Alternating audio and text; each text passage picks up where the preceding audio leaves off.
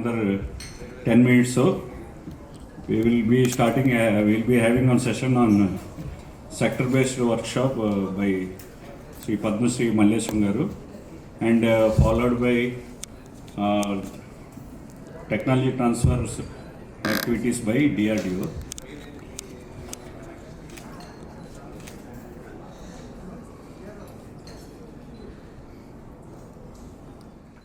Good morning. I welcome you all once again to the day 2 of National IP Yatra, organized by MSME DFO Hyderabad, Office of the Development Commissioner, Ministry of MSME, Government of India. So, thank you for coming today and attending this event. We are also simultaneously doing online broadcasting of the event. So we have viewers online also joining us in the program.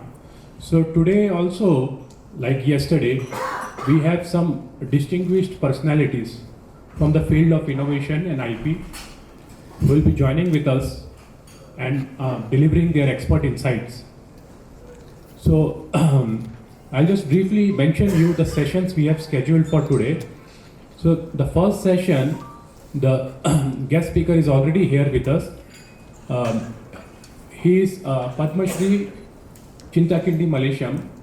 So you might have heard his name even yesterday when Brigadier Ganeshan sir was talking about the grassroots innovation, Lakshmi ASU machine. So he is the person who has done pioneering work in handlooms. So he will be taking the session and how he has changed lives of the weaver. So the topic would be weaving the future in textile. And after that we have scientist from DRDO Advanced System Lab, Dr. K. Veera Brahman. So he is going to talk about the technologies developed at DRDO and the tech transfer they have done.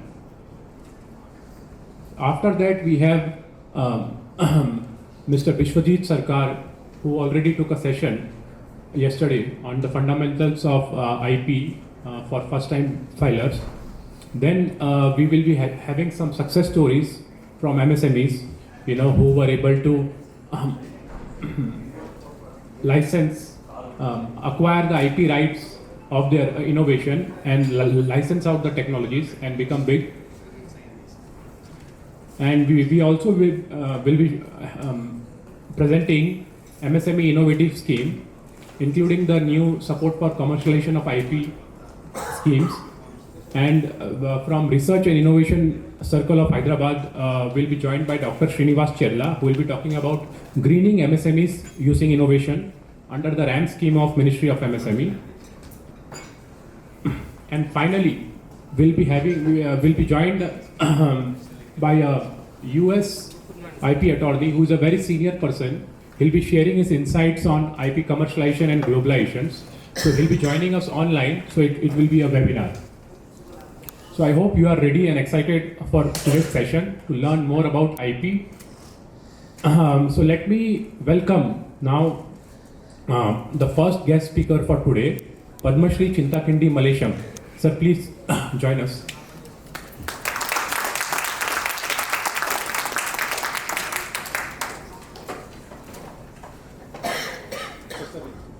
National IP యాత్ర 2025 ఈ కార్యక్రమానికి విచ్చేసినటువంటి అందరికీ నమస్కారం. నా పేరు చింతకింది మల్లేశం. నేను weaving section నుంచి వచ్చాను. ముఖ్యంగా నేను ఒక గ్రాస్రూట్ ఇన్నోవేటర్ని.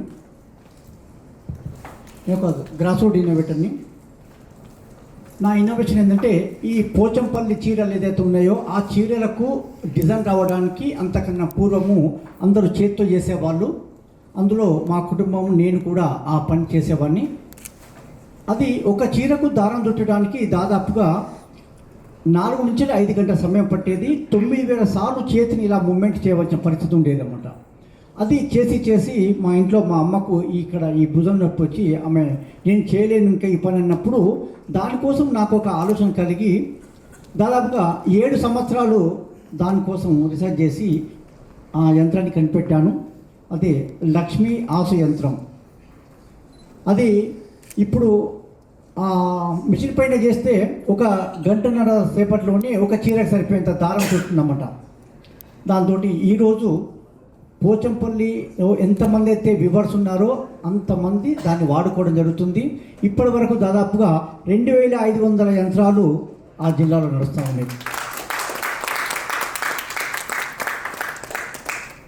దీన్ని అంటే ఆ చేనేత కమ్యూనిటీకి, నేను చేనేత కమ్యూనిటీలో పుట్టిన వాడిని, ఆ బాధలు తెలుసు.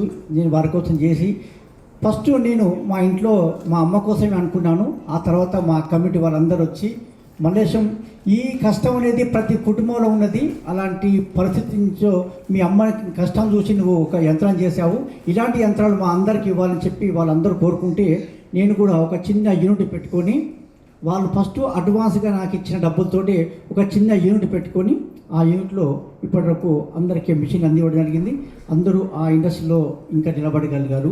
చాలామంది ఇండస్ట్రీ వెళ్ళిపోయారు వద్దనుకొని, అలాంటి వాళ్ళు కూడా మళ్ళీ తిరిగి వచ్చి ఇప్పుడు ఆ ఇండస్ట్రీలో పనిచేసుకుంటూ కొన్ని వేల కుటుంబాలు దానిపైన ఆధారపడి జీవిస్తున్నారు. అది ఇప్పుడు ప్రతి చీరే ఆ ఆసు యంత్రం మీద పోసిన దారంతో తయారైన చీర మాత్రమే ఈరోజు మార్కెట్ మనకు ఉన్నాయన్నమాట. అది లేకపోతే ఈరోజు ఆ ఇండస్ట్రీ ప్రశ్నార్థకంగా మారిపోయే పరిస్థితి ఉండే. భగవంతుడు నాకు అవకాశం ఇచ్చి నేను నా కమిటీలో పుట్టినందుకు చాలా గర్వపడతాను. వాళ్ళందరి ఆశీస్సులు 2015లో కూడా పద్మశ్రీ అవార్డు కూడా రావడం జరిగిందని. మీ అందరికీ బహుశా అందరికి తెలిసే ఉంది అనుకుంటా, నాదే ఒక బయోపిక్ వచ్చింది, మల్లేశం అనే మూవీ. ఆ సినిమాలో నా గురించి మొత్తం ఉంటుంది.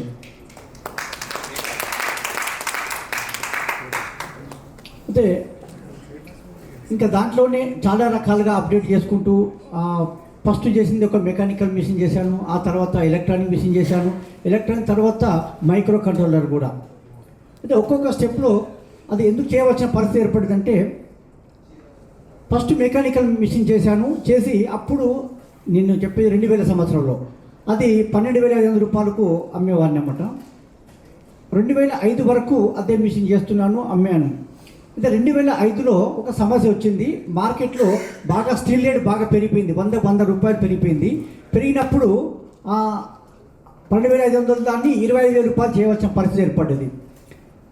దాంతో మా కమిటీ వాళ్ళందరూ కూడా, అన్న మేము ఇంత ధర పెట్టి తీసుకోలేము, ఇంకా మాకు అవసరం లేదు మిషన్ అని చెప్పి అందరూ అక్కడ బ్రేక్ అయిపోయింది. ఒకసారి నా సేల్ లేకుండా అయిపోయింది. ఇంకా మళ్ళీ ప్రయత్నం ఏం చేయాలని బాగా ఆలోచించి మా మిత్రుని ఒక అతను అడిగాను అనమాట. దీన్ని రేటు తగ్గించాలి, ఎట్లా తగ్గించాలంటే ఆయన ఒక సజెషన్ చేశాడు. ఇది ఈ మెకానికల్ సిస్టంలో అయితే మీకు వర్కౌట్ కాదు, ఎలక్ట్రానిక్లో అయితే ప్రయత్నం చేయి, అదైతే బాగా తక్కువ రేట్లో చిన్న చిన్న కాంపోనెంట్స్ ఉంటే తక్కువ రేట్లో దొరుకుతాయి కదా, దాని ప్రయత్నం చేయమని చెప్పి అన్నారు. అంటే ఆ ఎలక్ట్రానిక్ అనేది నాకు ఐడియా లేదు ఏమాత్రం కూడా. లేకున్నా పర్వాలేదు, నువ్వు ఎలక్ట్రానిక్ ఆ బుక్స్ కొనుక్కొని చదువుకో, ఇంత పెద్ద మిషన్ చేసినావు కదా, నీకు పెద్ద కష్టం కాదని చెప్పి ఆయన అన్న ఒక మాటతోటి నేను కోర్టుకి వెళ్ళి ఎలక్ట్రానిక్ బుక్స్ అన్నీ కొనుక్కొని దాన్ని చదువుకుంటూ వెళ్ళాను. అది అన్నీ ఇంగ్లీష్లో ఉన్నాయి. దాన్ని ఒక్కొక్కటి తెలుగులో మార్చుకుంటూ తర్జుమా చేసుకుంటూ 2 సంవత్సరాలు కష్టపడి 2007లో మళ్ళా అదే 12,500 రూపాయలకు ఎలక్ట్రానిక్ ఆసు యంత్రం ఇవ్వడం జరిగింది.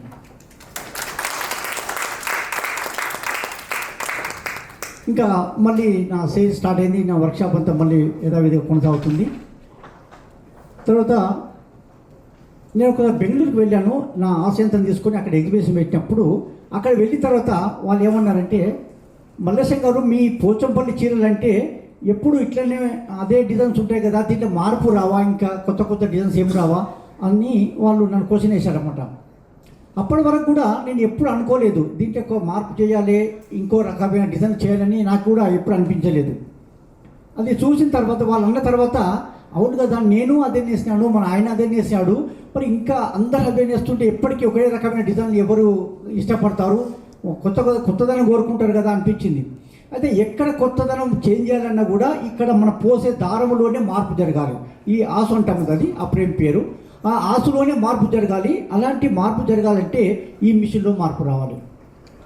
నేను కేవలం ఏం చేశానంటే చేతి మీద చేసే పనిని ఈ యంత్రం ద్వారా చేస్తున్నాను, అంతేగాని దాని కొత్తదనం ఏం లేదు దానిలో.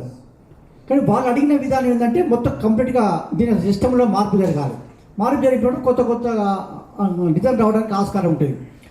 అయితే మళ్ళీ ఒకసారి మా ఫ్రెండ్ని అడిగాను అనమాట, నాకు ఈ రకమైన పద్ధతి కావాలి, ఈ మిషన్లో రావట్లేదన్నా ఎట్లా చేసి వస్తాయంటే ఆయన అదే మళ్ళీ ఒక సజెషన్ చేశాడు. ఇప్పుడు నువ్వు చేసినది లాజిక్ ఐసీ తోటి జస్ట్ ఒక కంపోనెంట్ తయారు చేసినావు, దాని ద్వారా జరుగుతుంది. కానీ మెమరీ ఐసీ ఉండి నువ్వు ఏదైతే అనుకున్నావో ఆ రకమైన అంతా దాంట్లో మెమరీలో ఉంటే అది రీడ్ చేస్తుంది, తర్వాత నీకు కావాల్సిన రిజల్ట్ వస్తుందని చెప్పాడు. మరి ఎట్లా అంటే ఆయన ఒక సజెషన్ చేసాడు. మైక్రో కంట్రోలర్ అయితే దాంట్లో ప్రోగ్రామింగ్ ఉంటుంది, ఆ ప్రోగ్రామింగ్ నేర్చుకుంటే నువ్వు ఏదంటే ఆ డిజైన్ చేయడానికి దాంట్లో ఆస్కారం ఉంటుంది, ఎట్లా అంటే అట్లా రాసుకోవచ్చు అన్నాడు. మరి అది ఎట్లా అంటే మళ్ళీ వీళ్ళు బుక్స్ కొనుక్కో, ఒక కంప్యూటర్ కొనుక్కో, నేను నేర్చుకో అని చెప్పి మళ్ళీ ఒక సజెషన్ చేశాడు. మళ్ళీ కోర్టుకి వెళ్ళి ఆ బుక్ షాప్లోకి వెళ్ళి మైక్రో కంట్రోలర్ బుక్స్ కావాలని చెప్పి అడిగాను. అడిగితే కనీసం ఆ రైటర్ ఎవరో కూడా నాకు తెలియదు. రైటర్ ఎవరు రాసింది కావాలంటే నాకు ఏం తెలియదు సార్, నాకు ఒక మైక్రో కంట్రోలర్ బుక్స్ చూపించని చెప్తే ఆయన లాస్ట్కు నేను ఇంకా చాలా ఉంటాయి బాబు, ఎన్నని తీసుకుంటామంటే లేదు సార్ నేను చూపించండి, నాకు ఎక్కడైతే ఏ పుస్తకంలో అయితే బాగా ఎగ్జాంపుల్ ప్రోగ్రామ్స్ ఉంటాయో అలాంటి దాన్ని సెలెక్ట్ చేసుకుంటానని చెప్పాను. నేను నా బాధ భరించలేక అక్కడ ఉన్న చూసుకోమన్నాడు. అందులోకి ఒక 3 బుక్స్ తీసుకొని ఒక కంప్యూటర్ కొనుక్కొని ఇంటికి వెళ్ళాను. కాకపోతే ఎలక్ట్రానిక్ అయితే బాగా అర్థమైపోయింది కొంచెం కష్టపడితే, కానీ ఈ పుస్తకం ఓపెన్ చేసి చూస్తే ఒక్కడు అర్థమవుతుంది ఆ కోడింగ్. అది నేను ఎప్పుడు చూడలేదు, వినలేదు, ఆ ఊహ లేదు నాకు అలాంటిది. ఇంకా ఏం చేయాలని అర్థం కాని పరిస్థితి ఉంది. అయినా సరే వెనకపోకుండా దాన్నే బాగా ఎగ్జాంపుల్ ప్రోగ్రామ్ ఇచ్చాడు, ఆ ప్రోగ్రామ్ రాసి చూసి అట్లా దాన్ని ఒక 2 సంవత్సరాలు కష్టపడి అసెంబ్లీ లాంగ్వేజ్లో ఒక ప్రోగ్రామ్ రాసి నా ఆసు మిషన్ని ప్రయత్నం చేశాను, సక్సెస్. కాబట్టి అప్పటికి పెద్ద ప్రోగ్రాం రాయలేను, కానీ నాకు కావాల్సినంత మాత్రం నేను నేర్చుకున్నాను, రాయగలిగాను. దాంతో ఈరోజు మార్కెట్లో విపరీతమైన డిజైన్స్ కలర్స్ తోటి ఆ చీరలు వస్తున్నాయి. వాళ్ళకు కూడా చాలా మార్కెట్ పెరిగిపోయిందన్నమాట. ఎప్పుడే కొత్తదనం మారుతూ ఉంటే మార్కెట్లో ఇష్టపడుతుంటారు. ఒకే రకమైన దాన్ని అంటే కొంచెం రోజులు కొంటారు, తర్వాత ఆపేస్తారు, ఇంకో కొత్త దాని కోసం చూస్తుంటారు. అదే మన దాంట్లోనే మార్పు చేస్తే అది కంటిన్యూగా మార్కెట్ ఉంటుంది. ఇప్పుడు ఇండస్ట్రీలో ప్రతి ఒక్కటి అలాంటి డిజైన్స్ రావడం జరుగుతుంది. వాళ్ళకు కూడా మంచి మార్కెట్ అన్ని విధాలా ఉన్నది. ఇంకా ఈ విషయానికి వస్తే పేటెంట్ విషయానికి వచ్చినప్పుడు నేను 2000 సంవత్సరంలో నా ఆశయంత్రాన్ని తయారు చేశాను. 2009 వరకు కూడా నాకు పేటెంట్ అనేది నాకు తెలియదు. ఫస్ట్ ఎవరో ఒకరు అన్నారన్నమాట, పేటెంట్ చేసుకోకపోయినావా అంటే పేటెంట్ అంటే నాకు తెలియదు, అంటే వదిలేశాను దాన్ని ఆ విషయాన్ని. నాకు ఈ పల్లె సూచన అనే ఒక ఆర్గనైజేషన్ వాళ్ళ తరఫున నాకు పరిచయం అయిన తర్వాత వాళ్ళే ఈ ఆసు యంత్రానికి పేటెంట్ ఉందంటే లేదు సార్ అన్నారు. పేటెంట్ అంటే ఏంటి సార్ అంటే నువ్వు చేసే యంత్రాన్ని ఇంకెవరు చేయకుండా ఉండటానికి కోసం అనేది ఒక గవర్నమెంట్ ఒక రికగ్నైజ్ చేస్తుంది, దాంట్లో మనం అప్లై చేసుకోవాలి, మనం డిజైన్స్ మొత్తం ఇవ్వాలంటే నాకు తెలియదు సార్ అంటే వాళ్ళే మొత్తం ఆ డ్రాయింగ్స్ కానీ దాని వివరాలు కానీ అంతా రాసేసి NIF నేషనల్ ఇన్నోవేషన్ ఫౌండేషన్ అహ్మదాబాద్లో ఉంది. ఈ పల్లె సృజన వారి బ్రాంచ్ ఆఫీస్ అన్నమాట మన తెలంగాణలో. అయితే వాళ్ళే వచ్చారు, వాళ్ళే అప్లై చేసి నాకు ఫస్ట్ పేటెంట్ విషయంకి అయితే నేను ఎలాంటిది డాక్యుమెంటేషన్ ఇవ్వలేదు. వాళ్ళు అడిగితే వాళ్ళు చెప్పాను, ఇచ్చాను. ఇచ్చిన తర్వాత 2009లో అప్లై చేశారు. 2019లో నాకు ఆ పేటెంట్ గ్రాంట్ చెప్పింది. 10 years పట్టింది టైం. అప్పటి వరకు కూడా నేను మామూలు ఆ పేటెంట్ అప్లికేషన్ నెంబర్ ఉంది, ఆ నెంబర్ వేసి ఇచ్చాను. 2020లో ఆ పేటెంట్ విలువ నాకు అప్పుడు అర్థమైంది. గవర్నమెంట్ స్కీమ్లో ఈ ఆసు యంత్రం ఇంక్లూడ్ అయిందన్నమాట. అయినప్పుడు వాళ్ళు ఏమంటారంటే ఆసు యంత్రాలు ఇస్తాము, కాకపోతే ఇలాంటి ఒక 3 కొటేషన్ కావాలి ఆసు యంత్రాలు. సార్ చేసింది నేను ఒక్కనే, ఇప్పటివరకు ఎవరు చేయలేదు, మరి 3 కొటేషన్లు ఎక్కడ చేద్దావాలంటే మా గవర్నమెంట్ రూల్ ప్రకారం అయితే 3 కొటేషన్లు ఉంటేనే మీకు అది ఆర్డర్ ఇస్తాము, లేకపోతే ఇవ్వమన్నారు. ఏమంటే నేను అదే బ్రిగేడియర్ సార్ని అడిగాను, సార్ ఇట్లా 3 కొటేషన్లు అడుగుతున్నారు, మరి ఎట్లా సార్ అంటే అవసరం లేదు, పేటెంట్ ఎవరికైతే ఉంటుందో వాళ్ళ ప్రొడక్ట్కు ఇంకా వేరే కొటేషన్ అవసరం ఉండేవి. ఈ పేటెంట్ కాపీ తీసుకుపోయి వాళ్ళకి ఇవ్వండి, ఇస్తే మీ ఒక్కదాన్నే అప్రూవల్ చేస్తారు, మిగతా వాటిని తీసుకోవాలని చెప్పింది. అప్పుడు ఆ పేటెంట్ కాపీ తీసుకుపోయి వాళ్ళకి ఇచ్చిన తర్వాత ఇంకా వాళ్ళు అది అడగలేదు. ఏ గవర్నమెంట్ స్కీమ్లో ఆసు యంత్రం కావాలన్నా కూడా డైరెక్ట్గా నాకే ఇస్తారు ఆర్డర్, ఇంకెవరికి ఇవ్వరన్నమాట. దాని విలువ నాకు అప్పుడు అర్థమైందన్నమాట. అది అప్పుడు చేసుకోకపోయి ఉంటే నాకు కూడా చాలా కష్టం వచ్చేది, ఆ పరిస్థితి అయ్యేది కాకుండా. తర్వాత ఇప్పుడే రీసెంట్గా కూడా ఇంకొక యంత్రాన్ని కూడా చేశాను, ఆసు యంత్రం లాగానే. కాకపోతే ఈ ఆసు యంత్రం అనేదేమో నేను మొదట చేసిన మిషన్ ఏదైతే ఉందో అది మన తెలంగాణలోని ఈ యాదాద్రి, నల్గొండ, వరంగల్ జిల్లాలో ఉండే ఈ చేనేత కళాకారులకు మాత్రమే ఉపయోగపడుతుందన్నమాట. ఇప్పుడు నేను ప్రజెంట్ చేసింది ఏంటంటే ఇది దేశం మొత్తం అన్ని ఇక్కత్ స్టైల్ చేసే వాళ్ళందరికీ ఉపయోగపడే విధంగా అన్నమాట. ఇప్పుడు పాతది ఏదైతే ఉందో అది దానిపైన 40 పిన్స్ ఉంటాయి. ఆ 40 పిన్స్లకు ఒక 3 దారాల లెక్కల దాన్ని మొత్తం వైండ్ చేసిన తర్వాత అది బటన్ చేసినప్పుడు ఒక 3 ఇంచుల విడుతూ వస్తుందమ్మా. అంటే అంతవరకు మాత్రమే, ఆ డిజైన్ల వరకు మాత్రమే దాన్ని పరిమితం ఉండేది. ఇప్పుడు కొత్తగా చేసిన యంత్రం ఏతుందో అది 120 పిండులు ఉంటాయి. అలాగే కొంతమంది వేరే ఒరిస్సా కానీ, గుజరాత్ కానీ, లేకపోతే ఇక్కడ కూడా కొద్దిమంది 1-2 మంది చేస్తున్నారు. ఆ డిజైన్లకి ఏంటంటే డిమాండ్ బాగుంటుంది అనమాట. ఆ డిజైన్స్ పెద్ద డిజైన్స్ వస్తాయి, చాలా కలర్స్ వస్తాయి, అన్ని రకాల డిజైన్స్. ఇప్పుడున్న మార్కెట్ విషయానికి వస్తే ఇది కొంచెం మార్కెట్ తక్కువ ఉంది ఇప్పుడు పోచంపల్లి స్టైల్ బాబుది. అయితే ఆ ఒరిస్సా కానీ, గుజరాత్ కానీ ఆ స్టైల్లో నేత నేసేటప్పుడు వాళ్ళకు డిమాండ్ బాగున్నది. అయితే వాళ్ళందరి కోసమని ఇవాళ దేశం మొత్తం ఉపయోగపడే విధంగా మల్లేశం జంబో ఆసు యంత్రం అనేది కొత్తగా తయారు చేసాము. అది దానికోసం పేటెంట్కి అప్లై చేసాము. పేటెంట్ కూడా నెంబర్ వచ్చింది.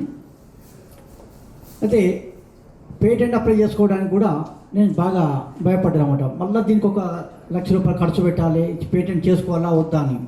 చేసుకోకపోతే ఫస్ట్ ఏదైతే ప్రాబ్లం ఏర్పడదో గవర్నమెంట్లో స్కీమ్లో కావాలంటే ఇది కూడా అదే పరిస్థితి ఏర్పడుతుంది అనుకున్నాను. అది కష్టం మీద భయపడి ప్రయత్నం చేద్దామని అనుకున్నాను.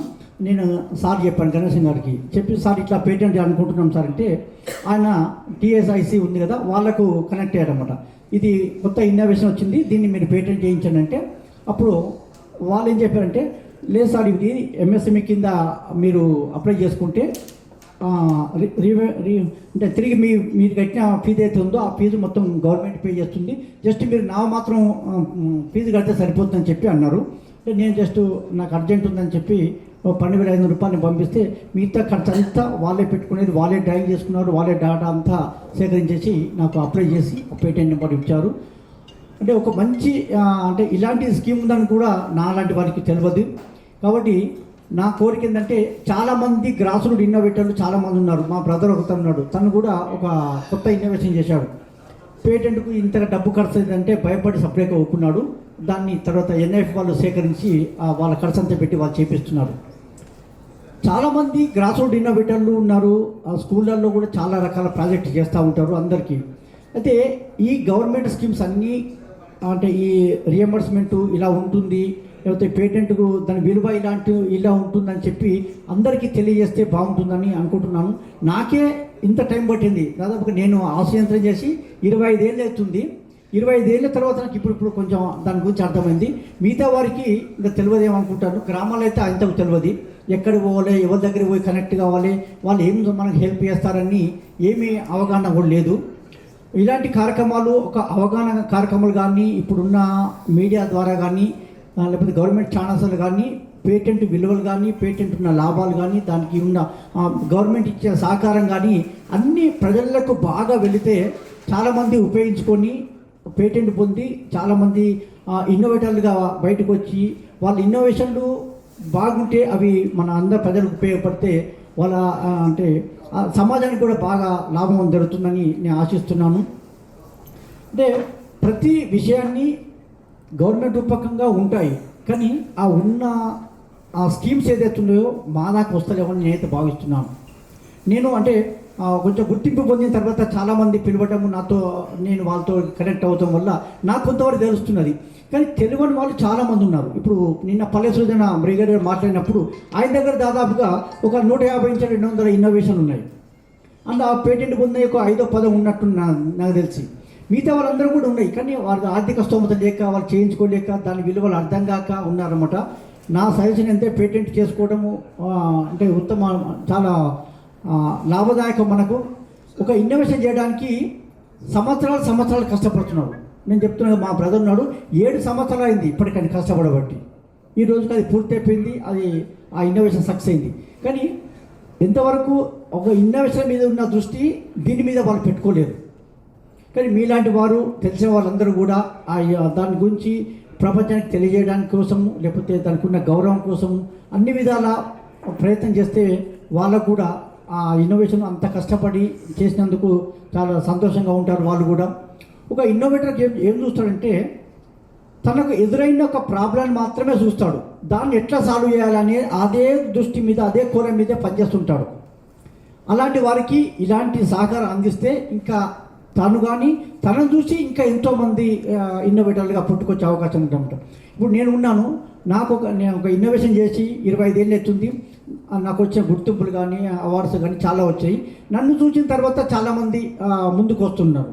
అట్లా ఇంకా చాలామంది కావాలి. అంటే ఒక 1,00,000 మందికో 50,000 మందికో ఒక ఇన్నోవేటరు ఇంత పెద్దగా ఆయనకు చేసినందుకు ఇంత గౌరవం దొరికింది, ఇంత ఆర్థికంగా అభివృద్ధి అయిండు, అన్ని రకాలుగా ఆయన ప్రోత్సాహం దొరుకుతున్నప్పుడు ఇంకా చాలామంది పిల్లలు కూడా వాళ్ళు ముందుకు రావడానికి ఆస్కారం ఉంటుంది. ఇన్నోవేటర్లు కూడా అందరూ బయటకు వచ్చి వాళ్ళు చేసే ప్రొడక్ట్ అందరికీ సమాజానికి అందుతుందని ఆశిస్తున్నాను. నాకు తెలిసిందంటే బాగా మీడియా ద్వారా కానీ వాట్సాప్లో కానీ మీ ఏదైతే స్కీమ్స్ ఉన్నాయో ఆ పేటెంట్ విలువలు ఏమున్నాయో అవన్నీ ఒక వీడియో రూపకంగా చేసి అందరికీ తెలియజేసేటట్టుగా చేస్తే చాలామందికి చేరుకుంటుంది. తొందరగా చేరుకుంటే అందరూ దాన్ని ఉపయోగించుకుంటారని అనుకుంటున్నాను. ఇంకొకటి, జిల్లాలో ఉన్న ఆఫీసర్లు కూడా వాళ్ళకు కూడా కొన్ని ఇలాంటి ఒక అవేర్నెస్ కార్యక్రమం పెట్టి వాళ్ళని కూడా చైతన్యం చేసి, మీరు అంటే ఒక జిల్లా అధికారిగా ఉన్నప్పుడు మీ పరిధిలో ఉన్న జనాలందరూ కూడా ఇలాంటి మంచి సమాచారాన్ని వాళ్ళకు గ్రామాలకు వెళ్ళి తెలియజేయండి అని చెప్పి వాళ్ళకు కూడా కొన్ని అవేర్నెస్ ప్రోగ్రాం పెట్టి వాళ్ళని కూడా గ్రామాలకు పంపించి వాళ్ళు చెప్తే చాలామంది వింటారన్నమాట. అలా విన్నప్పుడు వాళ్ళకు ఒక ఐడియా వస్తుంది, అరే నాకు అవసరం పడ్డది, ఒక జిల్లా అధికారి వస్తా, ఓ మండల అధికారి దగ్గర పోయి నా సమస్యను చెప్తా, నా కష్టాన్ని చెప్పుకుంటా, తీరుతుందనే అభిప్రాయం వాళ్ళకు కలుగుతుంది. అట్లా వాళ్ళందరికీ కలిగినప్పుడు వాళ్ళు ధైర్యం చేసి ముందుకు వస్తారు. లేకపోతే నేను ఇంత కష్టపడి ఇన్నేళ్ళు, ఒక్కొక్క ఇన్నోవేటర్ ఉంటారు, వాళ్ళు ఒక 3-4 ఏళ్ళు కష్టపడి చేసి చివరి దశలో మాత్రమే ఫెయిల్ అయిపోతారు. మరి అలాంటి వారికి కూడా ఇలా మన కంపెనీ ద్వారా కానీ లేకపోతే గవర్నమెంట్ సంస్థల ద్వారా కానీ సహాయం చేయడానికి ఉన్నారు. కానీ వాళ్ళు అక్కడే ఉన్నారు, వీళ్ళు ఇక్కడే ఉన్నారు. ఇక్కడ వీళ్ళు సహాయం చేస్తారనే విషయాన్ని వాళ్ళకి తెలిస్తే కనీసం ఒక 90% వస్తుంది. ఆ 10% కోసం ఆయన ఆగిపోతాడు. ఈ గవర్నమెంట్ సంస్థలు మనకు ఉన్నాయి, కాకపోతే మనకు వాళ్ళకు డిస్టెన్స్ బాగుందన్నమాట. మేము డైరెక్ట్ పోయి నాకు ఈ సహకారం కావాలని ఏ ఆఫీసర్ దగ్గర పోయినా కూడా వాళ్ళంతా అనుకూలంగా వాళ్ళు సహకరించరు, ఏది కాదుపోవాయని చెప్తాడు, ఒకటే మాట కొట్టేస్తాడు. ఇక అయిందంటే ఈయనతోటి నేను సేవ చేయాలనుకుంటారు. కానీ అలా కాకుండా అందరినీ ప్రోత్సహిస్తట్టుగా ఉంటే ఆ 90% చేసి ఇంకొక 10% ఇక్కడ కాకపోతే ఇంకో దగ్గరికి, నా డిపార్ట్మెంట్ కాదు కానీ ఇంకో డిపార్ట్మెంట్కి వెళ్ళని చెప్పి వాళ్ళు కొంచెం సలహా ఇస్తే మాత్రం ఎంతోమంది ఇంకా ఆ ఫెయిల్ అయిన అనుకున్న వాళ్ళందరూ కూడా ముందుకు రావడం జరుగుతుంది. ఇప్పుడు నేను సార్తో మాట్లాడినప్పుడు చెప్తున్నారన్నమాట, సార్ మీకు ఎలాంటి ఇన్నోవేషన్లలో ఎక్కలాంటి ప్రాబ్లం వచ్చినా కూడా మా తరపున MSME తరపునకి వెళ్ళి మేము హెల్ప్ చేయడానికి చాలా ఉన్నాము, మీరు ఎక్కడైనా ఎవరికైనా తెలియండి అని చెప్పారు. ఇదే విషయాన్ని ఏ రూపకంగానే సరే గ్రామాల స్థాయి దాకా వెళ్ళాలి. కాలేజీలు ఉంటాయి, కాలేజీలో ఇంజనీరింగ్ కాలేజ్ ఉన్నప్పుడు వాళ్ళకు కూడా ప్రతి ఇంజనీరింగ్ కాలేజీలో ప్రతి సంవత్సరం ఒక అవేర్నెస్ కార్యక్రమం పెట్టి ఇలాంటి సహాయం చేయడానికి ఉన్నాము, తర్వాత పేటెంట్ చేయడానికి ఉన్నాము, మార్కెట్ చేయడానికి, ఒక ఎగ్జిబిషన్ పెట్టడానికి, ఇవన్నీ రకాల సహాయాలు మా తరపుకి ఉన్నాయి, దాన్ని మీరు సద్వినియోగం చేసుకోండి అని చెప్పి వాళ్ళ తరపున చెప్తే వాళ్ళు కూడా ముందు పోవడానికి ఆస్కారం ఉంటుంది.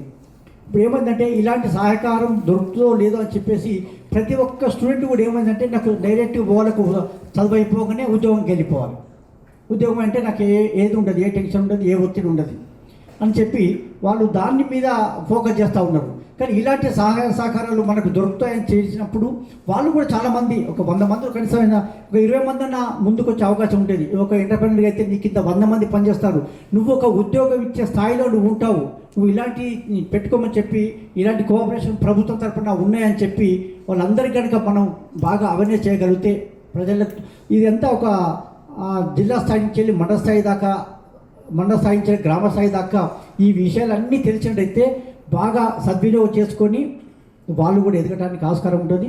ప్రభుత్వ పథకాలు కూడా పూర్తిగా సద్వినియోగం చేసుకుంటారని చెప్పి నేను ఆశిస్తున్నాను. ఈ సందర్భంగా తెలియజేస్తున్నాను. నమస్కారం.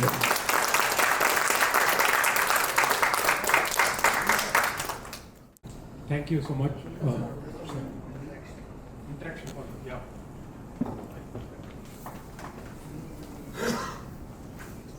సో నమస్కారం sir, I'm doctor Karim. So నిజంగా సార్ మీ వర్క్ రియల్లీ చాలా బాగుంది and Padmashri great. And generally actually today India is you know importing large number of textiles from other countries. So according to our government, Modi Saab, Atmanirbhar Bharat. So your project really comes under in that Atmanirbhar Bharat. So if you extend your ideas to other textiles, so your domain is particularly in one domain. So మీరు please sir, నేను ఒక తెలుగు మాత్రమే అర్థం చేసుకోగలను. అదే తెలుగులో చెప్తున్నాను. మీరు ఆత్మనిర్భర్ భారత్లో ఇంకా వేరే అంటే వేరే టెక్స్టైల్స్లో కూడా మీరు కాన్సన్ట్రేట్ చేస్తే మీ బిజినెస్ ఇంకా ఇంప్రూవ్ అవుతుంది. తప్పకుండా సార్, తప్పకుండా సార్. అంటే టెక్స్టైల్ అంటే హ్యాండ్లూమ్ వేరు, ఇది పవర్లూమ్ చేస్తారు. అంటే పవర్లూమ్ సెక్టర్లో అంటే నాకు పెద్ద అనుభవం లేదు. అదే సార్, మీరు కొంచెం దాంట్లో కూడా రీసెర్చ్ చేస్తే మీరు చాలా ఇంకా గ్రేట్ హైట్స్కి వెళ్ళిపోతారు. తప్పకుండా సార్, తప్పకుండా. అంటే మీరు ఒక పర్టికులర్ అంటే చిన్న డొమైన్లో ఉన్నారు కదా. ఎస్. మీరు ఇంకా వేరే టెక్స్టైల్స్లో వేరే చీరలు ఉన్నాయి కదా, చీరలు కాకుండా వేరే డ్రెస్సులు కూడా ఉన్నాయి, చాలా ఉన్నాయి. మనం వేసుకునే డ్రెస్సులు అంటే మార్కెట్లో రెడీమేడ్స్ కొంటున్నాం కదా ఈరోజు చాలా ఎక్కువగా మనం. సో మీరు ఆ డ్రెస్లలో కూడా కాన్సన్ట్రేట్ చేస్తే ఇంకా మీకు స్కేలింగ్, లార్జ్ స్కేలింగ్లో మీరు వర్క్ చేయొచ్చు. పద్మశ్రీ నేనైతే చెప్పలేను మీకు, but according to our government intention, okay sir, Atmanirbhar భారత్లో మీరు ఇంపోర్టింగ్ మీరు తగ్గించి ఎక్స్పోర్ట్ మీరు చేయొచ్చు ఇంకా ఎక్కువ. Okay sir, okay. Thank you sir. మీతో కలవడం చాలా సంతోషంగా ఉంది.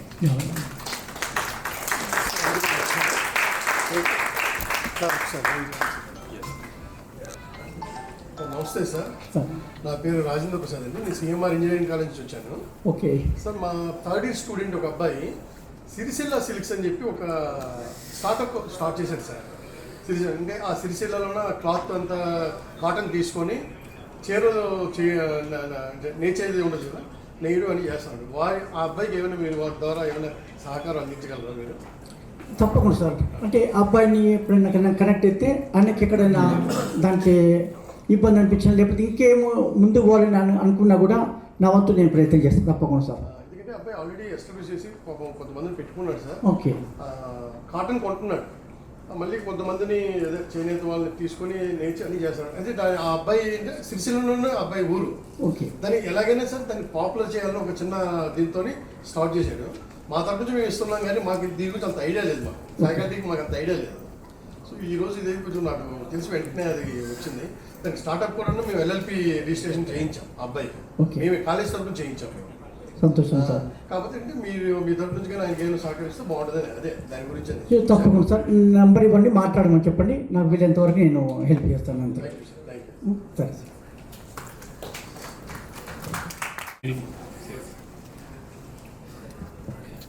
Namaskaram sir. We are really inspired by the innovation you did, and you are inspiration for me to do small innovation for which I got a gold medal from Government of India. So this medal belongs to Chintagindi Mallesham. Because of after reading his story, I said a person who is staying in a village can do something.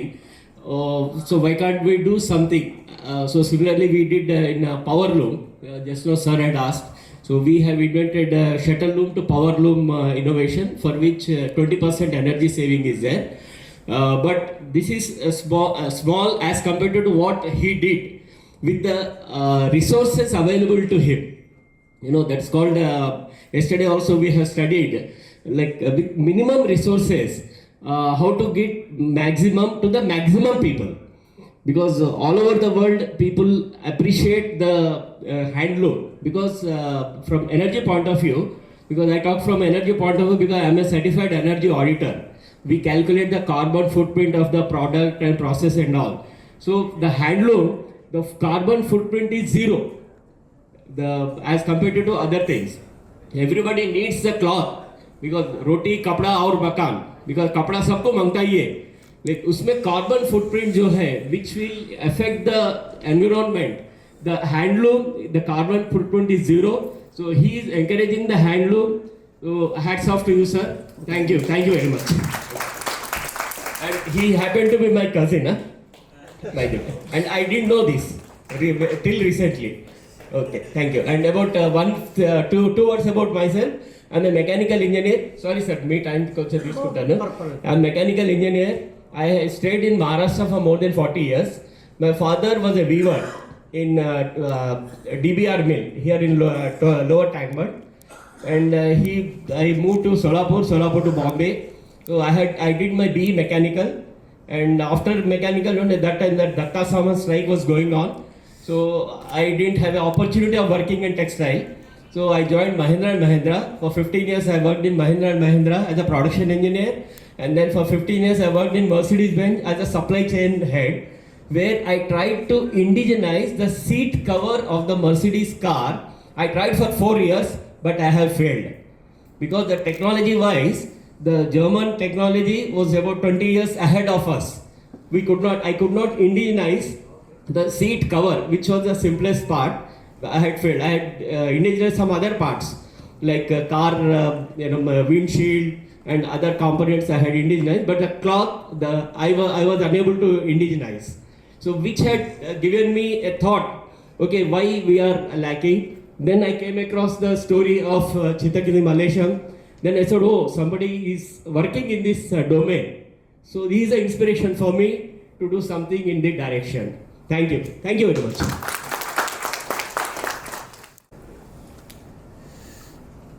So let's move on to felicitate sir. Thank you so much, sir, for coming to this event, for gracing this event. Okay. I request my colleague. Sir నాకు ఇంకొక చిన్నగా అయితే ఈ గ్రామాలలో ఉన్న వాళ్ళందరికీ కొంచెం language problem బాగున్నది సార్. ఏ స్కీమ్ ఉన్నా, ఏ ఇంక్యుబేషన్ కానీ, ఏదైనా కానీ అన్నీ ఇంగ్లీష్లోనో హిందీలోనో ఉంటున్నాయి.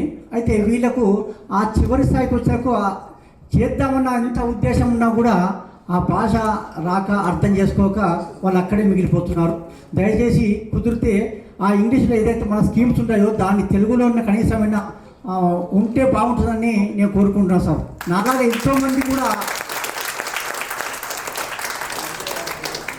ఇలాంటి విషయాల్లో వెనుకబడి ఇంకా మనం అందుకోలేములే అన్న ఉద్దేశం, చేసిన సత్తా ఉంటుంది కానీ ఇక్కడ మన భాష అర్థం కాక ఇక నేను చేయలేనులే అనుకుంటున్నాను. దయచేసి అలాంటిది ఏమన్నా అవకాశం ఉంటే తప్పనిసరిగా పెట్టండి, ఆ తెలుగులో చేయండి. వాళ్ళందరూ కూడా ఎంతో కొంతమంది దాన్ని ఉపయోగించుకొని రాణించగలుగుతారని నేను ఆశిస్తున్నాను. Thank you so much, sir. So what I understood, that the schemes, government schemes, everything जो है वो तेलुगु में भी होना चाहिए, so that people from rural area who don't understand English और हिंदी नहीं समझ में आती वो भी समझ सके और बेनिफिट ले सके. तो गवर्नमेंट का स्कीम का बेनिफिट सिर्फ हैदराबाद सिटी को नहीं, लेकिन रूरल एरिया में भी जाना चाहिए, ग्रास रूट इनोवेशन को भी. So that is our objective through this program. And yesterday also we had Brigadier Ganesham, he had shared the innovation being done at grassroots level. So once again, thank you for coming to this program, and we would like to felicitate you. I call upon my colleague Naveen Kumar, who is the coordinator of the program, to please felicitate sir. Sir, center.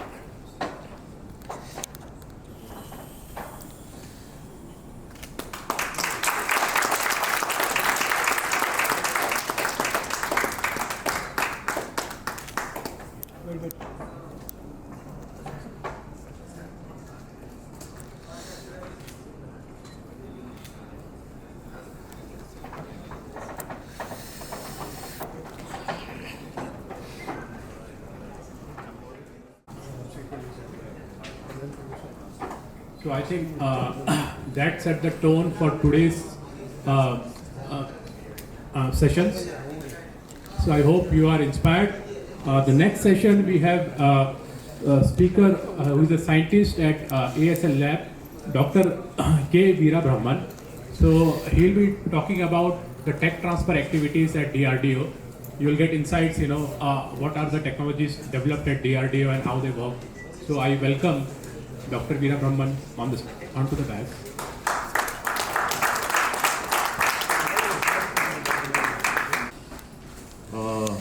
I think good afternoon to everybody. Myself, Dr. Veer Brahman. I work for Dr. APJ Abdul Kalam Missile Complex, where we'll make a weapon system for the safety and security of the country. In fact, when MSME Assistant Director Naveen Kumar asked me to give the presentation on a specific thing, this presentation is not connected to me directly, it is indirectly it is connected. How it is connected, just I will try to give you an emphasis why we went into this direction. There is one issue there, that's why we came into this direction. First of all, you know very well, DRDO is a Hyderabad lab meant for missile system development. In the missile system, the outer structure is made by composite materials. These composite materials, recently maybe seeing the Sunita Williams and all the people, SpaceX, they have gone and come back using the composite structure, aircraft structure. Those are all is made by synthetic polymers. So these synthetic polymers knowledge I have plenty in my mind because where we work day and night in that field of it. So then suddenly one day when new ideas have come, because we know very well innovation is always comes based on necessity, as he rightly pointed out just now my colleague. So that is where the origin started for us to go for this innovation. So I will present this innovation, then after that we will have a point of discussion. So you know very well, anything coming from the earth, it should go back to earth, again back. You take your human body, or you take metals, you take ceramics, any material will dig out from the earth only. Then finally it should go back to earth. It is not going back to earth, means some problem is there. I think everybody will accept this. So same thing is happening in nature also. So we know petroleum products, right? Petroleum products, when they dig the crude oil, what will happen? We will get a lot of byproducts like petrol, diesel, high density petrol, all the things, kerosene, coal tar, everything will come. In that, as a byproduct, you will get some polymer products. Those polymer based byproducts is nothing but your polyethylene. You may be knowing this, carry bags. You may be knowing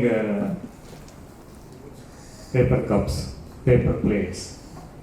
These are all made by papers, but when you go for plastic plates, plastic cups, plastic carry bags, water bottles, these are all the byproducts of the polymers, which are synthetic polymers. Be careful about this.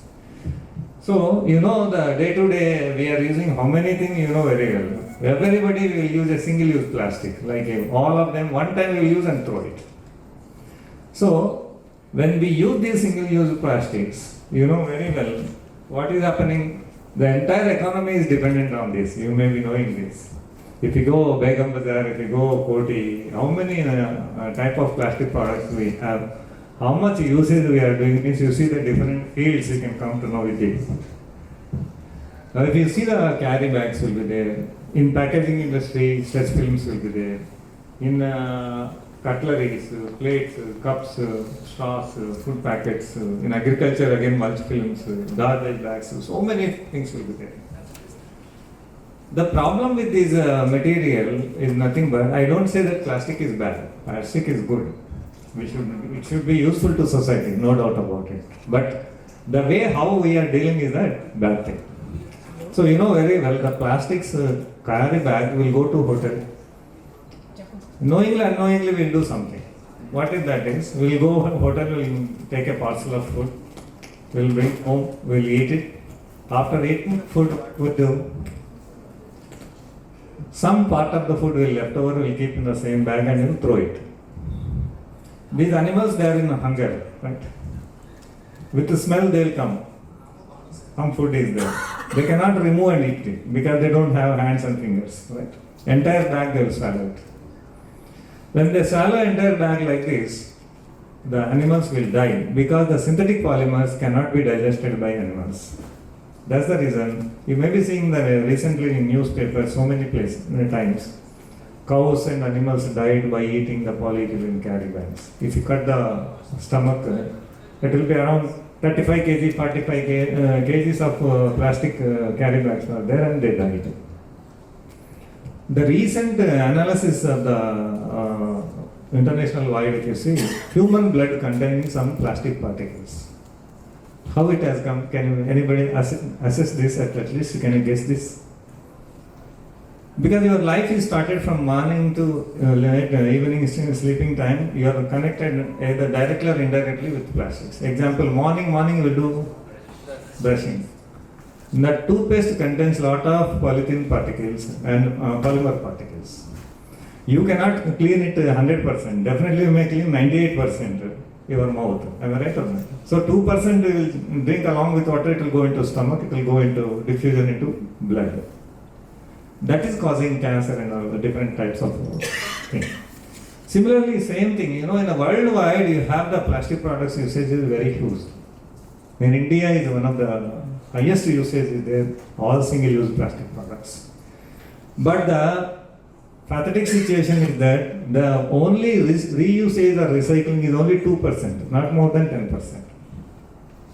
Means 90% you see in the Jawahar Nagar or somewhere, it will be like a hill, all the garbage. In that garbage, 90% only carry bags, water bottles, so some of them they will take and the remaining will be there only. So this is the main problem why the thing has happened, means this is lack of this issue. So we are eating the food and we are throwing on the road. So what is happening? Somebody has to go and collect this. They have to segregate this. And after that you have to reuse or recycle it. But unfortunately in our country, that system sometimes is existing, sometimes whether it is there or not, we have a big question. Because we are just throwing, we have to collect it. Water bottle is made by PET bottle. Carry bag is made by polyethylene. Whereas cups and plates are made by polystyrene. So you should separate the material, then only you can go for recycling and reuse. Hope you understand the point now.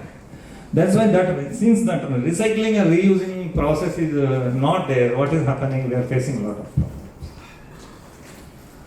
So now what is the next solution? Is a question always will be there in our minds. So what we should do?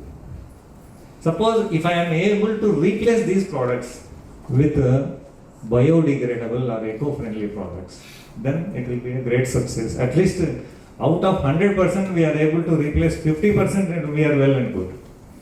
That is the reason where our idea is started, to give the substitute for the polythene carry bags and water bottles, cups and plates. So that compostable point of view, we have tried two aspects.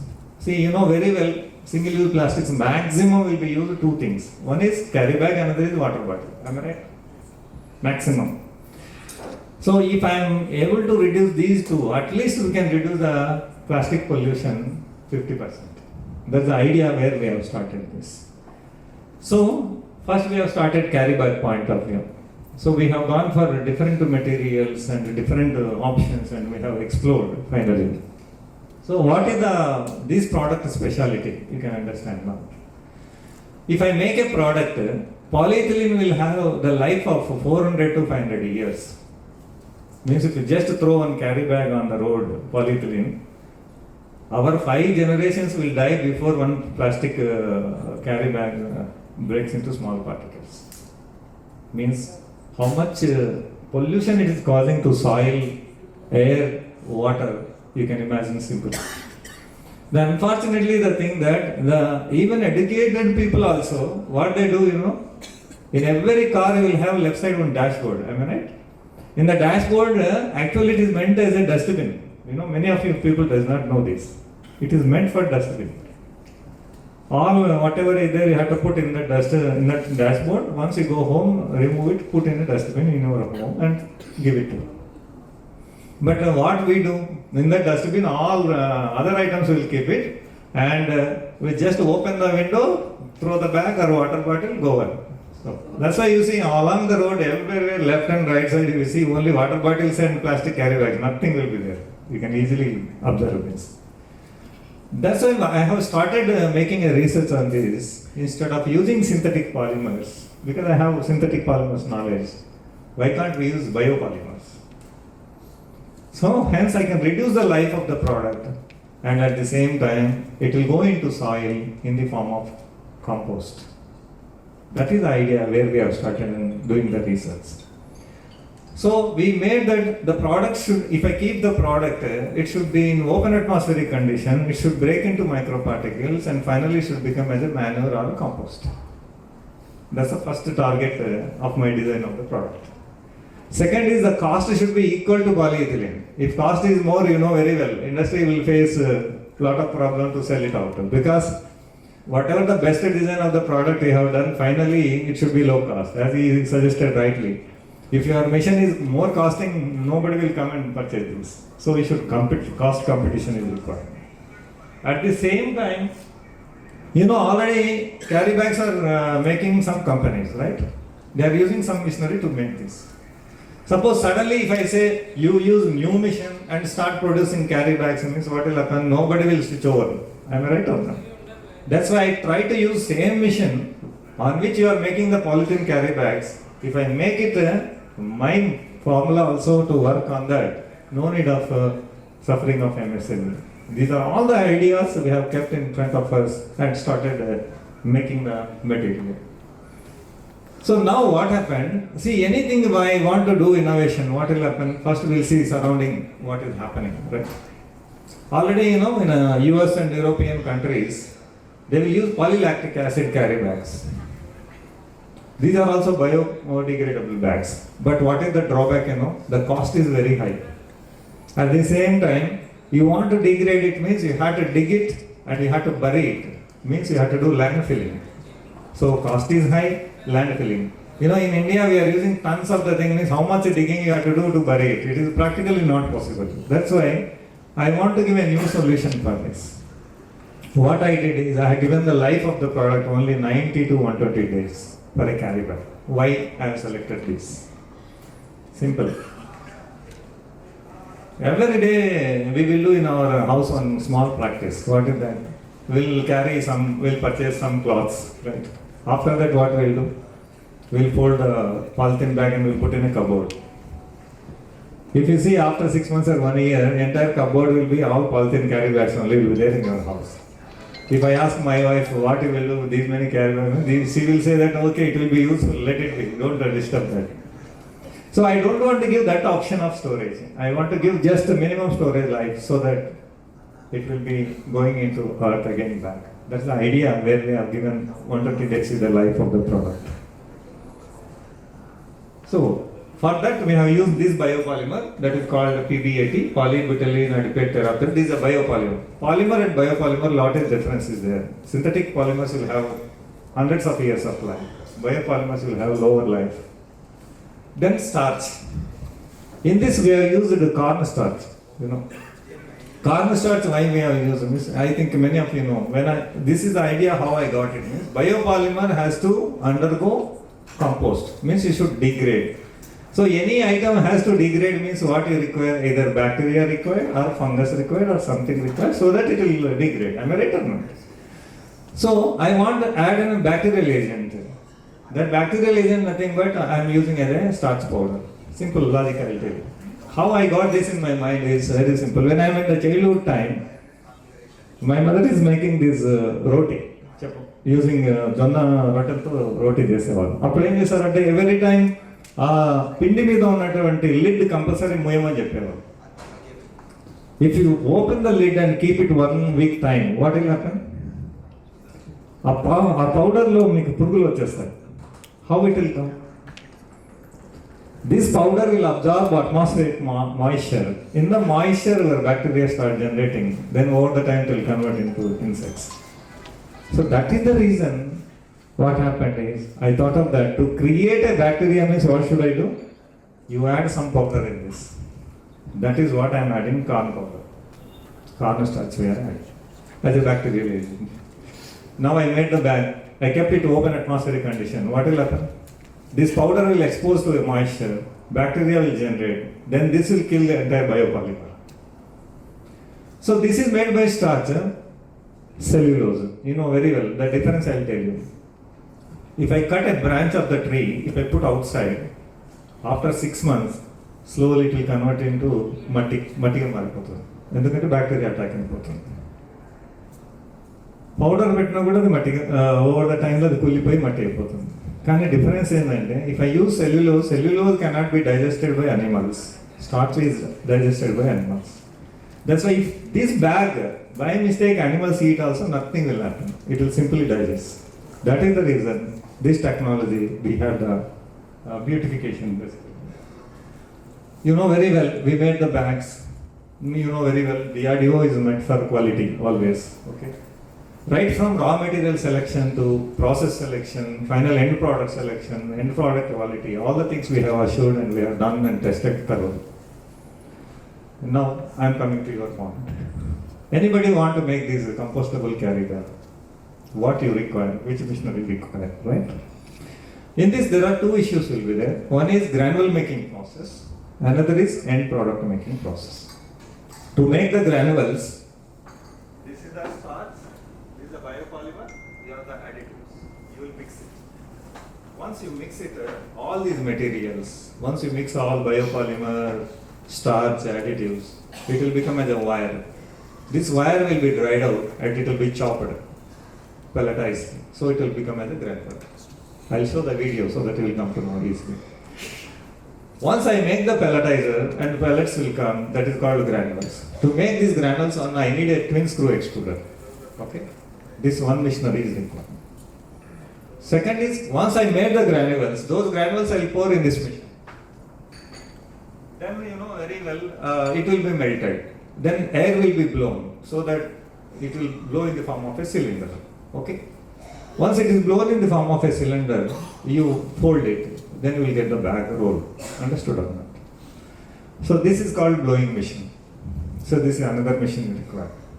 Then after that, cutting sealing machine, punching machine to make handle of the bag. So like that, these are the machineries are required to make these bags. So I want to print the design and color, whatever the label of your company on the top of the bag, you need this printer. Then finally, this is your product made by carry bag. So, hope you understand the importance of this thing. You can simply replace this polyethylene carry bag with this bag. It has a life of 120 days. It is no harm to animals and it will easily convert into compost within 120 days. The cost is 10 rupees less than polyethylene. Now, you know very well the question has started. Once innovation is happened, next question you know very well, how to publicize and marketize. This is a big problem everywhere in the country. You need lot of digital marketing, lot of digital advertisements and all the things. Being a scientist, I know the innovations and I may be doing many of the research activity, but yes, I don't know how to do the publicity and the marketing, you know very well. Because we don't have a lack of knowledge on over the things. So for that, we have selected, this is the machine, you may be seeing this granule making machine. This is the bag making machine, you can see that. This is the quality lab where you can see that. This is the quality lab, basically we will use it. Then, yes, you may be asking one question, how do you come to know that your bag will become compost or manure, ఎరువుగా మారుతుందని మీరు ఎలా assure చేయగలరు? This we have to ensure. I'm right on that. For that you have IS 17088. This one standard of test is there. In that what will happen, you see now, I'll tell you. This is the white carry bag made into small pieces. This picture. You keep it at open atmospheric condition as it is. Now bacteria will attack. After 90 to 120 days, it will become like this. Small microparticles, it will break into small microparticles. This is called degradation process. If these microparticles I am putting at the plants, plants are growing without any harm. Means what?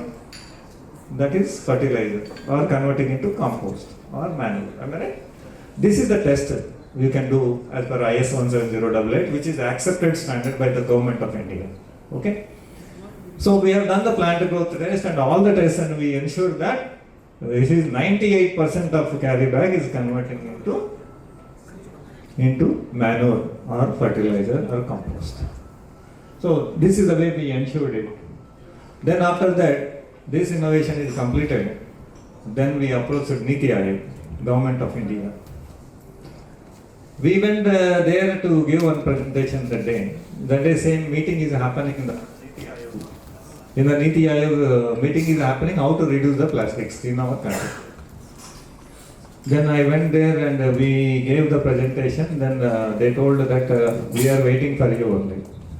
Because you may be knowing July 2023, Government of India has banned the plastic products in phased manner. Right? Carry bags, straws, cups. These are the main things they have banned it. Small items. Why the reason is, these are all the things are becoming havoc to nature against plastic. They have given directly the instructions to all ministries to implement this product in all the government offices and enforce it. Fine. Just now I told you, the problem, how to do marketing. I got one idea in my mind that Tirumal Tirupati Devasthanam, I went and gave presentation to executive officer. This carry bag will use for distribution of prasadam, so that Tirumala you will have minimum per day 80,000 people, minimum will come, maximum 3 lakhs will come. Right? We are able to give to everybody one bag, at least it will publicize and propagate that some solution is there. That's why on the carry bag we made, I am not plastic. I am not plastic, it will be there. On Tirumala Tirupati, if you go today also, there will be one counter will be there, where you will give the carry bag. That carry bag is made by biodegradable material, which is made by me, and that solution we are giving to the Tirumala so that they have started implementation there. So now you may be knowing this is the opening of our Secretary DRDO, Dr. Satish Reddy, and me and everybody, we opened the counter and given a lot of publicity everywhere. Now, the question is that as a technology transfer, right? I made this technology and innovation. We want to give this technology to industry. How you can give this? I think this is the part is I want to give to you very clearly now. Anybody is interested to make these carry bags, we are giving the technology transfer free of cost. Okay? So what is the procedure? Very simple. First register your company. If company is there, not required. If company is not there, register the company. Give a request letter on your company letterhead asking for technology transfer. Then you may be having doubt, like every government officer is telling just now, who will respond, who may not be respond, you may be having doubt. That's why I am cracking that doubt to you.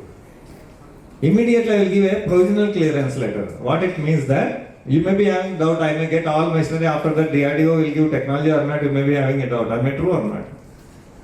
To crack that doubt, what we are doing is, once you register your company, all company documents like GST, PAN, address and all the documents you submit to us, immediately we will give a provisional clearance, says that we will give technology transfer to you. But some conditions. What are the conditions? You should have machinery with you. You should have quality control lab with you. Hope you understand the point. Why? Because on the top of the bag you will put the DRDO logo. Suppose if you don't maintain the quality, they will say that DRDO carry bag is bad, not your company carry bag is bad. Hope you understand the point. That's the reason we made mandatory you should have machinery with you and you should have quality control lab with you. Within 2 days we'll give technology transfer to you. That's all. Just to come and submit all the documents. Once your machinery has come at me. Within 2 days, not more than 2 days, we'll give technology transfer and license on free of cost. This is what the policy we made it in DRDO. Since it is useful to society, we want to give the technology transfer on free of cost. Okay. So once you may be having one doubt, sir, what is the cost? Am I right? Let me explain the point. If you produce the granules at your company, 90 rupees per kilo, your production cost. If you convert the granules into carry bag, the production cost will be 120 rupees per kilo. Then, if you sell the carry bags, 160 to 180 rupees per kilo today cost. Hope you understand the point. Means everywhere you will get minimum 30% of profit.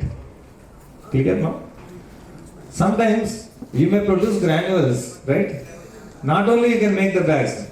Bag making companies, so many are there because it's a small sector, that is. So you can give to many people who are having a small bag making fellows also, you can supply these granules. Or suppose you are a small scale industry, you don't put granule making machine, you can put only bag making machine. From where some companies already, we are given technology transfer, 70 companies across the country already. Okay.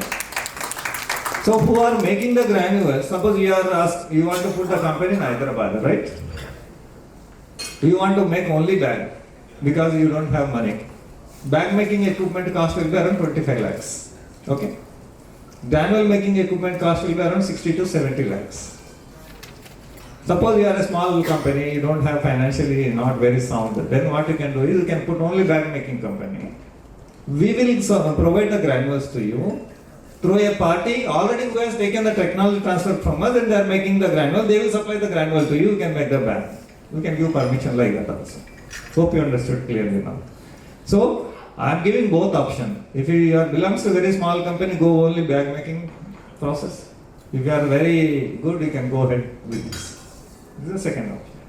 How much land is required? I mean, this is also a question, right? So, the land, how much you require means simple. You want to put only bag making equipment, the shed you required is only 400 to 500 square yard. 400 to 500 square yards, and that shed is enough. But shed height minimum 25 feet should be there because the machine will come vertical. Bag making machine will come vertical. Suppose you want to put granule making as well as bag making, then you require minimum 1/4 acre, half acre gaval. Okay, land of the shed you need. This is one doubt clear. Second, then cost analysis, right? You may be having this doubt. At present, in the market, polythene carry bags are sold 120 to 140 rupees per kilo.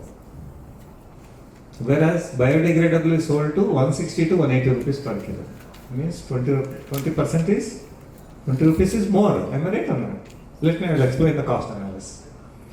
Recently, Government of India has given one gazette saying that polythene products should make minimum 120 micron thickness. You should not make below 120 micron thickness. Let us assume I want to carry 2 kg of it. Polythene thickness, how much is required actually? 40 microns is sufficient to carry 2 kg weight.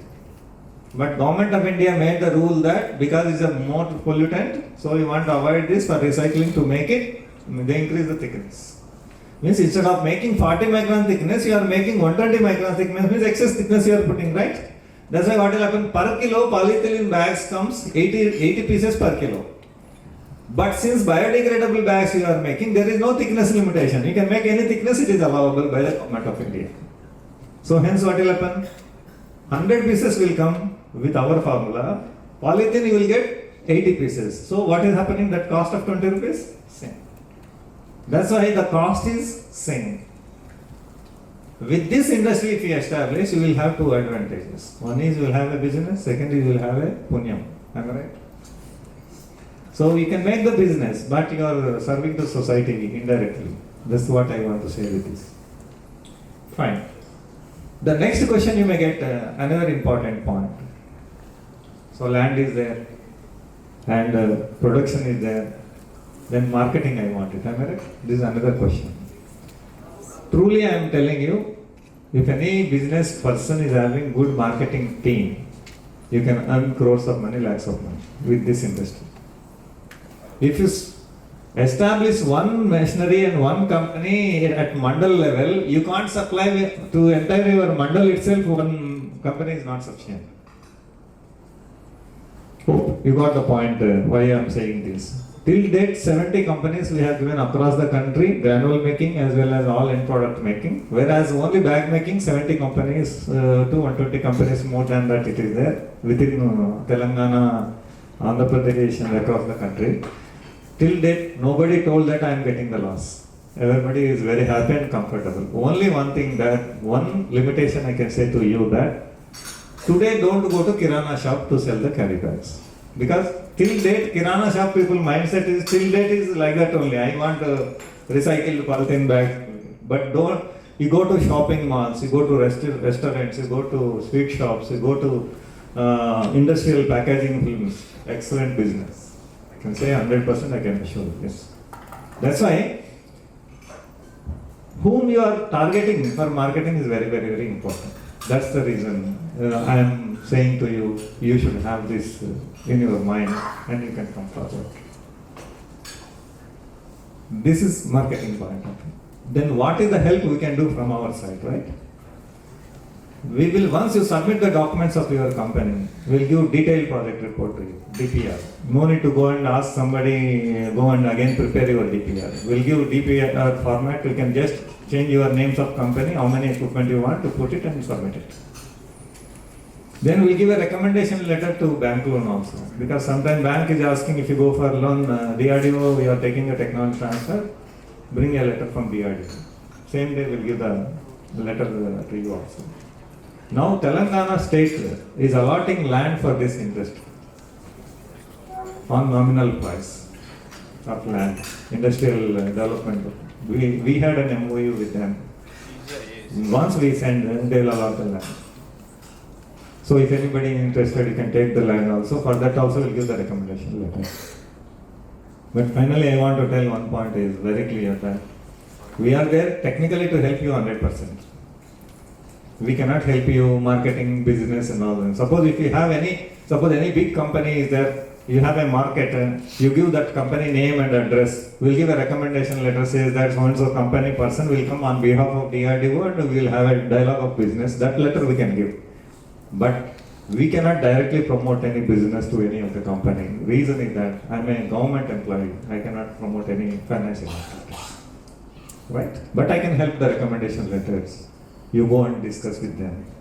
If very top level meeting, we'll have some video call also. We can tell them this is the technology importance now. So thank you very much for giving this opportunity. I hope you will promote many of the companies through MSME and all the things. If any doubt is there, you can note this is my mobile number and my address. If anybody is interested, you can contact. At the same time, try to publicize to many people so that it will be helpful to the nature. That's what I want to say. It's not helpful to me, it is helpful to nature. So we all have to reduce the plastic pollution on the earth. Otherwise, coming days will be very horrible days. Because I'll tell, the last day of Dr. APJ Kalam, who is inspiration for us, the last day of his speech is that he told how we are going to make livable planet Earth. Livable planet Earth will make by only 3 ways. You protect the soil, you protect the air, you protect the water.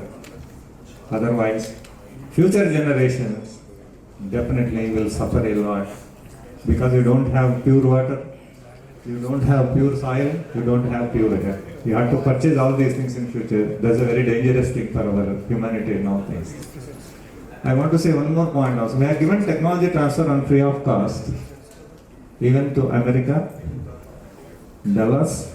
We gave Rwanda, we gave Dubai, we gave African countries on free of cost. So, thank you very much.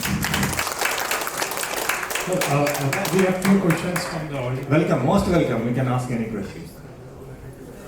Sir, I just wanted to ask you, like, see, we have DRDO here. In Australia, there is an organization by name of CSIRO. So does in future DRDO plans to have some kind of an arrangement with other research organization globally where this product can be promoted? No, sir. Sir, I told you, the promotional point of view, DRDO nowhere interfere. It's a very clear guidelines for us. Suppose any lab in Australia, CSIR or any lab is there, you want technology transfer from us. You come, we'll give technology transfer on free of cost. You can promote from your side, we don't have any problem.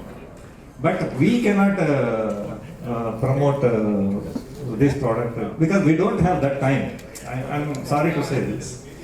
Actually, this is my secondary work, not primary work. I want to say this. What happened out of interest I made? What happened? I'll tell an interesting story of this. One day, when I'm sitting, when I'm in childhood in my village, Cherulo ఉంటాయి. చెరువులో నీళ్ళు తాగేవాళ్ళం, ఈత పడేవాళ్ళం, హ్యాపీగా enjoy చేస్తాం. 20 years తర్వాత నేను మా ఊరు చెరువుకి వెళ్తే మా ఊరు చెరువులో నీళ్లు లేవు. నీటి మీద మొత్తం వాటర్ బాటిల్, క్యారీ బ్యాగ్, ఇంట్లో ఉన్న పనికిమాలిన మంచాలు, దుప్పట్లు అన్నీ తీసుకుని అక్కడ పడేశారు. This the wear problem. From that day, I have started think that why can't we give one solution? That's the where I have started the research on this. Luckily, that time COVID has come. COVID time, what happened is we actually, DRDO will work as a teamwork for all our missile activities. That time, nobody is ready to do any teamwork. I am sitting in my room. Then I started R&D on this. Within 1.5 years, I made the solution for this. And now we have made this. Actually, this is my not primary area of focus of research. My primary is different. Okay.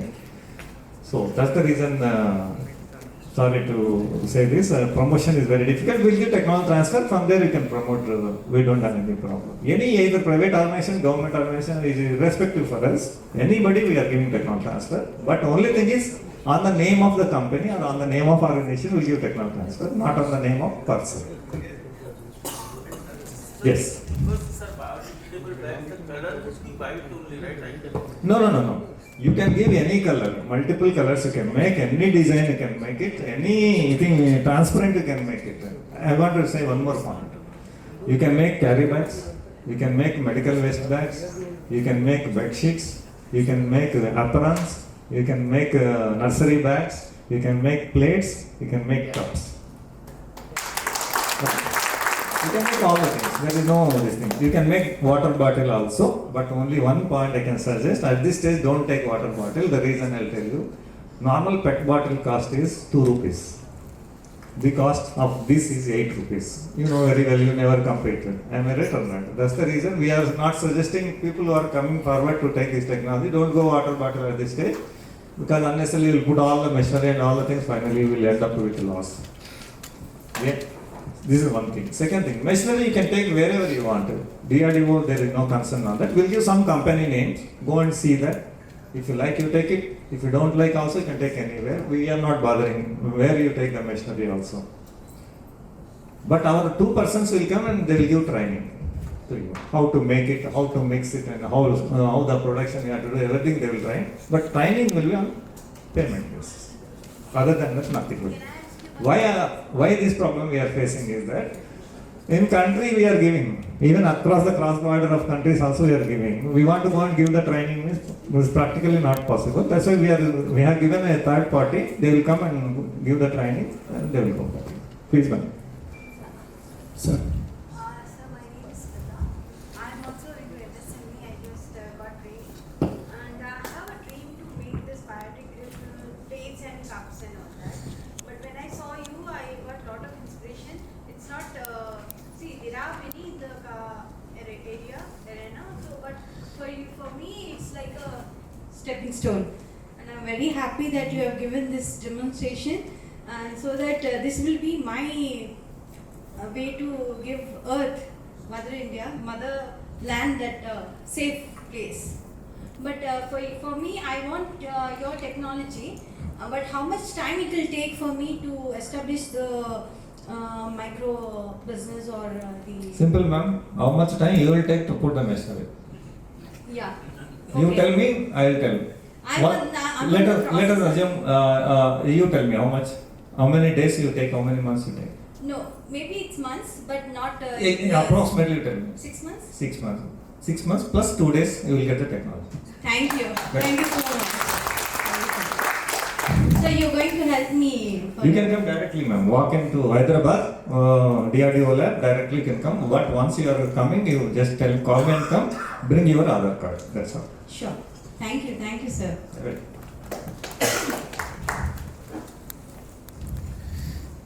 Sir, this is Narayana from DICI, DICCI, Dalit Indian Chamber of Commerce and Industry. Sir, very interesting, sir. We are the really aspirant from, we want this type of technology. Actually ఏంటంటే sir మేము చూస్తున్నాం sir, ఇది ఇటువంటి opportunity కోసం చాలా వస్తున్నాం. As a chamber of కామర్స్గా మేము చాలా ఆపర్చునిటీ చూస్తున్నాం. ఇది best technology sir. Thank you. మీ ఇన్నోవేషన్కి మరొకసారి మేము థ్యాంక్ యూ సార్. సార్ ఏంటంటే సార్, ఇది బెస్ట్ టెక్నాలజీ. మేము అయితే యాజ్ ఏ ఛాంబర్ ఆఫ్ కామర్స్గా మాకు బ్యాంకర్స్ కూడా అవైలబుల్ ఉన్నారు. మాతో వాళ్ళు, మేము అన్ని బ్యాంకులతో ఎంఓఐ ఉన్నాయి సార్. మోస్ట్లీ నేషనల్ బ్యాంక్తో ఎంఓఐ ఉన్నాయి. మీరు ఒకసారి మేము వస్తాం సార్, మీ ఆఫీస్కి వస్తాము యాజ్ మై ప్రెసిడెంట్ అండ్ మేము ఇద్దరం వస్తాం సార్. ఒకసారి మీతో క్లియర్గా డిస్కస్ చేసినాక ఆపర్చునిటీ అంటే మన స్టేట్లో కానీ అదర్ స్టేట్లో కానీ మాకు ఛాంబర్స్ ప్రతి స్టేట్లో ఉన్నాయి సార్. సో మాకు బెస్ట్ ఆపర్చునిటీ ఏంటంటే మీతో డిస్కస్ చేస్తే అది బాగుంటుంది. డిస్కస్ చేసి ఈ టెక్నాలజీ ట్రాన్స్ఫర్ మేము బ్యాంక్లో మాకు ఇబ్బంది ఏం లేదు సార్. మేము ఛాంబర్ ఆఫ్ కామర్స్గా చూసుకుంటాం. టెక్నాలజీ అండ్ యువర్ మా ట్రైనింగ్ మాకు నీడ్ సార్. అది మీరు అందించగలిగితే మేము we can most Especially whether how many of you observed or not, I don't know. Manpower is very, very, very critical issue every company face. Once you put the industry, what is happening, you are not able to handle the manpower properly because 10 people will be there, suddenly 2 people will jump to some other company. Then you will become hold for some time.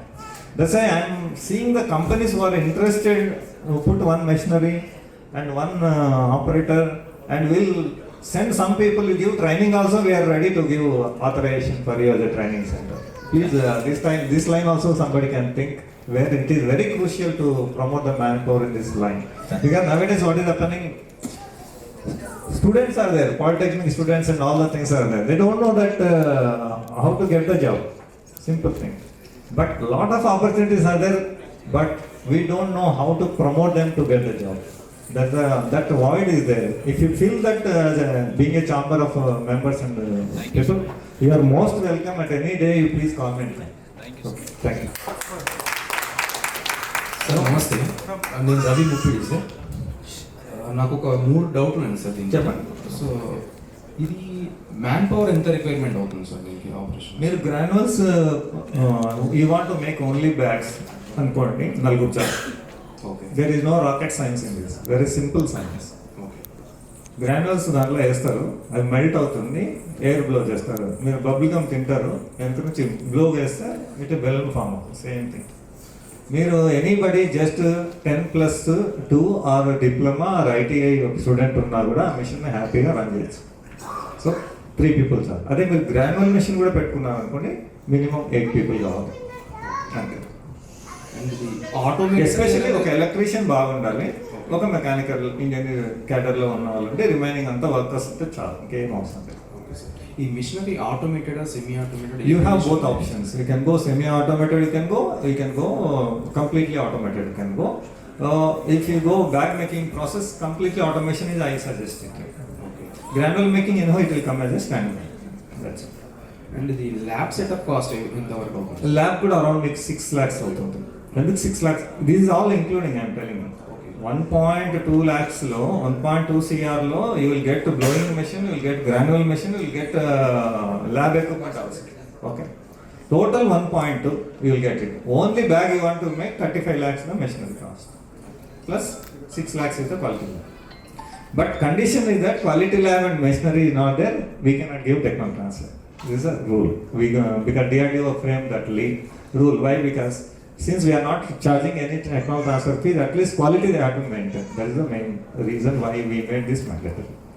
ఆ machinery మనకు తెలంగాణలోనే లేదంటే వేరే state నుంచి? Actually నేను చూసినటువంటి surroundings అయితే తెలంగాణలో మిషనరీ చేసేవాళ్ళు లేరు, చేసినా కూడా very poor quality.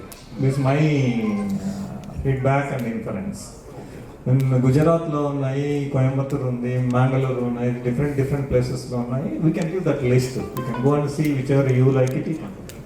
Thank you so much sir. Yes, sir. Please. Training aspects lo kuda do we need 1.2 CR? Training, no. Training equipment cost and training 1.2 CR. If you want to establish a manpower. Not required. Because when you go for production, you need a granule machine, blowing machine, and all the things you will put it. Training point of view, you no need to go bigger scale of machine. You can go small scale of machine. No? What is the investment for Approximately 40 to 50 lakhs. You can do. And the loan will be from DRDO later if you get the. No. Banks are very free to give the loans. That depends upon your CIBIL score and all the things. There, our role is zero. In bank, once you go, they are giving for MSMEs and all the things. They are giving the subsidies also. For general, I think 25%. Anything, he may answer the question. For general category, 25% they are giving subsidy. And BC is 30%, whereas SC is 35%, SC women is 45%, something that line there. If you once approach the bank, they will tell you. Not only that, NABARD also is giving financial support for these projects. Space for the training can be 500 SFT or Enough. 500 square yards. Yes. So we have a session later today, on that MSME schemes and also in IPR and innovation, what support government is giving. So I think we should, one last question, and then we have next session. Yeah, please. Sorry, I think time is over. Please, ma'am. Sir, namaste sir. Myself Amrita. Sir, I am into actually biodegradable sanitary pads. Sir, actually I was comfortable in Telugu. It's okay. Yeah, no problem. I am Telugu man only. Sir, actually 2019లో నేను MSMEలో sanitary napkins training అయ్యాము. So later ఇప్పుడున్న వాటిలో కాకుండా మేము ఉప్పల్పు, bamboo fibre, banana ఫైబర్తో అనుకున్నాం అనమాట. So corn ఫైబర్ని introduce చేసాం. సో కార్న్ ఫైబర్ ఇంట్రడ్యూస్ చేసేటప్పుడు ఏమైందంటే మీరు చెప్పినట్టుగా దాని షెల్ లైఫ్ 120 డేస్కి అయిపోతుంది. సో మేము ప్రొడక్షన్ ఈరోజు సపోజ్ మార్చ్లో చేసామనుకోండి, సో కస్టమర్ కంపల్సరీగా 3 to 4 days, అంటే 3 months to 4 months అది యూస్ చేస్తారు అన్నది గ్యారంటీ లేక, సో మాకు అంటే ప్యాడ్ షెల్ లైఫ్ అయిపోవడం వల్ల మాకు ఇది ఇష్యూ వచ్చిందనమాట. అంటే ప్యాడ్ వాళ్ళ కస్టమర్ దగ్గరికి వెళ్ళడం టీర్ అయిపోతుంది, వాట్ ఎవర్ ద మేము bottom layer, top layer. So మేము అప్పుడు అందుకు ఏం చేసామంటే ఇట్లాగే అంటే నాకు సభాపతి అని చెప్పి ఒక ఐఐటి సైంటిస్ట్ ద్వారా సో అతను సెల్లిగో ఫైబర్ అన్నది ఇంట్రడ్యూస్ చేయమని చెప్పారు సార్. సో ఇప్పుడు మీరు ఇంకేదైనా అంటే ఇప్పుడు మీరు కాన్స్టాల్స్లో అట్లా షెల్ లైఫ్ ఏదైనా. No, I'll say you are going in a wrong way if you go that solution whatever he suggested. I'll tell you. So if you have the thing, there is a protection mechanism. First, see, I told you the life of carry bag is 90 to 120 days. Once you make the bags, you put in a sealed condition. Nothing will happen. Sir, but bottom layer was a No, listen. Once you put in a sealed condition, nothing will happen. Once you open from the sealing condition, from there 90 to 120 days is the life. Coming to carry bags point of view. But your point of view, once you make it put in proper sealed condition, this is what I want to say to you. Instead of using that, you use pulp made. Pulp is the best thing for your application. So go for pulp-made paper. It will be the best thing for you for absorbent, being absorbent point of view or protection of the thing. Yes sir, actual మేము అదే చేసాం. Corn fibre ఏంటంటే చాలా తక్కువ absorbance వచ్చింది, అంటే just వాళ్ళకి లేడీస్కి 2 hours అయిపోతుంది అనమాట. సో మేము అప్పుడు మళ్ళీ ఏం చేసామంటే దాంట్లో ఉత్పల్పుని మిక్స్ చేసి సో దట్ దాన్ని ఒక 4 to 6 hours, అంటే ఈ రోజుల్లో ఉమెన్ మినిమం ఒక ప్యాడ్ పెట్టుకున్నప్పుడు మినిమం 4 to 6 hours అనమాట. సో మేము ఏం చేసామంటే దాని యొక్క అబ్జర్బెన్స్ని 4 to 6 hours చేసాం. బట్ అది కంప్లీట్గా అంటే కంప్లీట్ బయోడిగ్రేడబుల్ సొల్యూషన్ కాదు. మేబీ కొంతమందికి దానివల్ల కూడా కొంతమందికి అన్కంఫర్టబుల్, అంటే లైక్ ఇది నాకు అచ్చు విష్పర్లా ఉంది, అంటే ప్లాస్టిక్ పోలియత్లా అనిపిస్తుంది, నాకు ఇది అనిపించట్లేదు. సో ద థింగ్ వాళ్ళు చెప్తున్నారు అన్నమాట.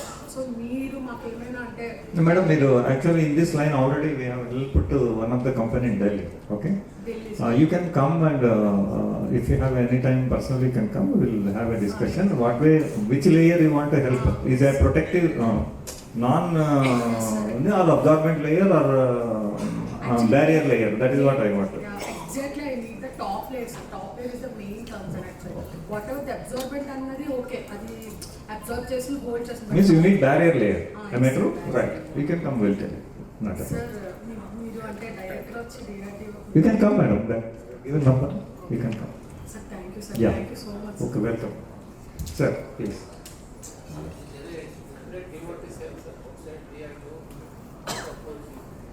Sir? Keyboard sale is there, sir, outside the DRDO campus? Or you have to... No, directly come to my office only. That's a restricted area, sir. That's the reason bring Aadhaar card. You are allowed. Yeah, we'll allow you. Don't worry. Thank you very much. All the best for you.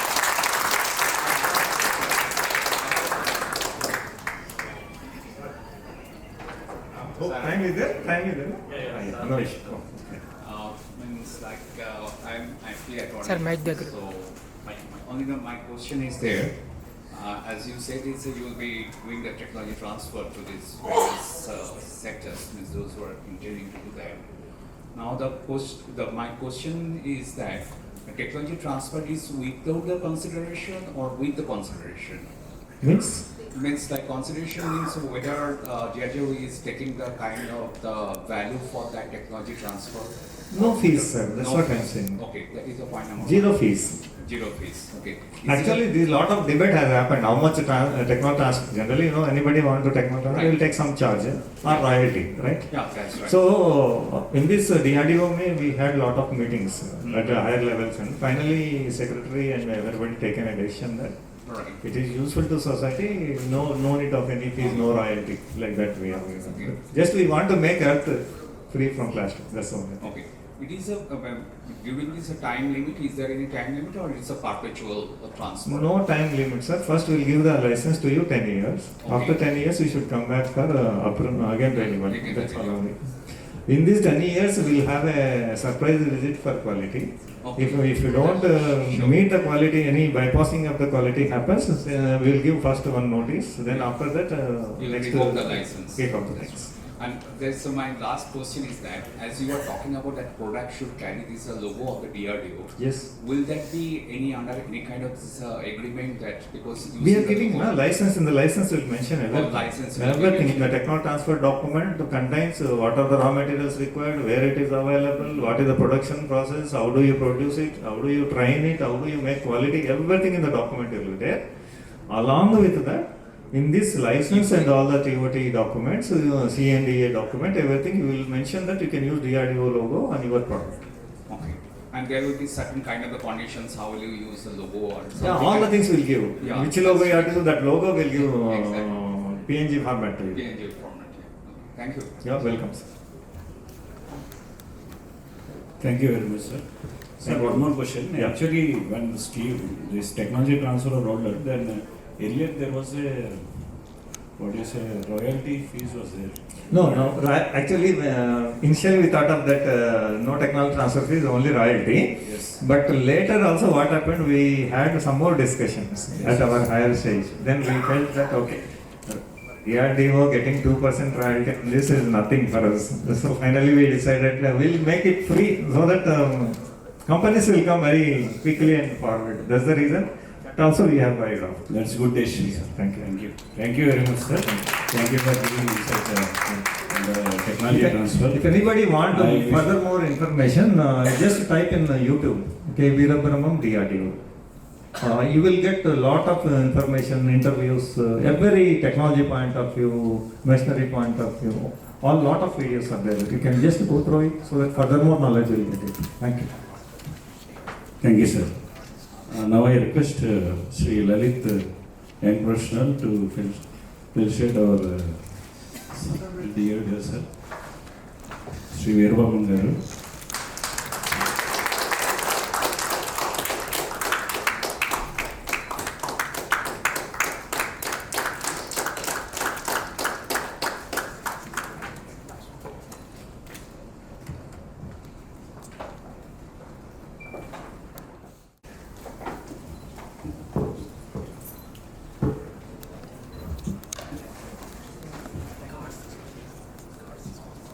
So now we move on to the next session. So under Ministry of MSME, we also have National Small Industries Corporation, and they have got a lot of schemes for startups, MSMEs. So we have Deputy Manager from NSIC, Shri Madan Mohan, So he will present about the activities of NSE and the support they are giving to MSMEs, and then we will go for lunch. Sir, please join us.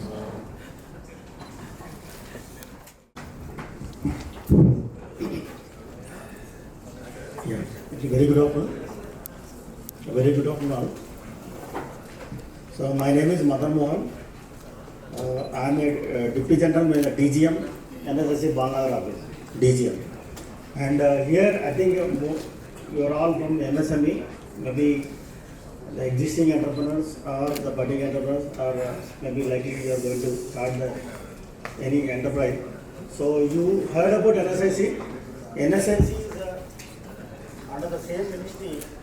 NSSC is under the Ministry of MSME, and we are the only PSU in MSME. And we have lot of schemes for the existing as well as the upcoming units. So we serve micro, small and medium. So I think you all are aware of the classification of the MSME. So that I am not going to touch that MSME classification and all. So straight away, since they have given me time of only 10 minutes, so straight away I will come to the point. So MSME we support in the marketing, we support in the financing, and we support in the procurement of raw materials. So I go directly into the subject. So in the marketing aspects, NSSC support marketing of the MSME products or the services to the government by way of the single point registration. Means at one point, if you have NSSC registration, your certificate is valid for all government and PSUs.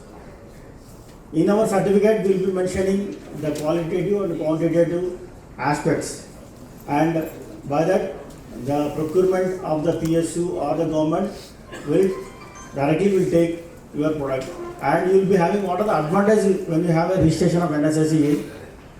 You have a document, tender document you will be getting in advance to your inbox, free of cost, as well as you will be having the EMD free of cost, tender document free of cost, and there will be a purchase preference. The word purchase preference means whenever you go for any tender, so what will happen? There will be a financial bid will be there. Whoever is the L1, the least one will get the order. In your case, if you are not even L1 also, if you are L2, you will be called for the price negotiation, and if you are willing to accept the L1 price, then you will be given 25% of the order should be given to the MSME who are having NSSC registration. So this is about the purchase preference. Apart from that, you will be, if you are not able to execute the order, so you can form a consortia and you can execute the complete order also. It's not that the particular PSU or particular government or defense has to give only 25% order. The 25% of the order is a must, mandatory. Above that, they can give more also. This, by virtue of MSME public procurement policy, you are getting this MSMED Act, you are getting this benefit by NSSC registration. So this NSSC registration is valid for 2 years, and every 2 years you have to renew it. And this for micro and for SC/ST it is a nominal. For SC/ST, any units, SC units, it will be only 100 rupees. 100 rupees per and GST.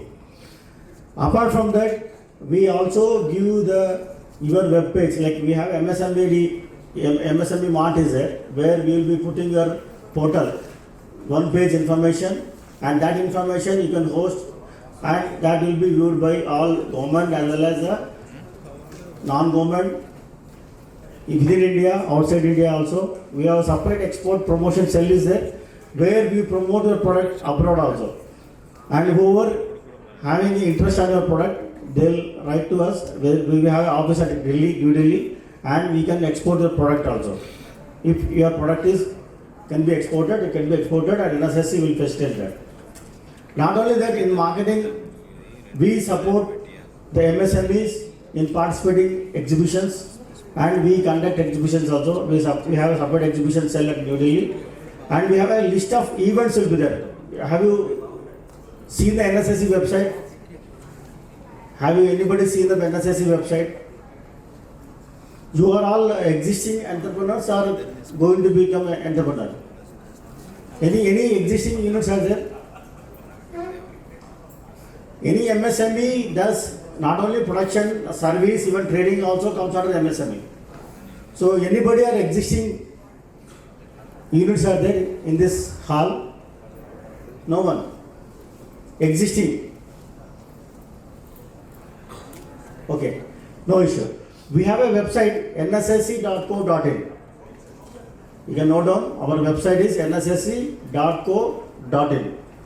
When you visit our website, in our website we have a list of events with them. The exhibitions which we are going to conduct within India as well as abroad. So, what is the advantage of visiting our website and the exhibition calendar is, you can participate in our exhibitions by just paying a 20 to 30%. Up to 90% of your traveling fare, airfare, as well as your stall fee, accommodation will be borne by NSSA. But you have to register in advance, you have to inform us in advance, 45 days in advance, more than 45 days. If you want to go for any exhibitions, participate in exhibitions which is abroad. Okay, 45 days in advance you have to inform NSSA. So you will be getting, for SC, women and all, you will be getting up to maximum 90%. For others it will be 60 to 70%. The reimbursement means initially you have to bear, then NSSA will reimburse after finishing this one.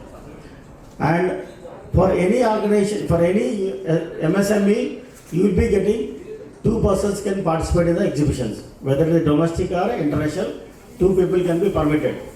This is about the exhibitions, and we also conduct exhibitions also.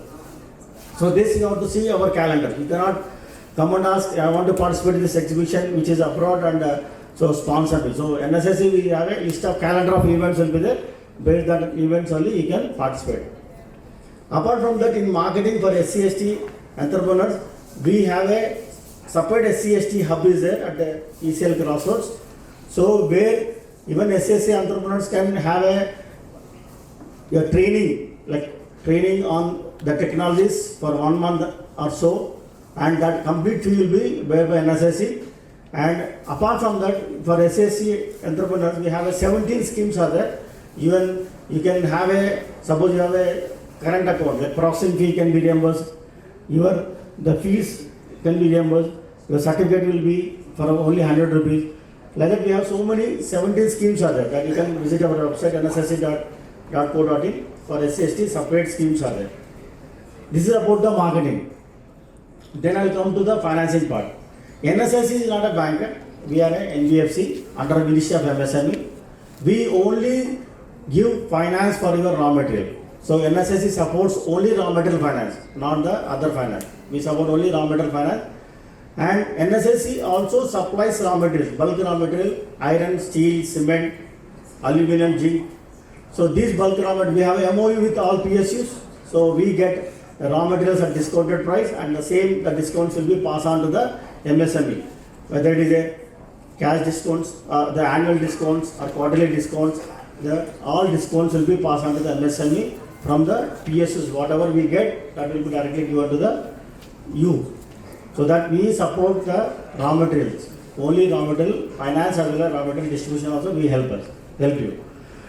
Then apart from that, we have for marketing our the events. I told we have exhibitions, and we have a MSME portal is there, MSME Mart is there. You can visit our site. And for micro units, for example, if you are a micro entrepreneur, we have a lot of schemes are there. By just paying some 10,000, you can market your product for 1 year. Complete marketing, that will cost for the other SMEs 25,000. So you'll be the 75% of the fee will be given subsidy rate for the micro. For micro, there are a lot of benefits are there. Even registrations or anything is cheaper. So only 25% only you will be bearing, and 75% is a subsidy you will be getting it. So these are our schemes. And you have any doubt, you can ask me, because they are giving me only 10 minutes, so I didn't put my PPT also.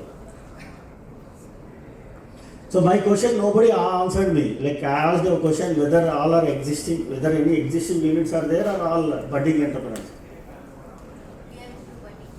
All are budding. No issue. Like in future, you will have a, you can use NSSE. So you have to visit NSSE. We have all the schemes which are pertaining to the. These are only micro, small, medium, because we are under the Ministry of MSME. So we are for you only. So you can note down my number. 9652 7717 95. I repeat, 9652 7717 95. My name is Madan Mohan, DGM, Walnar office. So our office is adjacent to the MSME. So there are our office is near HP petrol bunk. There is HP petrol bunk, is Indian Oil petrol bunk, HP petrol bunk is there. Beside that, our office is there. So I can, I think we are giving you the brochures. In that address will be there. Even you can visit our website. You can get address. You can get the name and phone number also. And we have offices at Walnagar, ECL Crossroads, RTC Crossroads in Hyderabad. Apart from that, we have office at Vijayawada and Visakhapatnam. Any doubts?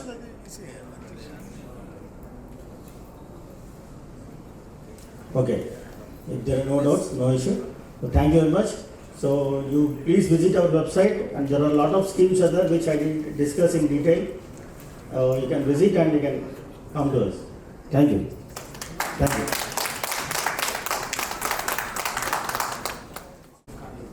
So I hope you got a little information about NSIC, our sister department, and they also support MSMEs, single point registration, raw material assistance, bank loans, other things. So I would like to request my colleague to felicitate Mr. Mohan Daru, DGM, NSIC Balanagar branch.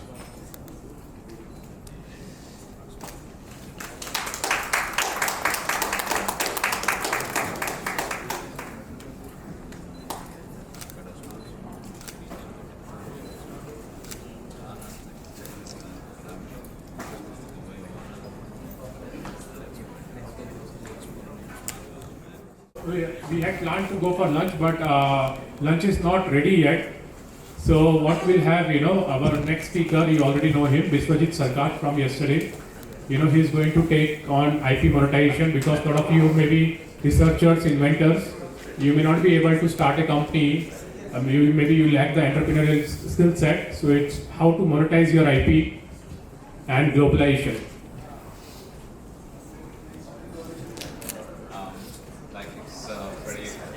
There are, for giving the lecture, there's a two crucial time is there. Either one is before the lunch and one is after the lunch. So before the lunch, what happens? So everybody is very hungry and they just not focusing much into the topic, and they are always focusing and thinking, and the back of their mind is there, when can I have the lunch, and sumptuous lunch and all those things. And after the lunch, what happens? I have seen most of the time, people start falling into sleep after the lunch. So this is a very crucial time that when a speaker is busy. But however, I'll try to give some kind of interesting idea. Like the whole program is, targeting to by our government to create IP and also to make the successful journey with the IP. That is also very important. Like I said yesterday also, that if you create the property, so there are two ways you can use it. One is you can use it for your residence purposes, or you can use it for your commercial venture, like using it for your office or give it to the rent for other things. So this is basically I'm trying to show the slide. There is targeting the topic is IP commercialization and globalization. So we see intellectual property creation is basically towards two levels. One is your base country that you have to, what is a base country that we call about the country of origin. And if you are in India, definitely your country of origin is India. Or if you are in any other country, that is your, that particular country. That we call the country of origin. Then you have to think for your global expansion. So these are the two ways, intellectual property can roll over. So national protection, as we are talking about our country, and then we are talking about that we have, according to the existing system of our country for intellectual property protection, and basically that is a patent protection, one is a trademark registration, then industrial design registration and protection, and copyright registration and geographical indication. Now for the patent protection, so what method do you follow? That is, first is the prior art search, that you have to find out what is existing technology and which is being covered by the patent protection, otherwise there will be conflict for your technology, uses of your technology, etc. Now, once you find that your technology is very novel and very innovative, and which has commercial viability too, then you can go for filing the patent application. And after filing the patent application, then you are facing this prosecution, because a patent office will process examining your application, raising all these questions, and that's we call the FER and etc. So first examination reports, then ACR is there, the second examination report, then you have to reply all those things, and subsequently that will be followed by a hearing if the examiner is not being satisfied with your reply. So then after the hearing, even there are second level of hearing is there also. So then either the two stages there, either they accepted the application or they refuse the application. The patent is not granted. Now, once a patent is granted, then you have to renew it every year by paying the renewal fees also. Now, trademark, it is very interesting. I said for your business, I think you should focus on a trademark because it is your basic need to create a business and to survive with the business. So even your technology is not being protected, but still you can use it unless until you violate some other person's right.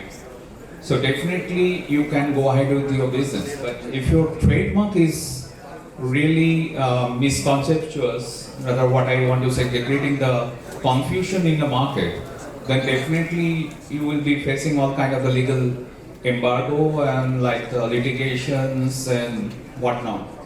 So injunctions will be passed and the court will stop your business. So therefore choosing the trademark, even I have seen in the city of Hyderabad, because this is my second visit and during my travel on the roads of Hyderabad, I've seen the many applications. You can see the trademark, they have filed, but some of the trademark I know with my own experience that will not go for registration, final registration, because the trademark itself is wrong. Means like it is a very generic in nature, and they have filed applications. I have seen this marked with a TA, and down the line for many years that trademark is pending or they refuse. All those legal process is waiting. So therefore, once your trademark is not registered, it is showing your TM or the SM, the service mark, then you just remember that your trademark is not legally protected. So it is under the question by the government itself. So therefore, you have to be very careful, because I've seen many on a Hyderabad on a many trademarks which are pending, and it's not been granted even, or maybe they refused, that they are not aware of it. They are not keeping track with their either they have filed by their attorneys, like their own in-house the legal team, or by their accountants. I have seen that many CAs are also filing the applications, but only the risk factor is there because legality is very questionable. So therefore, understanding the gravity of trademark, that is by doing the trademark search, and also before the search, even if you yesterday, I'm talking about this. Yesterday, I visited one industry in your Hyderabad. They are doing the very good the tape for packaging industry. They are in that area. So one of my very good friends, Mr. Ravi Kumar, he took me to that industry, and he approached me. That tape, he showed me the product is already in the market and is very popular, but the trademark is unique. Then he asked me a number of questions. I was happy to answer him. And he said, can you register this trademark? I said, no, it cannot be registered. There are 3 parameters are there why it cannot be registered. Even if he files that, it will be rejected. Even if he gets the grant, it will be revoked. Somebody will challenge it in the court of law. I explained him. Then your registration itself is a void. All your energy, all your money, even your business time will go, because not a normal time, it's a business time. We talk about that is a commercial loss. So therefore, IP is really a regulating factor. What are the business you do? What are the dreams you have for doing the business? So you have to think for the IP very carefully. What I mean? That's why choosing the trademark is very important, and that you should take a good IP attorney's help who has in-depth knowledge about understanding the IP, in which level it will go. And yesterday when I answered one question with patent office in the IT Hyderabad. So ultimately the legal protection is required. Otherwise, why you waste your time to come here, attend this lecture and all those things? Because you are interested to know that particular subject and you want to implement it in your business and to get protected. So that is your purpose. Now the thing is if you choose a trademark which is bad for the law, so it's a great loss for your business and great loss for our country also. Because even every day, just now even when I was sitting here, I got a call from the design office that there is a hearing. The design controller himself, he called me on my mobile. He said, sir, there is a hearing. And I said, I am in a meeting. And thrice I informed the client, it was in respect of certain kind of the petrol pump machines, the technology. They are the national award winner company in India. Now what happened, that one particular design, I told them, they filed it earlier by some other attorney, which doesn't have that kind of the novelty. And now I attended this hearing earlier because this particular design controller, everybody respects me a lot. And they gave me the second option also, my second hearing. And I told the client, you give me the novelty because I am not understanding your technology. I am not into your business. I am not involved with your engineering. So you ask your team, the technical team, where is the novelty? Pinpoint it and give it to me. And he gave 3 months time. I am sure the fate of this today's hearing is that they will mention that no submission has been made by this particular applicant. Application will be rejected. And I deserve that because he should understand what is really the intellectual property protection in our country. So similarly, the trademark, this after filing the application, you'll be facing a lot of legal journey. Means like we call this a prosecution journey that you have to overcome. Then either if you choose your trademark with very coin, which is non-dictionary, like unique, this word. He asked me why it cannot be registered.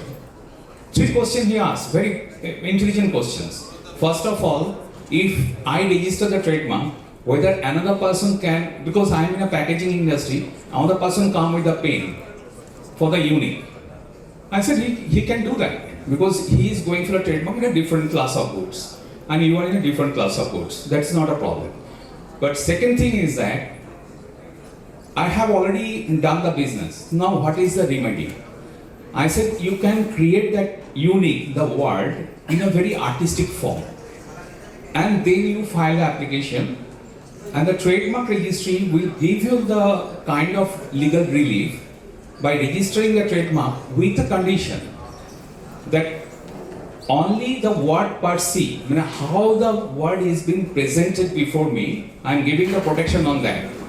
But no exclusive right upon the word unique as it is a generic in nature. This condition will be written. But he doesn't know. When he gets a certificate, so he is very happy. He is jumping with his certificate having the logo of the government of India and all those things. But once we come for the court, the litigation, then we analyze all those things. We show them, oh, I am not aware of it, I am not, nobody told me about all those things. I mean, this is the kind of the situation. So, unique is basically why it is not good trademark. First of all, it is a dictionary word. Second is that it is a laudatory, means it is an adjective.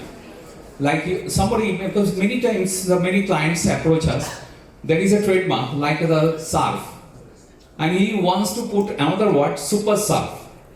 He says, it is a different. I say, no, it is not different. I mean, even the surf, there is a case I handle it. The man was in Lucknow, and he had that kind of the washing, the machines and a detergent. He used not the surf, he used particular bubbles which were protected by Hindustan Lever, only the bubbles and the wave of the water. He copied that part, but his trademark is entirely different. But he faced the court litigation. And somehow he amicably surrendered before the judge, which I mentioned.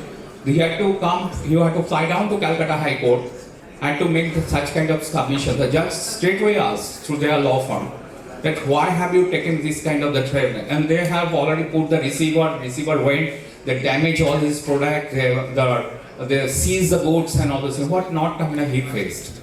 And somehow we saved him. And the judge said, okay, no question of paying the compensation and all those things, because the law firm claimed for 30 lakhs of compensation. But thank God, judge considered it. They said, okay, I am giving a warning, but the next time your company will be totally closed with a permanent injunction. So this is the situation. So therefore, trademark is very, very important. Rather, I say it is the blood flow of your business. So like our body, human body, if the blood is not flowing, so we are dead. So in a trademark also, that it is the blood flow of the business. So you have to be very, very careful for choosing the trademark and also protecting the trademark. Then trademark is valid for 10 years, but just remember, 6 months before your renewal, you will get a notice. And the moment you get the notice, you make the payment of renewal immediately. Don't wait for this date of your expiry, all those things. Because sometimes what happens, because you have to pay everything online. So once you want to pay the online, sometimes our government of India model is not working. So thereby you lose your chances. So you file beforehand, no harm. In due course of time, it will be renewed. And the renewal certificate will be issued online by the government of India. So don't wait for the terminal time. And remember that every 10 years you have to renew the trademark. And if you fail it, even there is a particular, yesterday I was arguing a case here also through the online. They have started the business in 1932 in India. They are pioneer in the pharmaceutical industry, homeopath. Now their trademark lapsed. Identical trademark has been taken by a company, the renowned pharmaceutical company from Bombay. Renowned. They are A1 category pharma company. Taken the identical trademark. And they are saying, you are in homeopath, I am in allopath. But it is a pharmaceutical because nobody knows. I mean, because what prescription is going at which level. So you cannot categorize in that way. That is their pleading also. But we have opposite trademark. In the meantime, what to save that client? He came also later on because he was handled by one of the renowned attorney of India, but he massacred all his IP portfolio. So ultimately, we are struggling every day to save their trademark and brand value. So we made a submission before the hearing officer yesterday online. She was asking me repeatedly, there is no proof. Even though we have given the certificate, it is failed for renewal. She says, your right is not there. I said, the right is there definitely. But the thing is whether the right is in force or not, that is a question. Now, if you ask me to produce the document which is pertaining to the year 1932, I think the government of India cannot produce many documents how they have started their journey of our country also. I argued in this way. I said, okay, I mean, this much of document is there. If you refuse it, refuse it. We'll see to the next level. So, if they refuse it, definitely we'll go to the court and challenge the government's order. Now, industrial design, that I said also, like whenever you make a product and other things, the design is very, very important for you all. So, design search is very important. I mean, whether the similar kind of a design is there or not. Then you have to go by the design application. Design is much, much easier, provided your design is very unique in nature. But you have to file your application very carefully. It's a very technical document. It's not a very easy document. Now, examination will be there, the design application examination. Then after that, you will get the design. The design is, I said yesterday also, that is for 10 years initially. And if you want to extend it, you can extend it only for 5 years. After that, design is in a public domain. Anybody will copy your design. Now, this is also another important area of this intellectual property, that is copyright protection. There is an application. Then this application will be examined.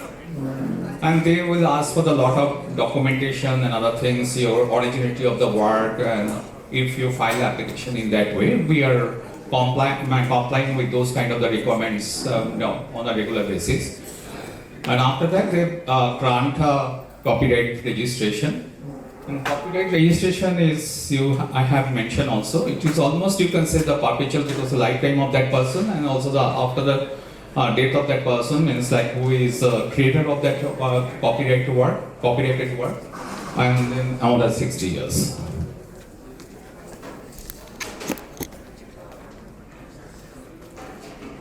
Now, this is a very, very interesting area, what I didn't touch yesterday due to the paucity of the time, because time was very short. So, geographical indication. Geographical indication, GI, it is really, really happening in our country. Our country was not that much aware of this GI. Now, there is only one GI office in Chennai. They are doing very well. I am well connected with them. And there are a lot of GIs are growing and already granted the registration. Like one of the most controversial GI is there also, that I'll come little later on. But you know, this is a Darjeeling tea or your Tirupati Laddu, the GI first controller registered. So he has given the Darjeeling tea, the GI of the Darjeeling tea also. So definitely GI has been, had been granted by him. But Tirupati Laddu is under the challenge again, that's the thing. But once you file the GI, but remember, the GI, the moment you think for the GI application, it is not any individual or any company's matter. It is a community. If you think about that area, the people or population of that particular area, he is thinking, they are doing something which is very unique in nature. I have seen for Hyderabad, some of the sweet, different kind of the sweets like people like and all those things. I'm sure about that, that is not protected by GI because there is no GI tag with their, I heard about that G. Pola Reddy is a famous sweet maker of this Hyderabad. But probably, even same thing happened with our West Bengal, that is called KC Dash. So they claim themselves that they are innovator of the Rasgulla, the technology and all those things, when the Britishers were ruling India. Now they got, our Bengal also got this GI of the Rasgulla. Then government of Odisha came and they challenged that GI. So they said, no, Rasgulla, we have also kind of the evidence.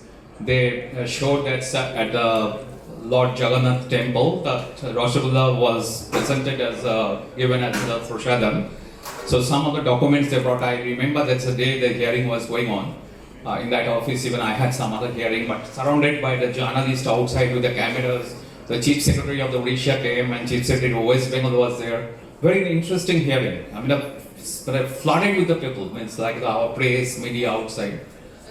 But somehow the Odisha submitted some document which was very interesting also. So now this is the first GI in India which is segregated in 2 states. The Rasgulla GI of Bengal, they write also GI, and also the GI of Odisha. That is very interesting case. Even many foreigners they asked me, when I visited those countries, how come you give the protection in a 2 segregated and equity manner? So that is a very debatable subject undoubtedly, but I don't like to discuss on that platform. This is the thing. So GI is very happening, because if you are living in a community, you can find that is a very good product, and you can think for the GI. But you have to take the help of, because you have to first form a society or the cooperative body, and then you can apply for the GI. But you remember, a lot of documentation is required. Recently there is a brinjal. It was developed by OUT, Odisha University of Technology. They are doing very good in agricultural research work. They have come out with that kind of GI. It's called Katamundi brinjal or something. But somebody challenged it. They said this brinjal is having that kind of quality and all those things. But I saw this somebody filed an application for the revision. But he said no, nothing like that. And all those things. Where is that such kind of a proof? So you remember, even the GI is now in question. So now we are talking, because whatever we have mentioned there on my previous slides, these are related to our country. And of course, we will be, if you think for doing the business, if you have the dream for doing the business in our country, definitely you need the help of IP in a different form, whatever you fit in. Now the question is that you have your business in India. As they said also, the DRDO authority said, because we are giving the technology to the many foreign countries. So definitely they are also looking forward to us, because they know this India is also very good in the technology and research work.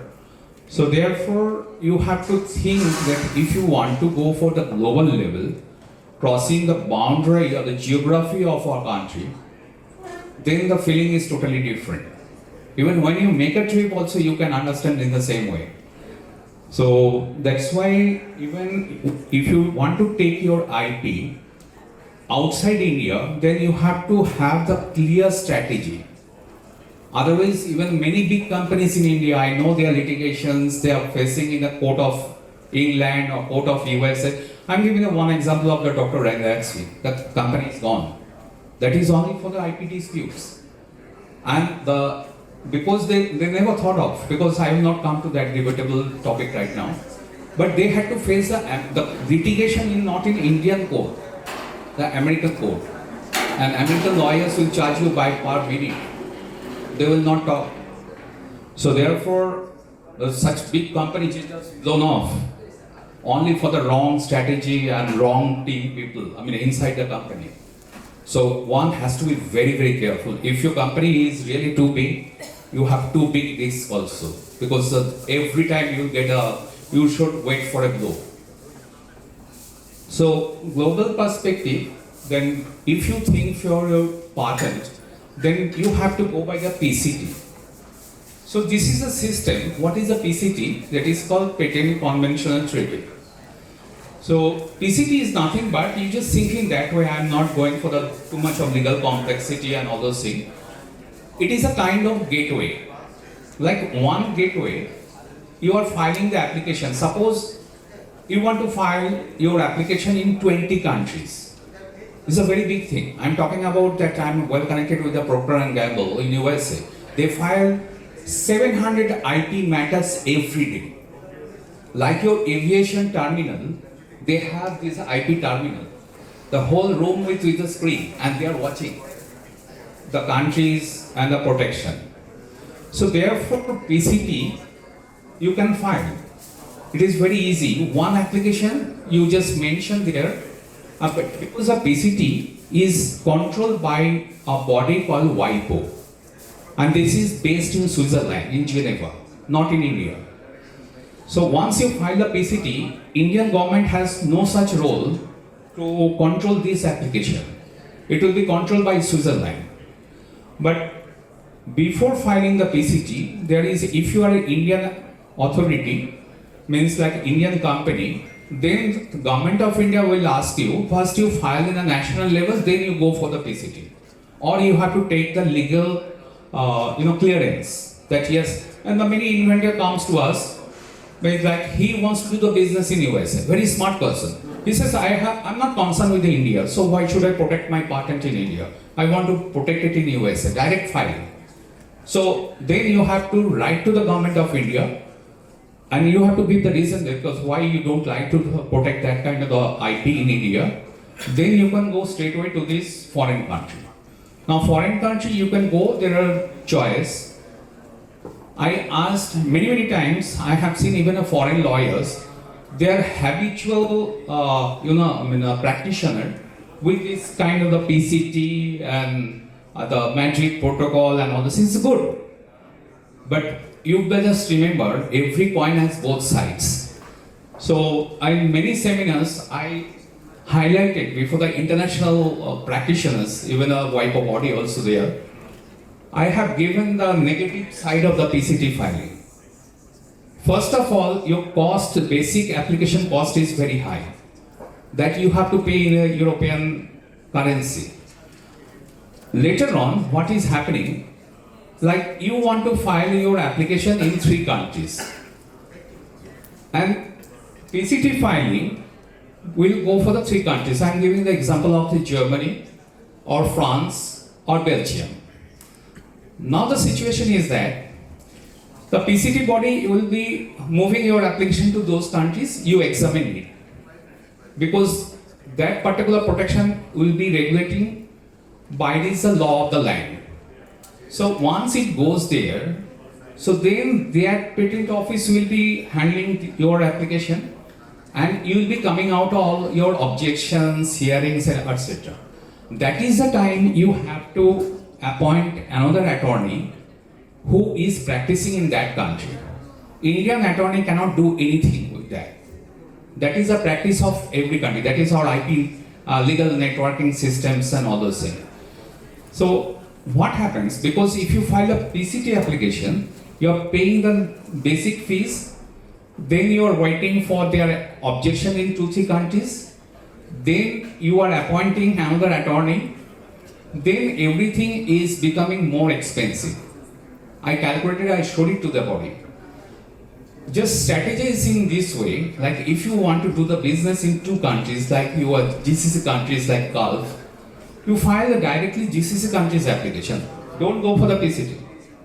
It will be a bad selection. So you will be wasting your time, you will be wasting your cost of money, means like rather you have to pay more. It is better you file the single application in that country and get that lawyer of that country handle it right from the beginning. So he will bring out some changes. So I will come to the red point also. What happened, these are all practical problems, a very high altitude level. It is not for this, regular even IP attorneys, they can handle such kind of cases. So PCT filing after selection of the designated countries you have to mention and securing the patent protection in various countries. That is done.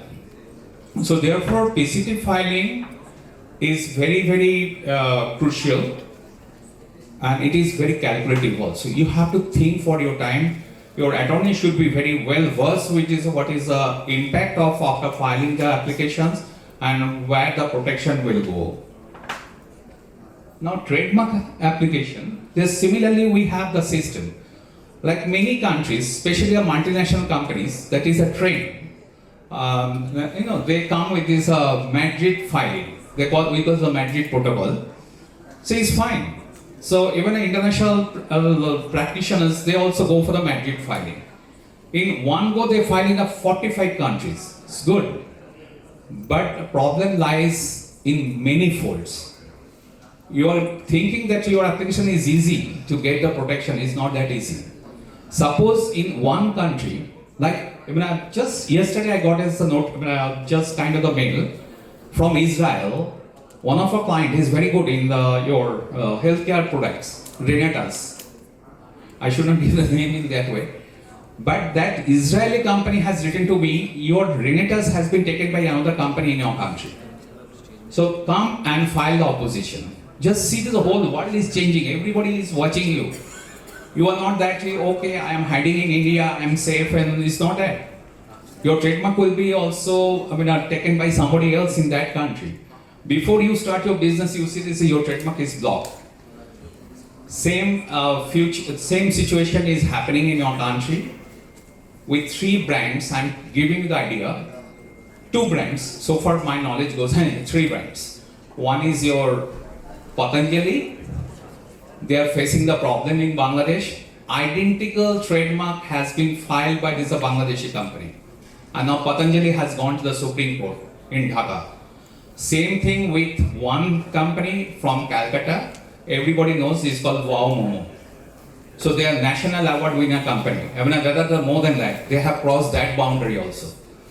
So Wow Momo's same name has been taken by Bangladeshi's company, and they are waiting to come and do the negotiation with us. And same thing is happening with the link pen.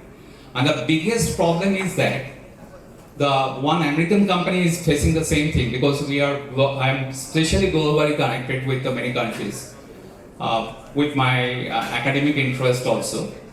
KFC facing the huge problem in Bangladesh, because KFC, it is basically the person who has copied it in Bangladesh, he is supported by good attorney. I'll not give you the name. He's a very smart guy, he's a very young lawyer. And I told him, he came to India, he visited my office, and he gave me some kind of the idea. And I told him, so you want to be the very quickly the owner of the BMW or this a Ferrari or something like that. Your ideas are like that, how to block the trademark and all those things. And we should not do such kind of thing. Now what happened, KFC, it is a K, the letter mark. But KFC, the letter, it is not easy for registration. And now the government of India is not giving any registration on numerals or letters. Straight away they will reject it. Unless until you cross the business with that particular letter mark for at least for 10 to 15 years. So your risk is there. You are always, your business is going through gray areas, lanes and by-lanes. So KFC, that particular, because how it got registered in USA also, it was basically that that particular person with the beard, it's called Uncle Sam or something. So that is his distinctive feature, and that's why it got registration in USA. Same thing, it happened in when the KFC watched that, and they found in Bangladesh somebody has taken the identical trademark, almost identical. We call it not identical, we call it deceptively similar trademark. Now what happened? This KFC, they said, KFC, how you have derived it? Kentucky Fried Chicken. And this gentleman said, in Bangladesh there is a state called Khulna. So he said, Khulna Fried Chicken. I have the equal right. And in spite of that uncle, he has taken one priest of the mosque and with the beard. That's almost deceptive in nature. And KFC is ultimately compromising with him. And he is with that kind of idea that please let the KFC come and approach me that please take my franchisee in your country. Not only franchisee, the sole franchisee, the principal franchisee, and he will be giving the subletting to the other franchisees. You just see how smartly he has planned his business, although it is not very encouraging. But it is the help of this IP lawyer again. So trademark is there also in various countries. Industrial design also is protected by Hague Agreement. So like design, I will not suggest you go by this international in that way. You again file the individual country. If you choose, you go to that particular country, you just take the registration. But mind it, if you want to do the business and if your design is very unique in nature, there are many ways you will get the business connections. And once you get the order, especially even the same with the attorneys, we get a lot of, especially our firm gets a lot of mails from different lawyers, IP lawyers around the world. But we are on guard what that lawyer wants, what he is intending to do. These are very, very important even for our legal practice, especially for the IP, because IP is not a national practice, IP is a global practice for the good standard of the IP lawyer. So therefore, you have to be careful for your business. If you get a query from that country, you hold it. Then you immediately contact an IP attorney of that country, or you talk to your IP attorney, find out whether he has already blocked your IP right in that country. What will happen? He will apply the trademark. Then when that registration process in that country will go by the hurdles, he will say this, I got is a kind of the legal permission to do the business jointly with this country, but he will take that right. And then he will come in that court, they will drag you out to that court, and you come and face the litigation. It happened with one of our clients. He's a very good in the leather bags industry, in the export market. So he was excited. He has a lot of trademark in India, and also in many countries he has a showroom in UK, very big company. But there is a order, means a particular person, he wants to start his showroom in Holland. We made him to wait for 6 months. Every day that gentleman was calling me, said, please make my process faster. I said, you will be burning your fingers very badly. Know that even he is sitting in Europe, in London, that gentleman from Holland is sitting here. I said, now make him to wait. You straightway say, well, I have filed a European application, let it be protected first, and then I will give you the license. Give you any kind of thing. But you block because the day he started, but thank God, my client is so loyal to me, I gave him these suggestions beforehand. He remembered that. When he had a negotiation in the Hotel of London with that gentleman, immediately he called me. He said, sir, I met this gentleman from Holland.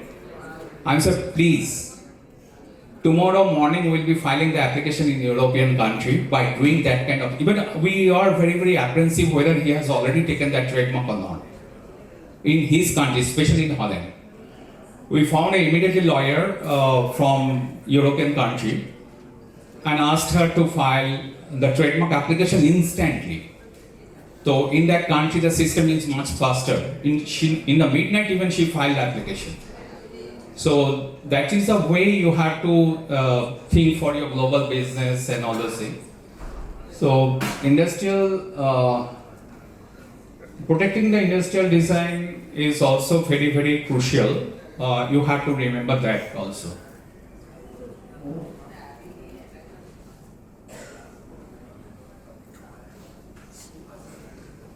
So once you file this international design application, it offers a low cost definitely, but it offices in only the 42 member countries. So search and protection is also necessary.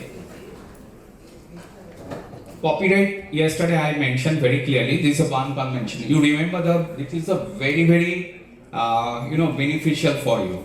Once you register the copyright in India, you cross the boundary of India with this kind of the protection.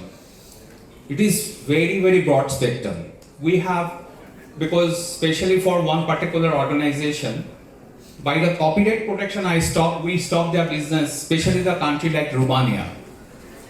So because Romanian court asked us that please give us the translated copy. That translation is very crucial.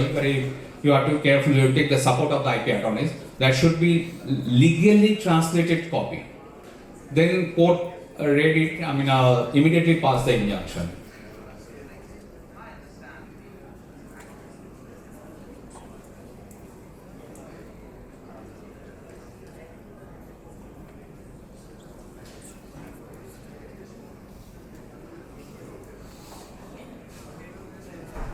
No, it is a strategic use. You just remember, it is not just like your kind of this. You're taking your trade license. Many people come and they say, okay, I want to take the trademark. It's not that. Don't do that, because IP is very, very crucial and nowadays, day by day, it is becoming more complicated. Now, artificial intelligence. Yesterday, you had a session. Now, every corner of the country, not only our country is much. Much behind in that way, I can say, because we have not started any kind of law to operate this kind of to regulate even AI. But in England, I have already seen that book, the law of artificial intelligence. So therefore, we are still, walking behind with the global standard.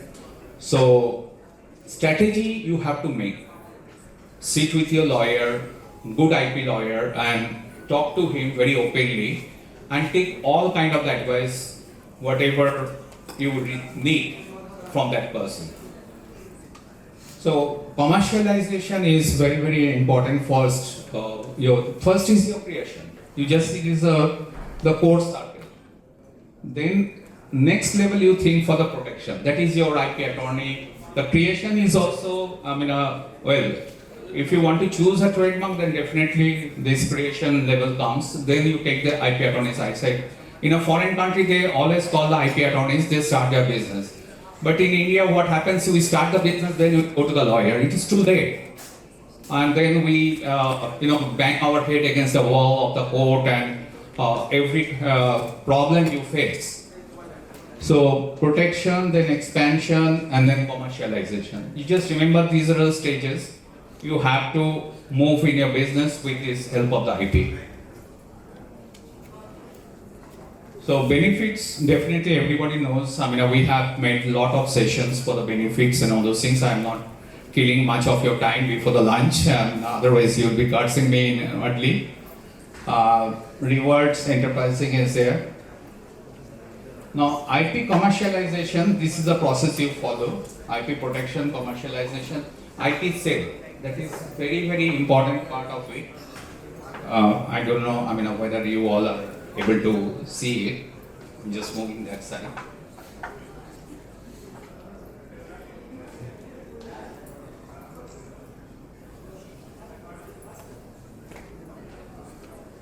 The red signal is not working here. Some problem is there. Anyway, the IP sale is very, very important. Like it's a kind of the property, how you use it. And it is a one-time sale, that is a kind of the assignment, or the licensing. It is the regulated by there's a time frame. That is a kind of the agreement you make with this IP creator, or you just create your franchisee or agent or stockist, whatever.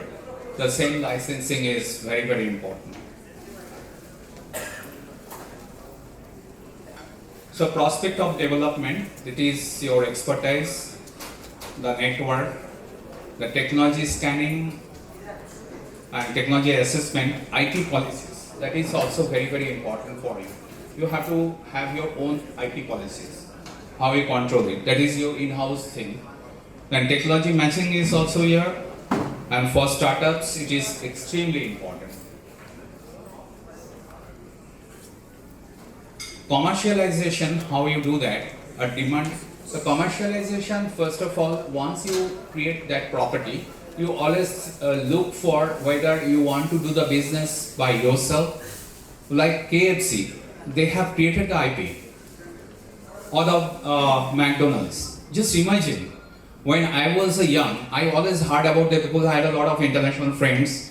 And they used to call me, they used to tell me I'm in a Walmart. I said, what is a Walmart? Even sometimes they send me the gifts from the Walmart before the Christmas.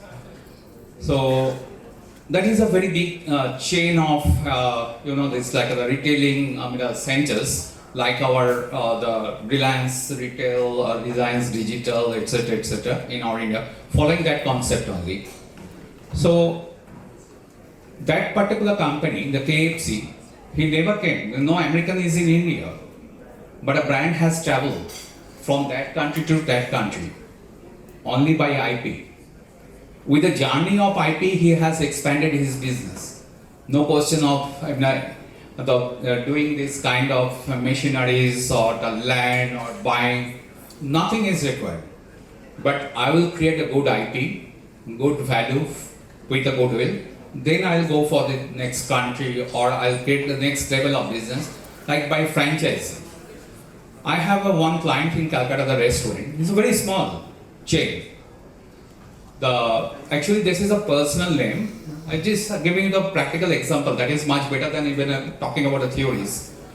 So he came with a name. It's a personal name. Personal name cannot be protected as a trademark. That is why Haldiram is not yet protected in our country properly. Because a number of cases are pending in Supreme Court, and their brothers are fighting among themselves. The same with the Gupta brothers in Calcutta. Same with the Bikaram. Now, what is the situation I'm giving you? His name is a Gautam. So I used to go to that center because that was the time I used to practicing my driving very freely on a highway in the late night, and I used to have coffee from his shop. The very good coffee maker in Calcutta. So I approached him that you should go for the trademark, and he said, okay, I'll talk to my accountant. I said, okay. I just gave him a pass. So next time I didn't bother about him. I went to the shop, I started drinking the coffee without talking about all those things. Now, one day, he was telling me, that somebody came to my shop and he was telling me to protect the trademark. Sir, I want to talk to you. I said, okay. But I didn't give him anything about my identity, like my mobile number, nothing. I was standing on the shop, even I was still keeping him on the examination. So I said, okay, what do you want? Why you want a trademark right now? So he said, sir, somebody approached me and he gave me the entire story, the background story. I said, your trademark cannot be registered. I did a research on that later on. He said, sir, why sir? His face was totally pale. I said, it is a personal name. And not only that, Gautam is already there in existence, but they are not registered. I did a Google search, I found it. Now you tell me when you started your business. He gave me the idea, enter thing, he is doing the business for 6 to 7 years. I said, okay, little safe journey is there for him. Now I told him, the way you are writing the Gautam, the simple font, it cannot be protected. So he created the G before that in a very unique way. I helped him how to do that on the designing part and all those things. And then it followed for the registration, but it granted the registration. One fine morning, he visited my office. He told me, sir, I'm just rushing to the court, I cannot talk to you because you talk to my team. He says, now I personally want to talk to you, sir, only for 5 minutes. I beg of you. I said, yes, please tell me very quickly. I was walking through the corridor of my office, then I was talking to him. He said, sir, honestly confessing to you, you helped me to earn crores without doing any business. And how? Because now many companies, many coffee sellers in different areas of West Bengal are approaching me, give the license or franchisee that I want to sell the coffee with your brand name. Because your brand name is selling like anything. And I said, you have to be very careful because once you give the license, you have to think for the quality control. You have to monitor it. Do you have such kind of team? He said, no, I must stop it. Until today, he has not given a single franchisee. He is doing by himself. He is not that much greedy for the business. He says, sir, I know what is the value of the IP today. Even one day, one IPS lady, she went to that shop and he was telling her, educating her that how to do the IP and all those things with the trademark registration. Anyway, this is interesting. Like commercialization of the IP assets, the turning into the business also is very, very important that I have mentioned also. I don't know, there's some technical glitches there, but other points are not coming. Oh, that is in this way. The transforming an idea into the invention, that is also very good. Into an object. The commercial sale and monetization is very, very important. Don't hold your IP idle. That I suggest you. Licensing intellectual property that I have already mentioned. And royalties. You try to collect the revenues and royalties through the assignment. Licensing agreement.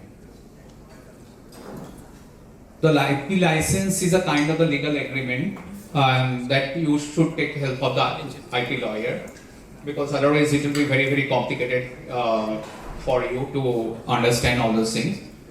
But you have to remember that agreement is necessary. Like whenever you do anything, like you go to rent a place, you have to sign a rent agreement. So similarly, the licensing agreement is there. You have to consult with a lawyer, good lawyer, those who understand the various points of the IP.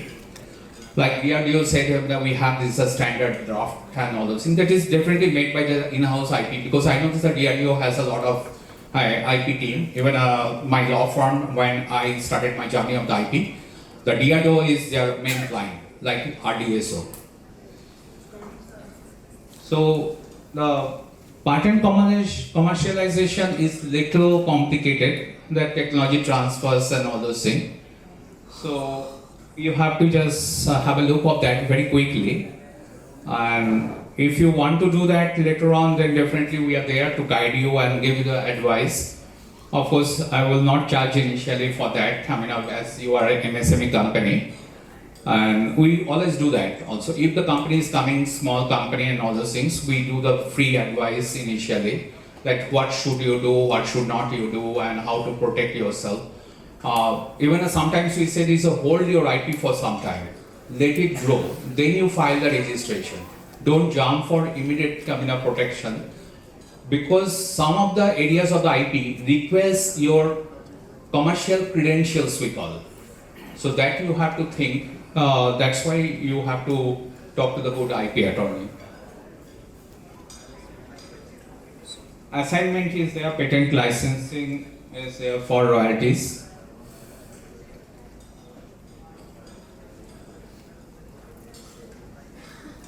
You see the various types of patent licensing is there. Patent licensing is very crucial.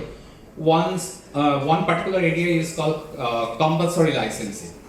So there was a very famous case, Natco versus Bayer. So Bayer is a German company. They had one particular product, I don't know exactly, can't remember the brand name. It happened in 2012. So what is a compulsory licensing? Like government suppose you file a patent application, your patent is protected, but still for the benefit of the mankind, especially for the healthcare, the government can give license to the third party, another company, to manufacture the same product, provided they are making it for the benefit of the public. So in that particular case is a Natco, this is an Indian company, they proved that I can produce this medicine in a lower price. Then Government of India has given the compulsory licensing to the third company. Of course the buyer tried to drag this particular, challenge this compulsory licensing in the Supreme Court also. It's a very important case in our country. So these are the different types of the patent licensing. That's the compulsory licensing I was talking about.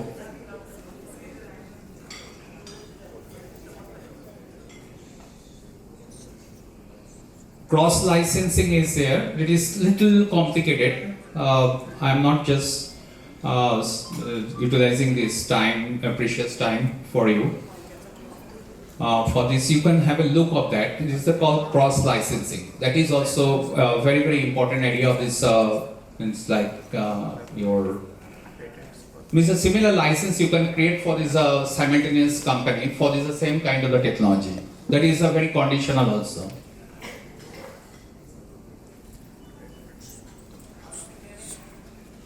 So you see these are many things are there because you want to earn more, you want to cut the cost, or many aspects are there for the cross licensing. Patent pool is there to a third party, all those things. I'm not going much into that. The process of patent monetization. You see this non-viable and all those things, and then disclosures, IP administration, filing city or any kind of the situation. Then definitely our law firm will be always there, and will be, although we are based in Calcutta, but very soon we have the global offices also many countries, as our this experience has been appreciated by many country lawyers and all those things. And we'll be very happy to start our operation, physical operations and etc. in Hyderabad also. So you can definitely step into our office and can discuss with our team also here. And we will be always here with you for your business protection. Thank you very much for your time.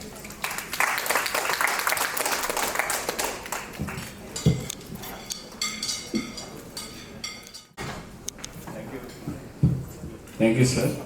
Thank you for giving the valuable inputs. Now we'll break for lunch and rejoin at 2:45 to 2:30, sir.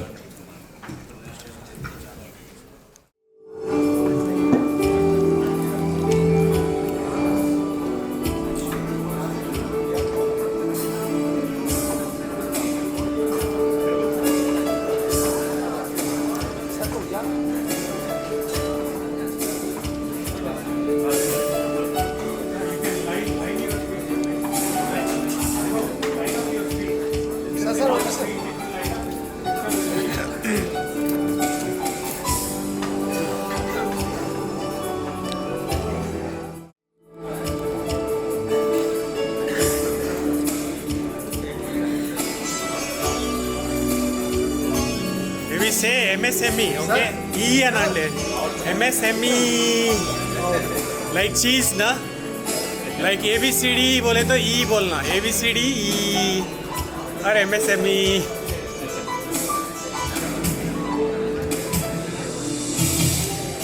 Sorry. Sir, इधर देख.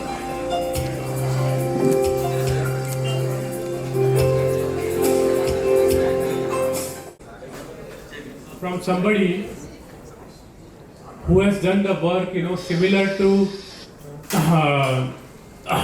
Padma Shri Mallesham sir, but in power looms. So he is from Srinidhi Green Services. His name is Ravindra Vittukavanam. He's also a second generation son of a weaver. So I invite him on the dais.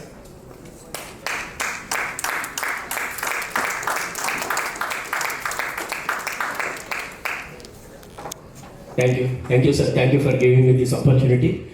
I have a small 5 minutes PPT presentation and about 2 minutes video, which is made by the Government of India. I am Ravinder Vannam. Yeah, I am Ravinder Vannam.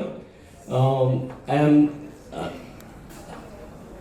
this is in situ upgradation of power looms by converting shuttle loom to rapier loom. And because my father, as I told you in a meeting, I am BE mechanical, and I have to press this one. This one? Yeah. Yeah, this is a gold medal given by Government of India. So this belongs to all of you who are sitting here to do something innovation which is a betterment of the society. Thank you. And I'm proud to say my daughter is also part of our team. She's also BE Mechanical, and she had filed the patent documents and all. We did on our own. We didn't hire any advocate this thing. We did on our own. So credit goes to my daughter also. Yeah, he's my father. He is no more. We lost him about last year at the age of 95. He had worked in DBR mill.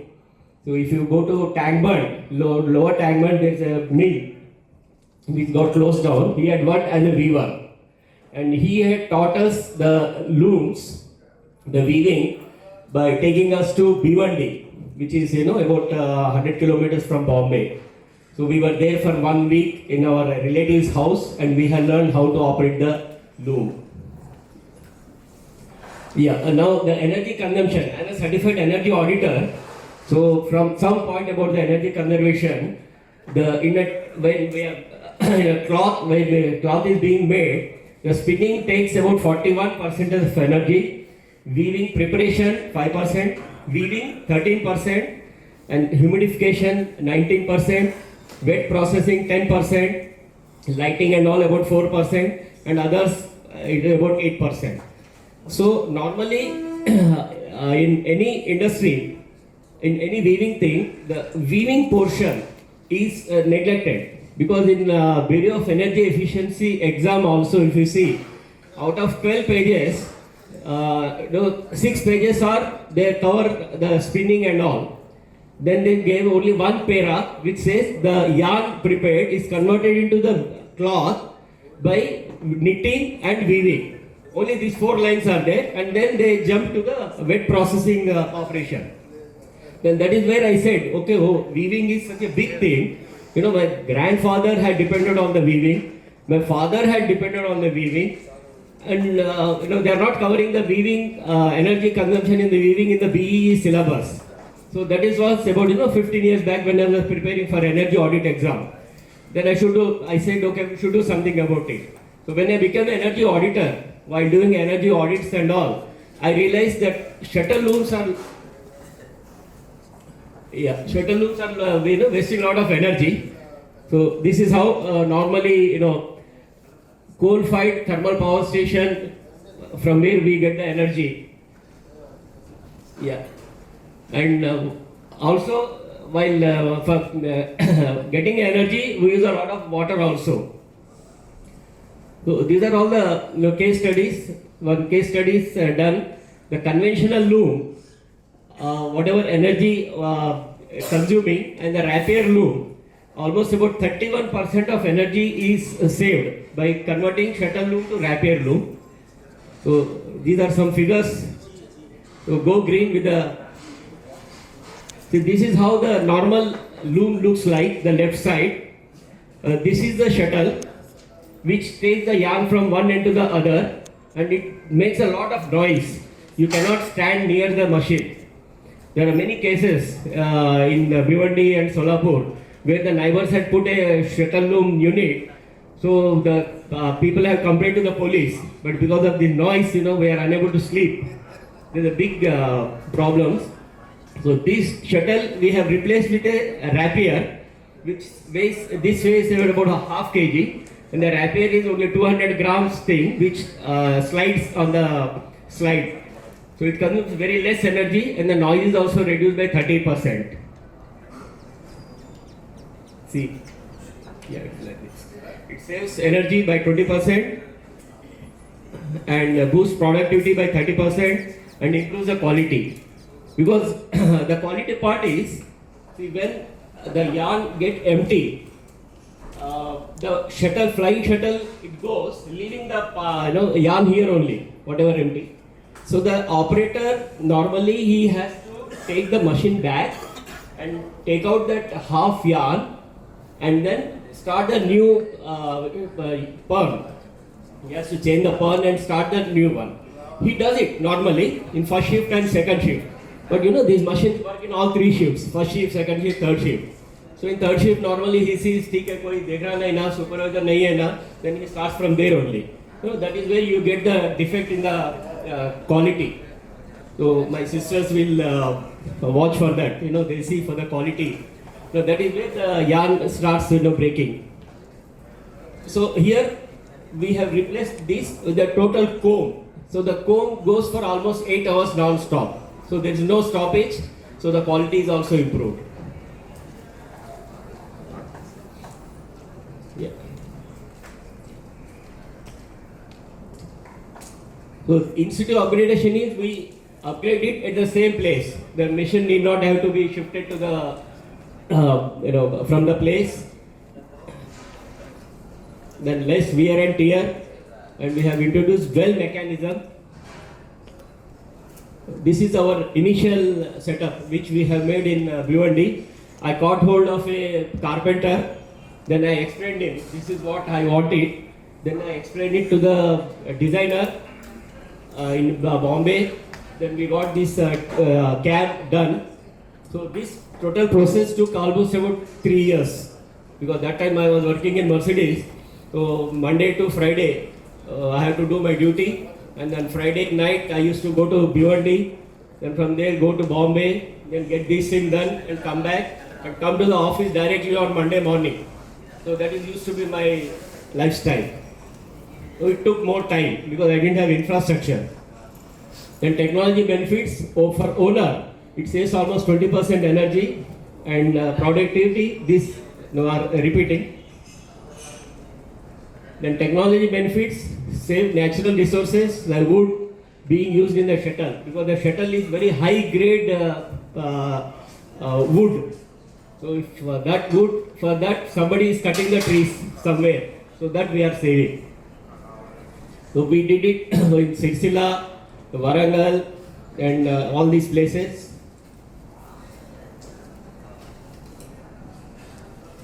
The energy, it's consuming almost about 1 megawatt energy is saved per year per machine. And such almost 20 lakhs looms are still working in India. Only high-end companies like Tata's and Reliance, they have airjet looms and other looms. But still these looms are working all across India. And I'm sure in this whatever cloth we are using in our cabin now, about half of are done on the shuttle looms only. When CO2 in terms of environment, almost 3 tons of carbon dioxide saved, and SO2 16 kgs of SO2, and NOx 8 kgs of NOx is saved per loom per year. Then operating cost is very much reduced, and per winding machine is totally eliminated. We don't need a per winding machine. And normally on these per winding machines, the children are employed, because even I was operating it whenever I used to go to Solapur. So my uncle, they used to put it on a per winding machine where you operate it. And payback period is 1.7 years. This without subsidy. Now government is giving subsidy 50%, central government is giving 50%, and state governments are giving over and above, they are giving percentage. For example, in Maharashtra, they are giving 10,000 rupees. Like that. Different states are giving different subsidies. Yeah, this is a very important slide which I wanted to explain to everybody. Of course, you may be aware of this. CO2 emission is equal to people into GDP per person into energy unit in GDP into CO2 unit energy. So here normally what we say is our GDP per person is very less. So we say in India the GDP is very less, or energy consumption is very less as compared to developed countries. But the point is, here we are defeating all the countries, all the world. Because of this, our carbon dioxide emission is very high, which is resulting into the global warming and other problems. So our effort is to reduce the carbon intensity of the cloth. Yeah, this is very important. Our innovation reduces the carbon intensity. Yeah, this is the patent we have filed. Yeah, this is my daughter, Aparna, myself and my brother and my daughter.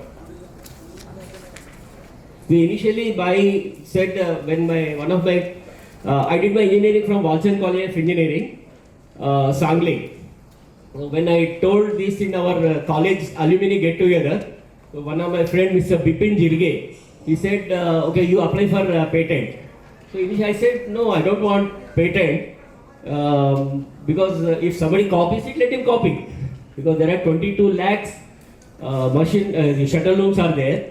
I cannot convert all of them in my lifetime, and I don't want others to stop. I don't want others to stop because I have a patent on it. So he convinced me, saying, okay, you don't need it, but if tomorrow, if your viewer wants a loan or a grant or subsidy, if he says he is a patented technology, then he will get it immediately. Then I said, okay, if it is helping the viewers, the community, the poor people, then I will go for patent. So that is how we applied for it. And I wanted to take this stage as this thing to, that time we were in Pune. So we went to Bombay. There is a patent office in Bombay. We went there, we had shown the documents, and the librarian, he was very helpful. He said, okay, you need this innovative word somewhere. So we did some changes, and next week we went and we applied directly. So here in Hyderabad, I realized that there is no patent office in Hyderabad. We have to go to Chennai. So, and going all the way to Chennai for a innovator is next to impossible. मतलब मैं तो जाता नहीं था, तो काम इधर काम छोड़ के कौन जाएगा मतलब. So we with this forum, I would like to request central government to have a patent office in Hyderabad. Because there is no patent office in Telangana and Andhra Pradesh put together. Everybody has to go to Chennai.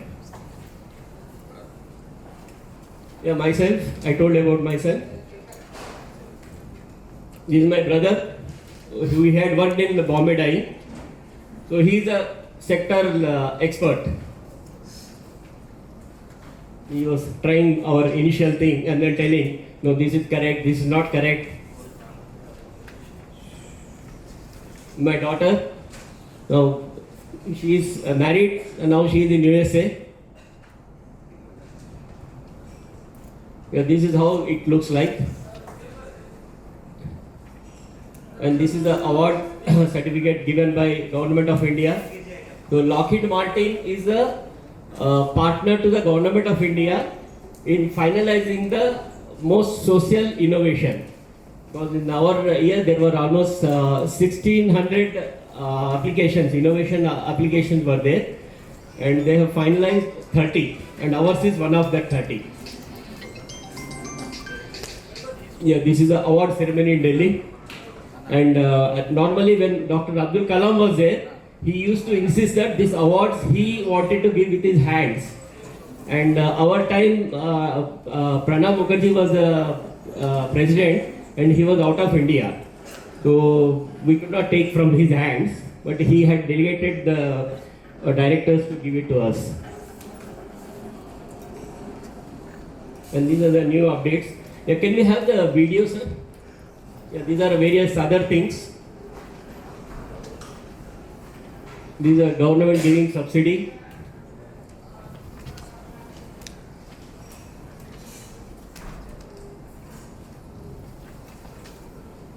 There's one 2-minute video which is which shows exactly, because I cannot bring the loom here to show you the physical demo.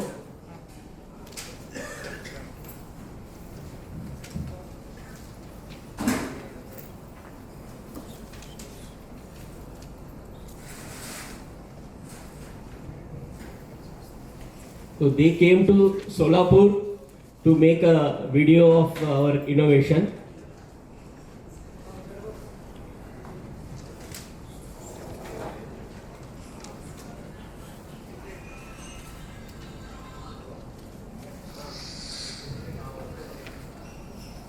They had shown the earlier machine, the shuttle loom which was working, and the rapier loom which we have upgraded.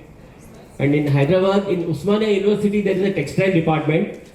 So there we have upgraded one loom from shuttle loom to rapier loom. So if anybody are interested, please visit Usmania University textile department.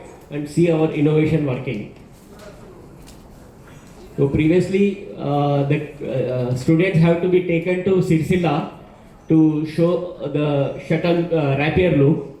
So now the children are studying the new technology here itself. And I'm proud to say one of my students, he's pursuing his PhD in USA, in Texas. Right.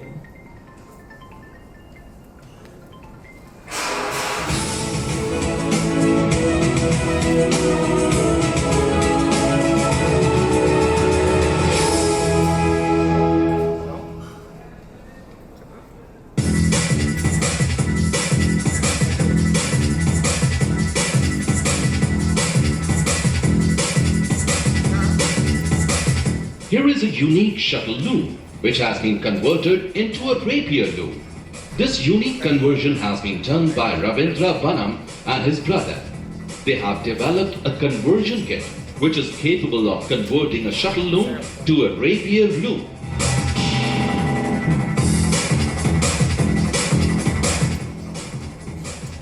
Shuttle looms are very slow, power consuming, noisy and laborious to operate. They stop every 5 minutes as drain gets empty. On contrary, rapier looms are very fast and run continuously and consume less energy. This converted rapier loom has many advantages.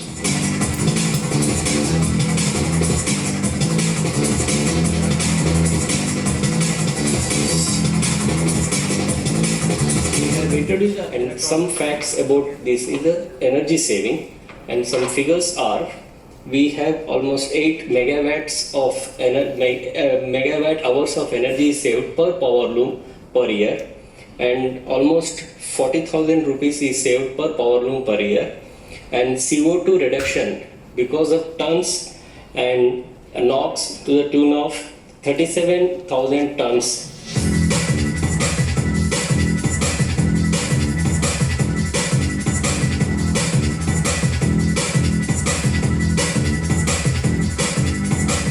This converted loom can change the fate of thousands of Indian weavers.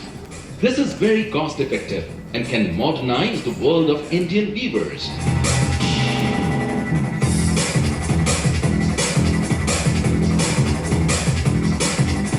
It is a very easy, and it is very easy for the weaver also, and also for the owner. And the production also been increased more than 30%.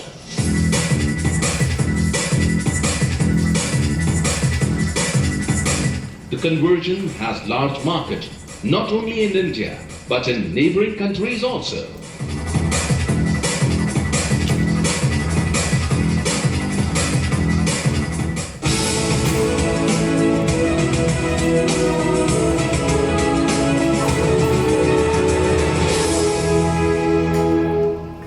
Award ceremony is also there.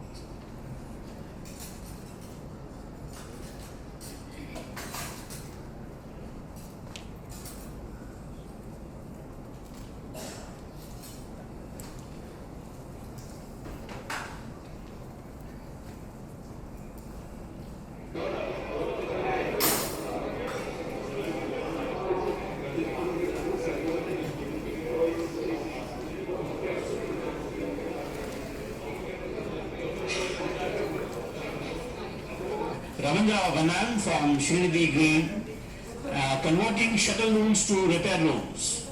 The technology is converting shuttle looms to repair loom.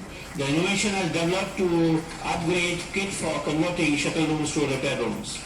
That will save electricity up to 60%.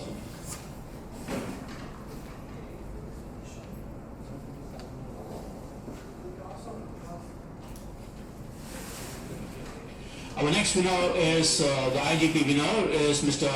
Bilak Ketan Paul from Narati Services.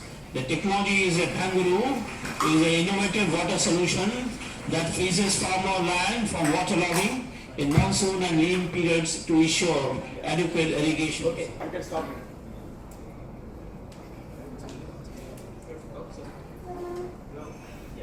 Thank you very much. Yeah. Any questions? Please. Thank you. Thank you so much, sir.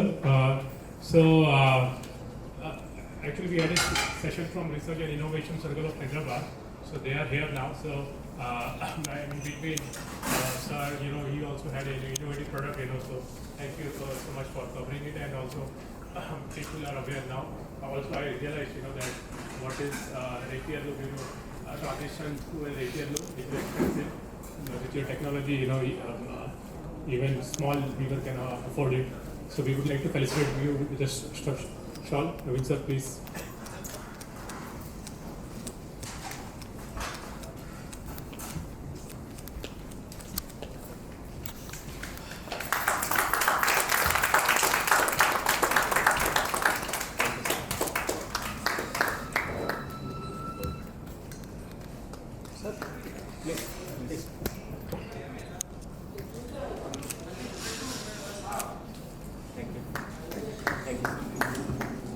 Moving on, I'll be taking a session on MSME innovative scheme. What that is to support innovation and IPR. So I hope it is visible, and I have a presentation also, but that is very lengthy, so I switch to the summary of that. So MSME innovative scheme is part of MSME champion scheme. It was launched in March 22. So it has got three major components: incubation, design, and IPR. This program is organized under the IPR component. So, it's a national level IPR workshop. In the incubation component, we run hackathons. So since the inception of the scheme, we have conducted 4 hackathons. And in the hackathon, we invite ideas. Any innovative ideas are there, we invite them. And if it is approved, we provide a funding of up to 15 lakh to develop the proof of concept or a prototype. So we have empaneled about 69 HIs, that is host institutions, through which you have to submit the idea. These are primarily the engineering colleges in Telangana, and they have an incubation center under Ministry of MSME. We have to apply when the hackathon window, 1 month window is open. So approximately 5 crore funding has been disbursed already to 111 ideas. And then we also provide 1 crore seed funding if the idea has come to life. To convert that idea into a startup, we provide a seed funding of 1 crore. And for the empanel host institutions, we provide a funding of 1 crore to upgrade their incubation center. And that is available only when 2 of their ideas, I know few HIs are over here. So when there any minimum 2 ideas need to be approved, and there should be a successful prototype out of it. And then we have a design scheme. Design scheme, it's only for MSME. MSMEs can apply if they require the help of a design expert to improve their product design. We provide a funding of up to 40 lakh, 75% for MSMEs and 90% for special category MSMEs. In that, the cost covered is the consultancy charges and the consumables. Sometimes we receive application, they want to purchase equipment under design scheme, so that is not eligible. So it's only for one making a prototype, whatever the consumables are required. If you want equipment, you can put in the rental charges for the equipment, if you want to run some tests, other things. So not purchasing of the equipment. And there is another component under design scheme, which is student design project. So in that, if in case you develop the design from a student, because sometimes the design consultants in your sector would be very expensive, so then you cannot afford it. So then you can take a student design project, and in which funding of 2.5 lakh is provided. And then we have the implementing agency for Hyderabad is NIT Warangal. So your application goes to NIT Warangal. We are also in the process of empaneling T-Works, because if those of you don't know about T-Works, so it's a rapid prototyping and design center. They have got state-of-art facilities. And then we have IPR scheme. So under IPR scheme, we have 3 components, which is IPR reimbursement. Like sir has filed patent, it is granted. So he can get reimbursement of his expenditure incurred. Now the reimbursement is limited till the grant of the patent, whatever you have done. Post grant maintenance fee and other things you pay, that is not reimbursable. And for any reimbursement scheme, there is a set of rules. You have to submit a document. First you have to apply online, and then you have to follow up by submitting the documents. In the documents, we require the invoices, the bills to be the original one. The original bills. We don't accept, being a central government organization, any central government organization, when they are doing reimbursement, it has to be original bills, not photocopies of it. And then the reimbursement is there. There is a table for it. I'll just tell you. For global patents, it is up to 5 lakh and subject to actual expenditure. For Indian patent, it is 1 lakh. For trademarks, 10,000 per application, and for copyright, for design, 15,000. So I hope by now you would be able to distinguish between patent and design. So design is patent you get for 10 years. It is for invention of a product or a process. Design is the aesthetic appearance of your product. So it may not have to do anything with the functional feature. It's just the aesthetic, how it looks. So it adds a market appeal. Your product design adds a market appeal to the product. So under the reimbursement, we have facilitated. It is a different one, IPR. It is coming from the MSME project or any. Yeah. I'm not able to do it with the controllers calling. So So I also wanted to highlight, when I'm talking about it. So this is IPR reimbursement is one component under IPR. So far since the inception of the scheme, we have reimbursed 37 patents, 434 trademarks, 70 lakhs, and just today we got funding for another 105 application, reimbursement application, which are with us. So that will be completing by 31st March. State government also, like yesterday you must have known, they have been running reimbursement scheme. So which provide 50% reimbursement since past 10 years. So you can apply under their scheme also, but you can avail any one scheme. There is a department called Department of Promotion of Industry and Internal Trade, DPIIT, under Ministry of Commerce and Industry. They also have a scheme that is for startup. So you require a startup, DPIIT startup certificate for that. So they have empaneled patent agents and trademark agents directly. So the list is available on their website, startupindia.gov.in. So if you have the startup certificate, you can go to them and avail free services from them. Otherwise, you can get reimbursement from our scheme. And we have empaneled 6 IP facilitation centers across Telangana, 5 of which are in Hyderabad. So yesterday in the panel discussion, we had Ms. Swapna who was moderating.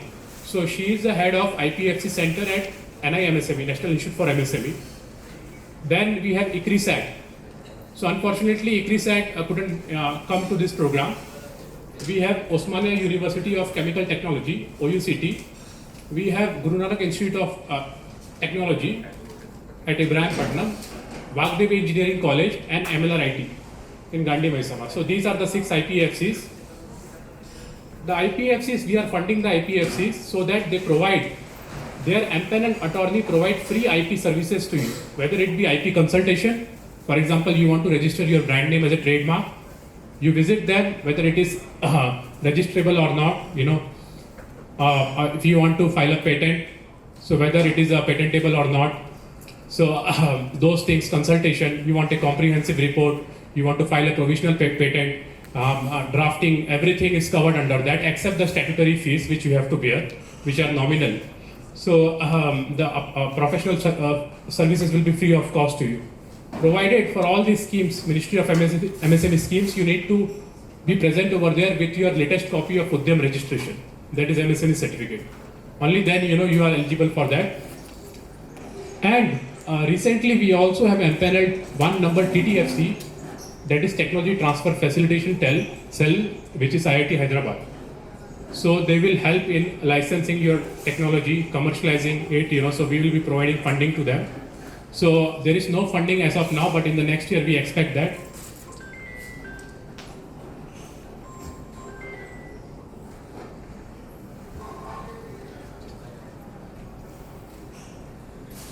So these are the reimbursement cap I already mentioned you about. IPFC centers which are empaneled, we are funding them 1 crore for 3 years so that they provide free services, IP services to MSME. If they exhaust their money, they are within the 3 years they can ask for more fund. Yes, and also the empaneled implementing agency, including IPFCs, we provide. Come down. Yeah, we provide this funding to organize IP awareness program. Because we have to start with IP awareness. I think when we talk about our office and people who are connected with us, we are I think at the end of the awareness stage, and we have to take the next step in IP. And 5 lakhs for national workshop. We also had in 2024, February 2024, launch of SCIP scheme, which is support for commercialization of IP. So after a lot of deliberation, we realized, that most of the invention, they are they get limited, to the patent certificate, and it doesn't come to the market. Is not able to make, even if it comes to the market, there is no impact. So for that, we have empaneled TTFC. So we are TTFC. The eligibility, minimum eligibility is they should have at least 2 successful licensing agreement, 2 successful commercialization.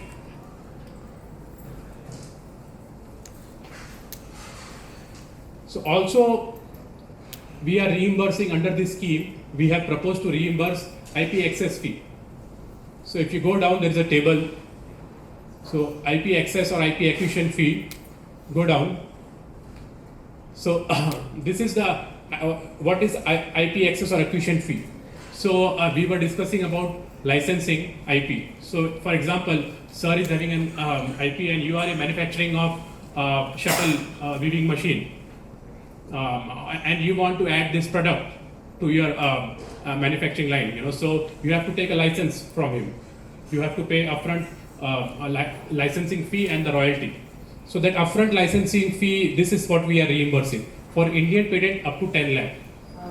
For foreign patent up to 15 lakh. So suppose it's a foreign company and you want to manufacture that product in India. You want to take the license because their patent is protected in India also. So then it will reimbursement, it will be up to 15 lakh, and copyright trademark 2 lakh. So brand also sometimes, you have a product but you want to sell it under some other brands, especially in the category of perfumes like Kevin Klein, they don't manufacture it. Other manufacturers, they license the brand and they sell on their brand. So this is the reimbursement fee for that under SCIP.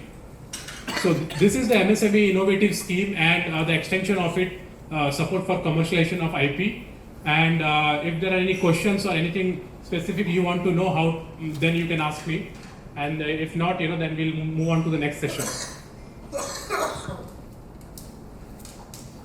So there are implementation details also, but I will not tell over there, because if you have, something like patent reimbursement or this thing, you can directly come and discuss with me. So I think, any questions? Point 5. Yes, please go to the point 5. What is that? Funding for awareness program is limited to the implementing agency. So first you have to be empaneled as an implementing agency, and then you can say submit proposal to conduct an awareness program workshop, and for that, for a IP awareness program webinar, online workshop, online awareness program, we provide a funding of 40,000 and physical 70,000. So that is limited to implementing agency, those who are empaneled as an implementing agency. So you can apply as an IPFC first or as a host institute. So what is the criteria for that IPFC? IPFC institute criteria, it has to be a reputed institute, government or non-government or an industry association, and it should have IP expertise already, means they are doing IP filings, and plus it should have an association with MSMEs. industry association, so that there are a lot of MSMEs approaching them. They have a connection. So the purpose is they have the IP expertise, they have link to MSMEs, so MSMEs can approach and take the IP services from them, and we will be funding them to do that. So The funding will be only. When can we apply for that? So yes, sir. So can I know which organization you I'm represent? from TKR College of Engineering and Technology. Okay. So currently now we have empaneled 6 IPFCs, and so we will evaluate the performance of IPFC. They already have the first installment. We will see what is the demand over here, and if it is required, then we will empanel more IPFCs, because recently we had received more than 50 IPFC applications, and we forwarded them. So all of them were refused, and only one under TTFC IIT Hyderabad got accepted. So we have empaneled, and we are going to see, and if it is required, more IPFCs are required, then we'll consider the application. So what we are looking now is for MSMEs to avail those services. So MSMEs should come forward, avail the free services. They shouldn't be hesitant. And like yesterday, we saw Brigadier Ganeshan, he was explaining the grassroots innovation. So probably over there, our IPFCs will look into that, and we have those grassroots innovation also, if they can be protected under IPR, to help them. And other thing is branding. Some of you may be starters, and you would want to register your brand, get consultancy. We also had, IP attorneys, empaneled IP attorneys over here yesterday and in the morning. I think you must have formed the network. Yes, one of the IP attorneys is here. So he's earning a firm. He also does, but he's not empaneled yet amongst our IPFCs. So he will not be able to provide you free service, but he can do the reimbursement application. Remember, the reimbursement application only after your trademark is registered or patent is granted. And for a trademark, without objection, I think it takes around 6 to 8 months to get registered. Patent, is I think 2 years or more, And example is there, sir, is there, he filed in 2012 and the patent got granted in, I think, 22. And in between it was amended, when he approached us, and we linked him up to one of our IP attorneys, Eva. So, and they got it granted. And also he is going to show a video of his innovation. He's from ex-merchant Navy, chief engineer. And so he has experienced that happening over there. The same technology has been applied over here. So it's, but with some innovative step, in terms of car parking, vertical car parking. He's going to explain that. So any more questions? So I hope, that we conclude this. And if anything else is required, you can approach me related to IPR. My colleague, who is also the coordinator of the program, Mr. Naveen Kumar, is looking after incubation scheme. So you can, I'm looking after IPR and design scheme. So you can approach us. And next speaker we have from Research and Innovation Circle of Hyderabad, RICH. Mr. Nag, I think, yes, he's over here. Yes. So you can take over here.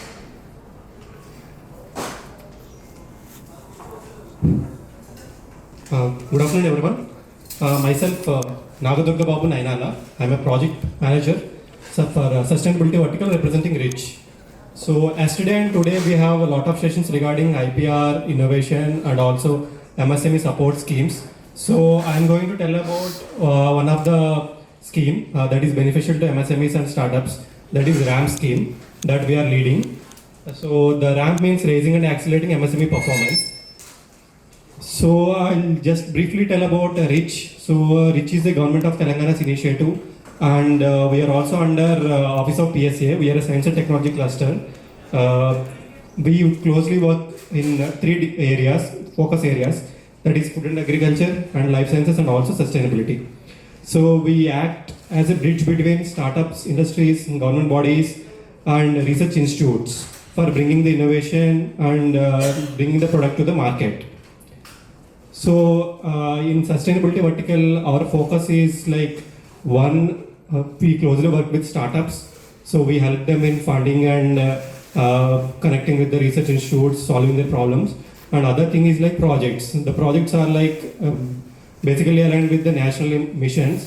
We do pilots and we'll we also advocate for the policy front also. Recently, Telangana state also launched clean energy policy.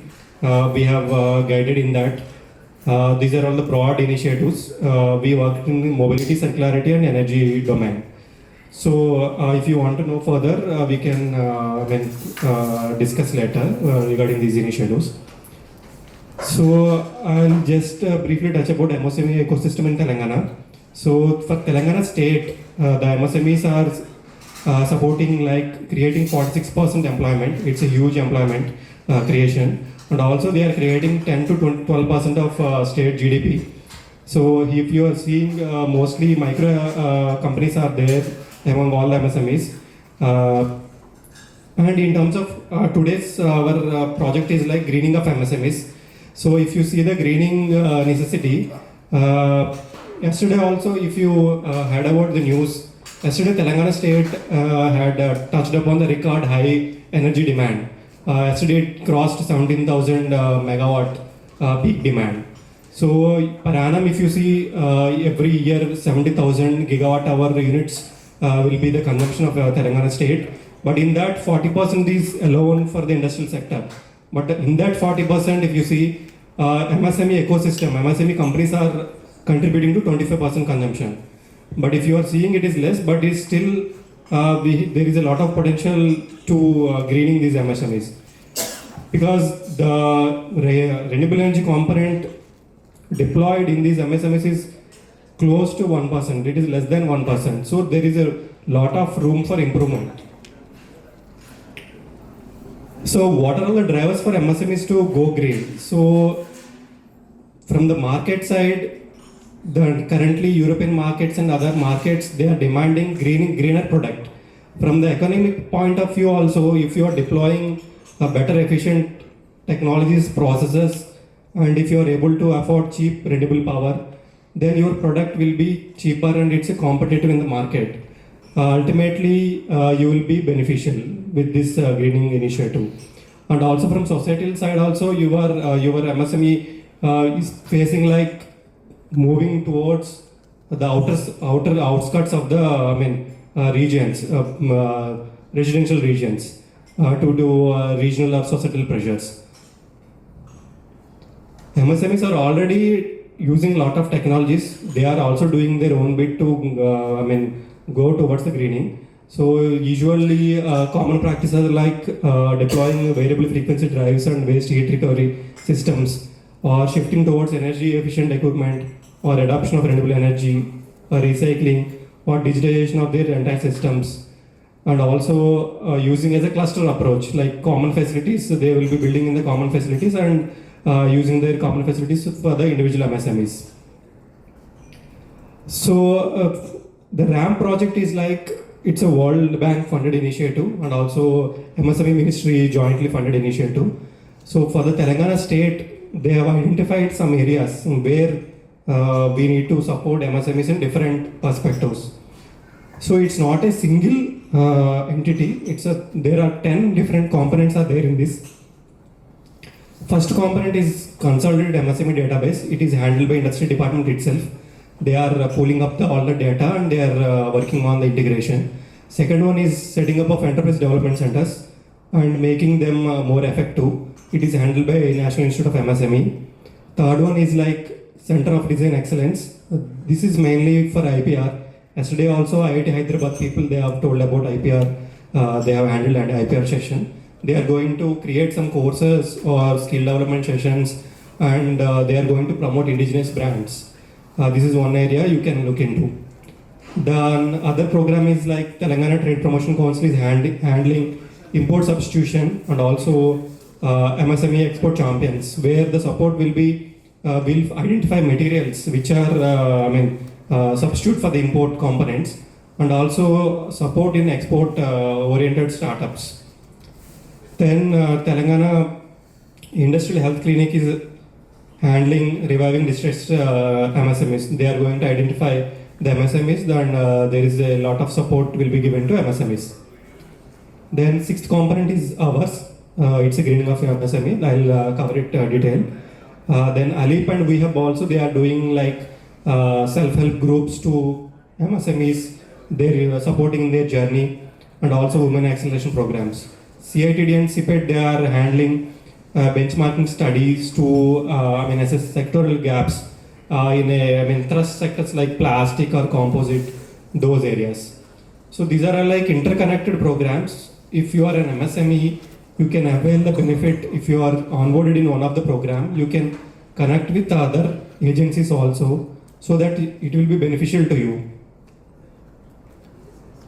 So in terms of the greening MSMEs initiative, so this is a 2-year project.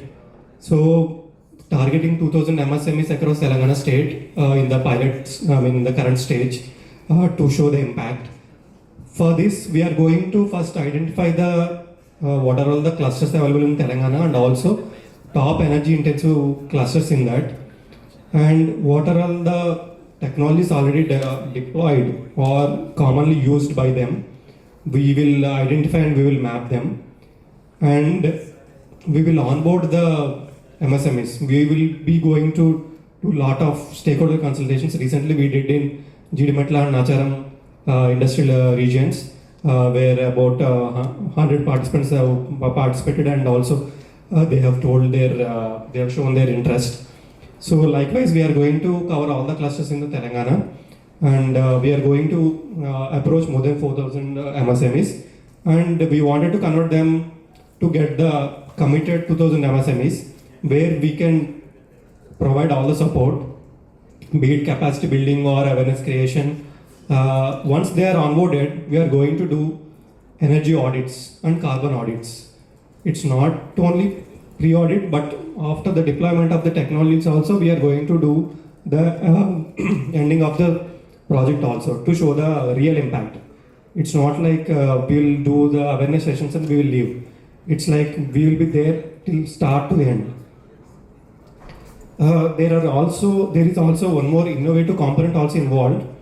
Based on the inputs received from the MSMEs, if there is a need for developing a new solution or to bring a startup of who is working on that solution, we will host some startup grand challenges, and we will identify those experts or the startups, and we will connect with the MSMEs for those problem statements. And after that, we will handhold the MSMEs. We will give the interventions, what are all the things they can deploy in their premises to improve their production, or maybe reduce their costs, be it electricity cost, or be it production cost, or be it supply chain components. Then we will help them in, we will also engage with consultants and expert agencies. They will support in preparing DPRs, assessments. They will give clear they will identify what are all their requirements and all. They will clearly project. After that, we will also onboard banks like all the private and government banks, and also SIDBI and other kind of banks, and we will find different channels for the funding. We will be there to, we will solve their problems, and we will connect them for the bank, funding also. Once that is done, the projects will be grounded. They will deploy the technologies, and we will monitor the progress. Each month we will track their progress, and there will be one public dashboard will be created. There everyone can be able to see and access what are all the sector specific or cluster specific interventions are there, what are the case studies, how they got the benefit, how to replicate it, that and all, everything is public. That we will create, and we will show the impact once the project is done. So if you see, this is also, I have covered earlier, this is like what kind of support is there for the MSMEs in terms of technical implementation or business or general. These are all free. MSME need not to pay anything for these kind of services. Whoever is interested to greening or who has to raise the performance of their products, if they are onboarded, these all services will be provided from this project itself. Currently, we are at the stage of Q1 2025. So we are approaching all MSMEs. Whatever the venues are there, we are going and creating awareness on this program. not only our project but all the entire 10 projects. And we are seeking interest from the interested MSMEs, or maybe if you are an association, you can also approach us, so that we will have a separate session with you. And once the MSME is onboarded, we are going to do engage with the different agencies who are actively doing carbon and other assessments, and also consulting agencies also. This is our plan in the way forward. So this is like a small expression of interest. My colleague is there, Charan. If you are interested, you can fill this form. Just basic details only about your MSME, energy and production details. You can also scan this QR code. You can share it with your colleagues or maybe within your networks, so that the same details you can fill it through the online, so that we will approach you once you have submitted this thing. So I thank MSME DFO for giving this opportunity. I thank Naveen sir and Gulshan sir. We are actually planning to collaborate with MSME DFO also in driving this initiative. They are already doing a lot of initiatives, so this also we wanted to leverage their network, and we will closely collaborate. So if anybody wants to connect through them also, you can able to connect. Thank you, sir. Thank you so much.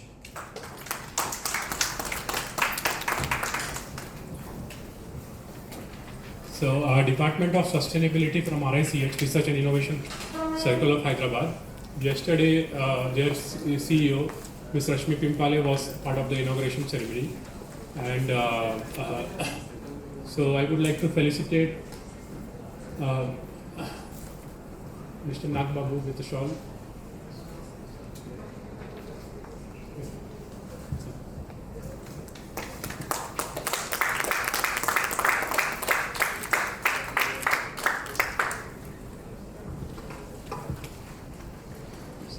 Oh.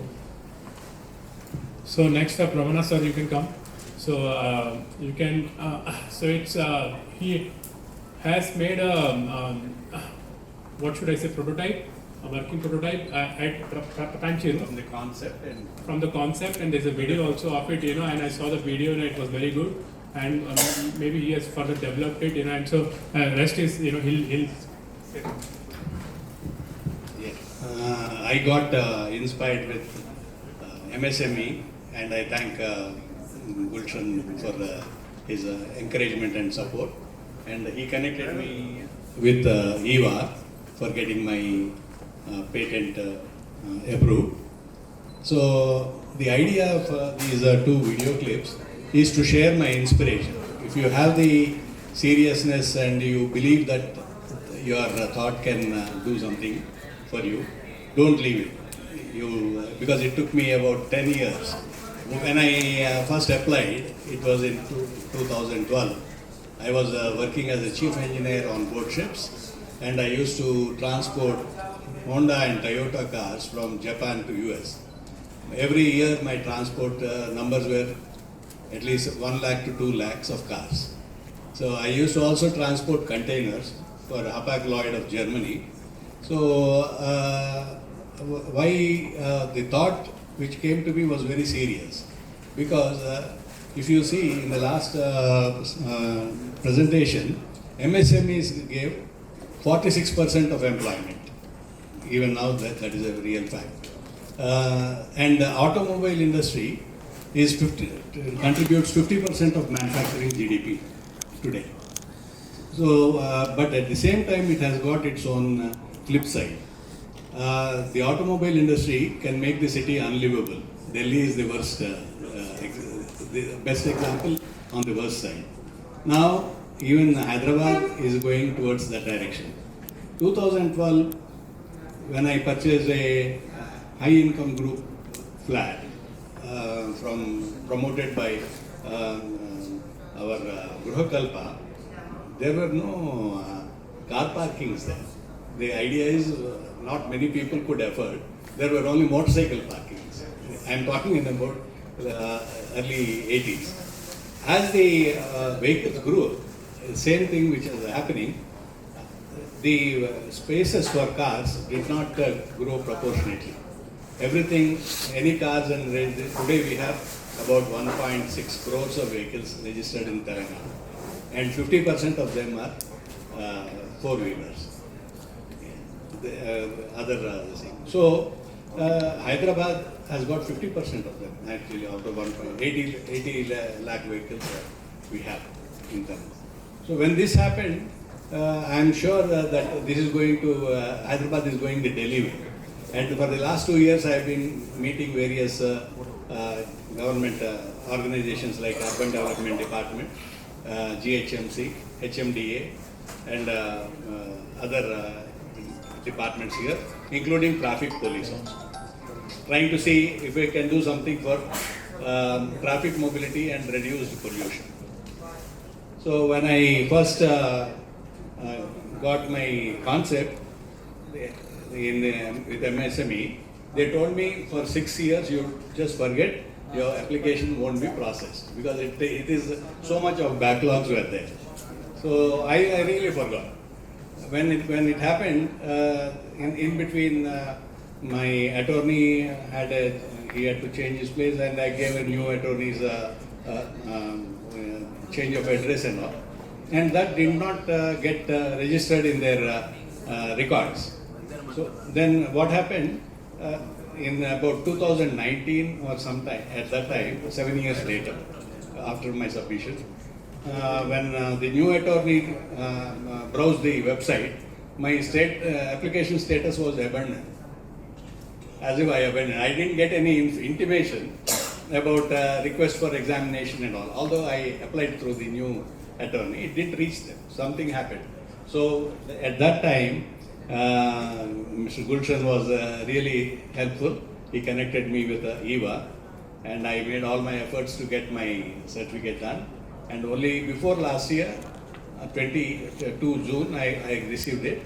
Then I started my commercial application of the project with various governments.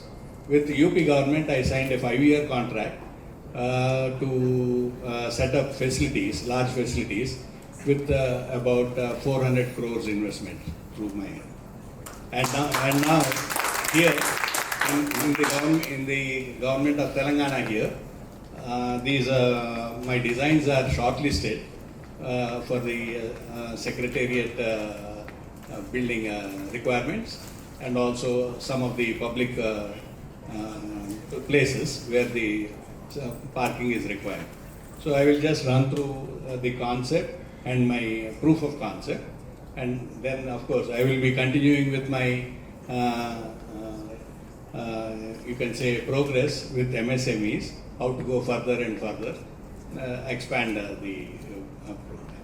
It will be, I just wanted to share, to attract your attention and also to give you encouragement. Because what I told Mr. Gulshan is, why don't you interact with every one of the delegates here, because they have come with something in mind, but they are not able to open up, because they are a bit, platform shy, or you can say they have some thoughts they would like to ask. Then there will be more and more, you can say, applications coming in forward. Because they come and see, and then they cocoon themselves, they keep it to themselves, they don't really vent their thoughts and shall we do? Yes, that is your patent certificate. Yes. So that in 2012 has granted. Those of you who don't know you. But I don't want to belittle the So this is an example, patent certificate, once it is granted, you get it like this, and you see the patent number, and on the top right there will be the application number. Over also here application number, date of filing, and what is the patent name, Marine Cradle Wallet. If you go down, then you will be able to see the name open of the car patent. parks. Yeah, and It is outdoor facilities, these are not indoor ones. yes. So see, the 20 years, the patent will be valid legally 20 years from the date of filing, that is 21st June 2012. So not from the date of grant. So that is also known as your priority date. Suppose in case you want the patent is only protected when you file in the Indian Patent Office, yours will be the Chennai office. So when you file in Hyderabad through IP attorney in Hyderabad, So then it is only protected in India. If you are interested in overseas market also, you want to have the patent enforced over there also. For example, US Patent and Trademark Office, USPT office, you have to apply. So you have to apply within 12 months from the date of filing over there. Through PCT route you can apply and you can select multiple countries over there. PCT application will go to World Intellectual Property Organization. So with that one application you can select multiple countries and you can apply in multiple countries. So, and our IPFC centers will facilitate you for the application of your Concept video is the first one. Concept. Yeah. Not the demo one, other one.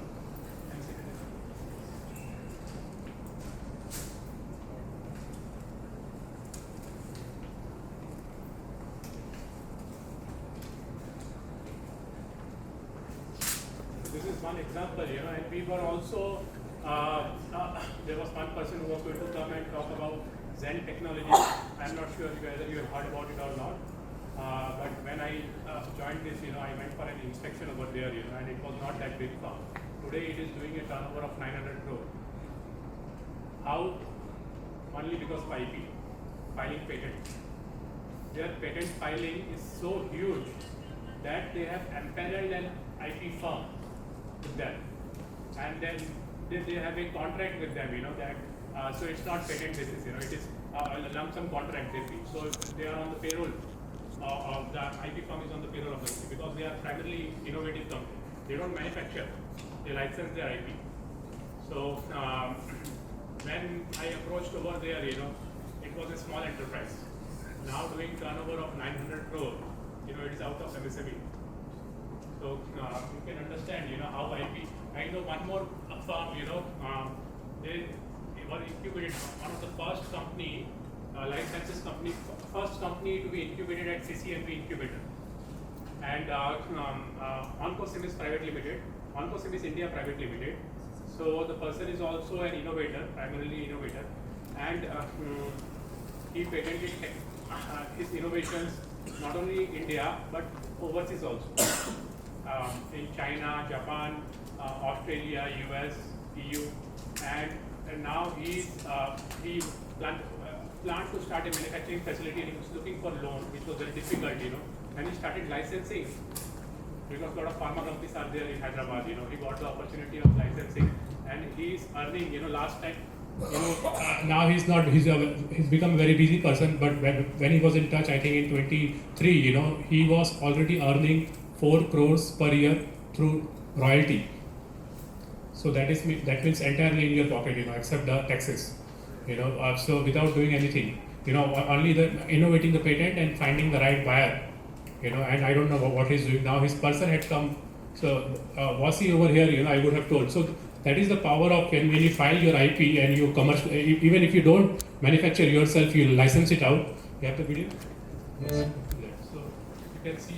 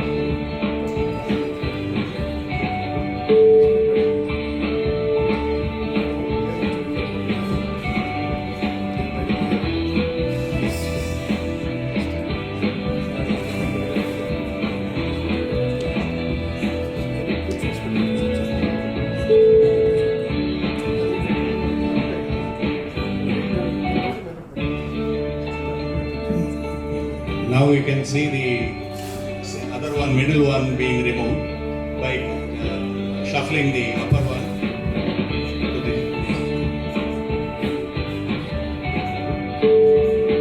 This is actually a process what we do on board ships for loading and unloading. This is I molded to the requirement here. On the background I have shown some residential community where people don't have car spaces today. Earlier time maybe they were adequately good numbers, but today most of the residential communities they suffer parking place problems. That is one thing. And actually in the private sector, some of my designs are pending for with the corporate hospitals like Care Hospital, and they don't have much place inside. So there I am giving some plans, and they are under process. Then the proof of concept video is there. We have done it in Patancheru here.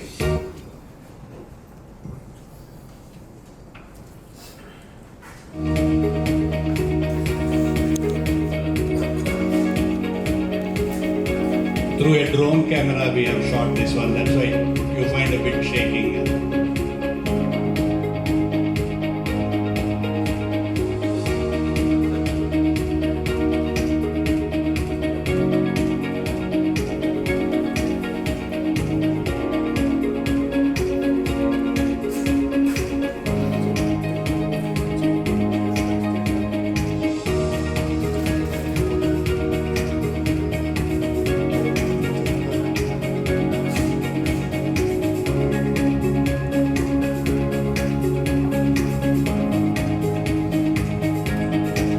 These containers or cradles we call, they are large enough for Innova cars.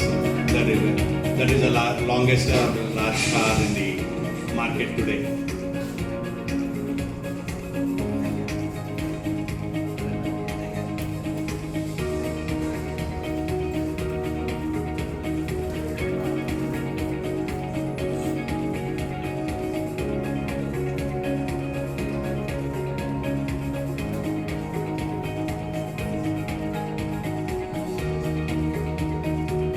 Very user-friendly and reliable systems.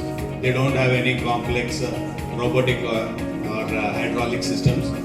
Purely electrical driven, and just like a service lift. Power requirement also is very less.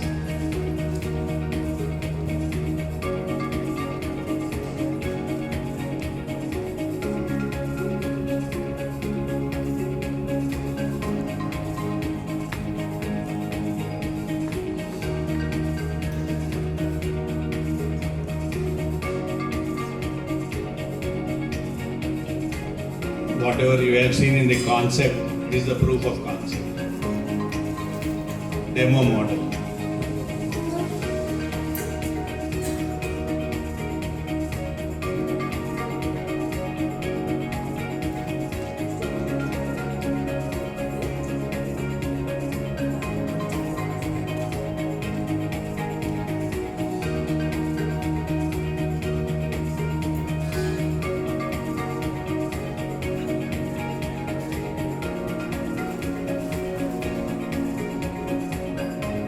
Thank you so much.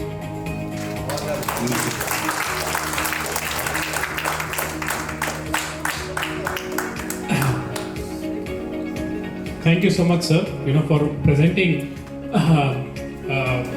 your innovative process of solving a problem, which is a problem, we are experiencing in cities of India.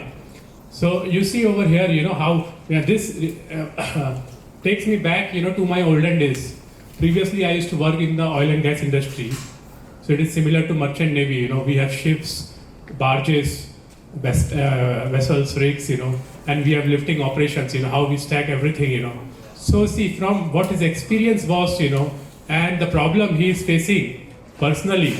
So what is the learning over here, when it is your knowledge, your experience, what you have learned in your life, and the problems which you are facing it personally, so that you are a market to it. So you understand every aspect of the problem. What would be the exact solution which will be accepted by the market? If your innovation is driven by that, then once you are ready with the final product, So it is very likely that it will be accepted by the market. If you are the, because you understand who is the user, what is the problem. And even yesterday's session, Brigadier Ganeshan sir, he was explaining those grassroots innovators, they were facing those challenges themselves.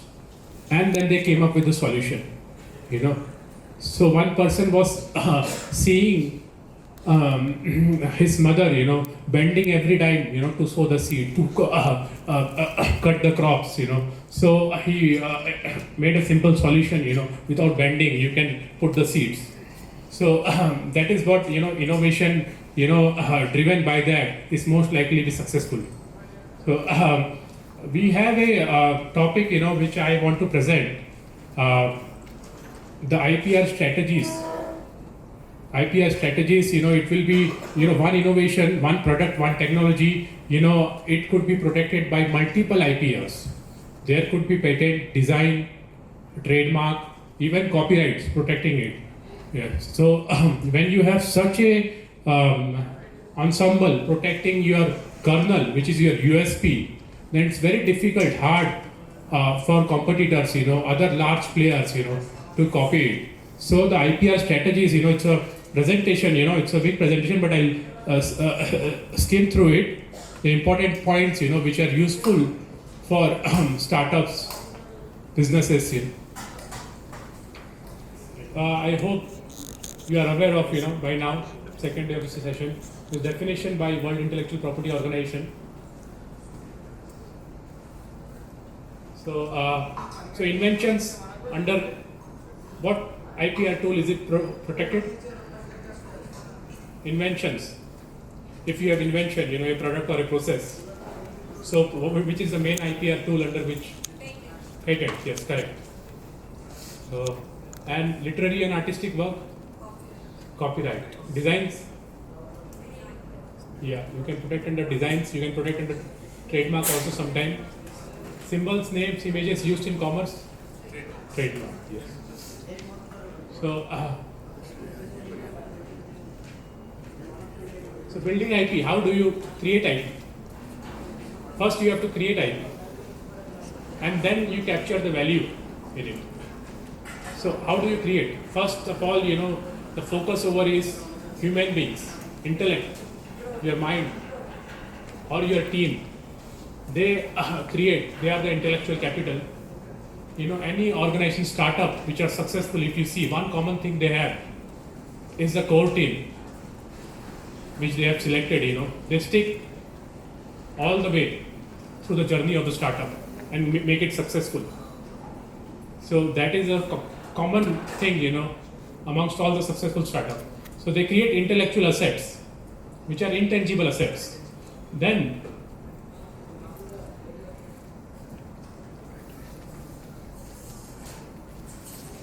intellectual assets could be an intellectual property or not.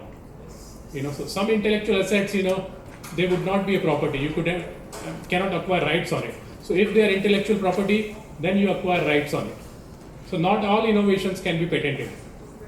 So once you acquire IP, why you protect IP? Because of this two basic nature, which is the public nature of IP. Non-rivalry, non-diminishing. That means simultaneously, if multiple people use it, it is not reduced.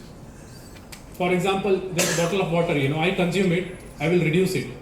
Somebody else drinks it, it will get reduced. But it doesn't happen in case of IP. So it is very very difficult to restrict others, free riders. So, and then non-excludability, you cannot exclude also. For example, national defense. It comes out of the taxpayers' money, but not everybody pays tax. But everybody who stays in India gets protected. So because that is why you have to protect your IP. So they are like any other property right. If you have confusion about IPR, and it is complicated, it is like your other property right, like your land, your apartment, you do registration for your two-wheeler, four-wheeler, it is like that. So, and these other things are there, I don't want to go into detail of that. So these are different IPR tools available in India, trademarks, and there is an act for it. for each one of them: trademark, copyright, industrial design, patent, trade secrets, semiconductor layout design, geographical indications. So I think you must not be familiar with semiconductor layout design and geographical indications. So very few people, I don't think there are much semiconductor layout design. It is for the semiconductor manufacturing companies when they make a mask, that can be protected. A layout they create. If people from VLSI background are there, they will be able to understand it from electronics VLSI background. So and normally it doesn't require that protection because that can be protected as a trade secret. Because what happens when you apply for such protection, you have to disclose that to the public office, and then it will be in the public domain, so other people can see it. So if you are a semiconductor manufacturing company, it doesn't make sense, to register it. So likewise, even for some innovations, which cannot be easily reverse engineered, so that you can protect under trade secrets. So you can enforce trade secrets, you can have policies, to protect it rather than patenting it, disclosing it. So this, I will not go into the details of this. This is pretty basic. So over here is an example, how Coca-Cola, you have to imagine from its primary market in US, when Coke was initially launched over there, and it became a craze over there. People started drinking it, so when it launched over there, it had a unique formula which was protected as a trade secret, still protected as a trade secret. So, excuse me. So, one is their formula. So, you must understand, all businesses must understand, when you come with something new, which is easily accepted by the market and becomes very popular, then there will be imitators, copycat, who want to grab that market share. They will come up with similar product. So after Coke, now you have a lot of soft drinks available in the market. So but how they protected and they translated the first mover advantage into their brand. So when you go to McDonald's, they offer you Coke, and you will say, I want large Coke. So now, when Coke was launched in India, there were other soft drinks also. So, but if you think from American perspective, their preferred soft drink is Coke. So it is a case study, how you translate your first mover advantage, to the product which is available, to create a brand out of it. Not only their logo, even the bottle shape, the contour design is protected under trade dress as a trademark. So, so you see one product, the cap is a tamper evident, and the patent, as you know, after 20 years it expires, and other soft drink companies also can copy it. So that is a tamper evident feature. Somebody opens it and reseals it, consumer is able to understand, that it is being tampered with. Trademarks, trade secrets, design rights, copyright for the publicity material, everything, So how they have protected one product with multiple IPs. It's a simple product. And they become a big brand. Top 500 brands in the world. So industrial design, I will not go into this. I will just go into the strategy of it. Patent. By now you are familiar with patent. So these are some famous patents. Electric lighting patent. So who is the inventor? Edison. Who is the owner? Edison and Swan Company. Sewing machine, owner is Howe and Singer. Smartphones, many patents are there, mostly owned by Samsung and Apple, these two firms. So you have to understand, you are the inventor, but you may not be the owner. When you file the application, there is a separate application field. So whichever company's name is there, they become the legal owner of that intellectual property.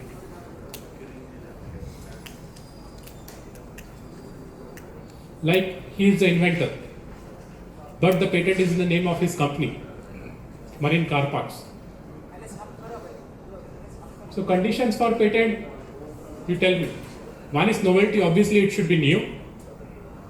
So it should not be, the same concept should not be there around anywhere in the public domain. Anytime back in the history, there should not be, the prior art, should not reveal that something like that has already been done anywhere in the world. Novelty, what is the second criteria? Inventive step, yes. So non-obviousness, inventive step.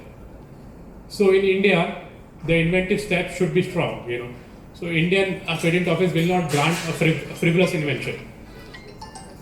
And the third, obviously, industrial applicability. It should have some application and you should be able to commercialize it so that you gain money out of it. So it's an exclusive right, so I don't need to go into this now. Validity, you tell me? 20 years, yes. But sometimes that 20 years may not be useful, because the technology may change, So the actual life of your product, in the market would be 3-4 years, or 5 years like that. So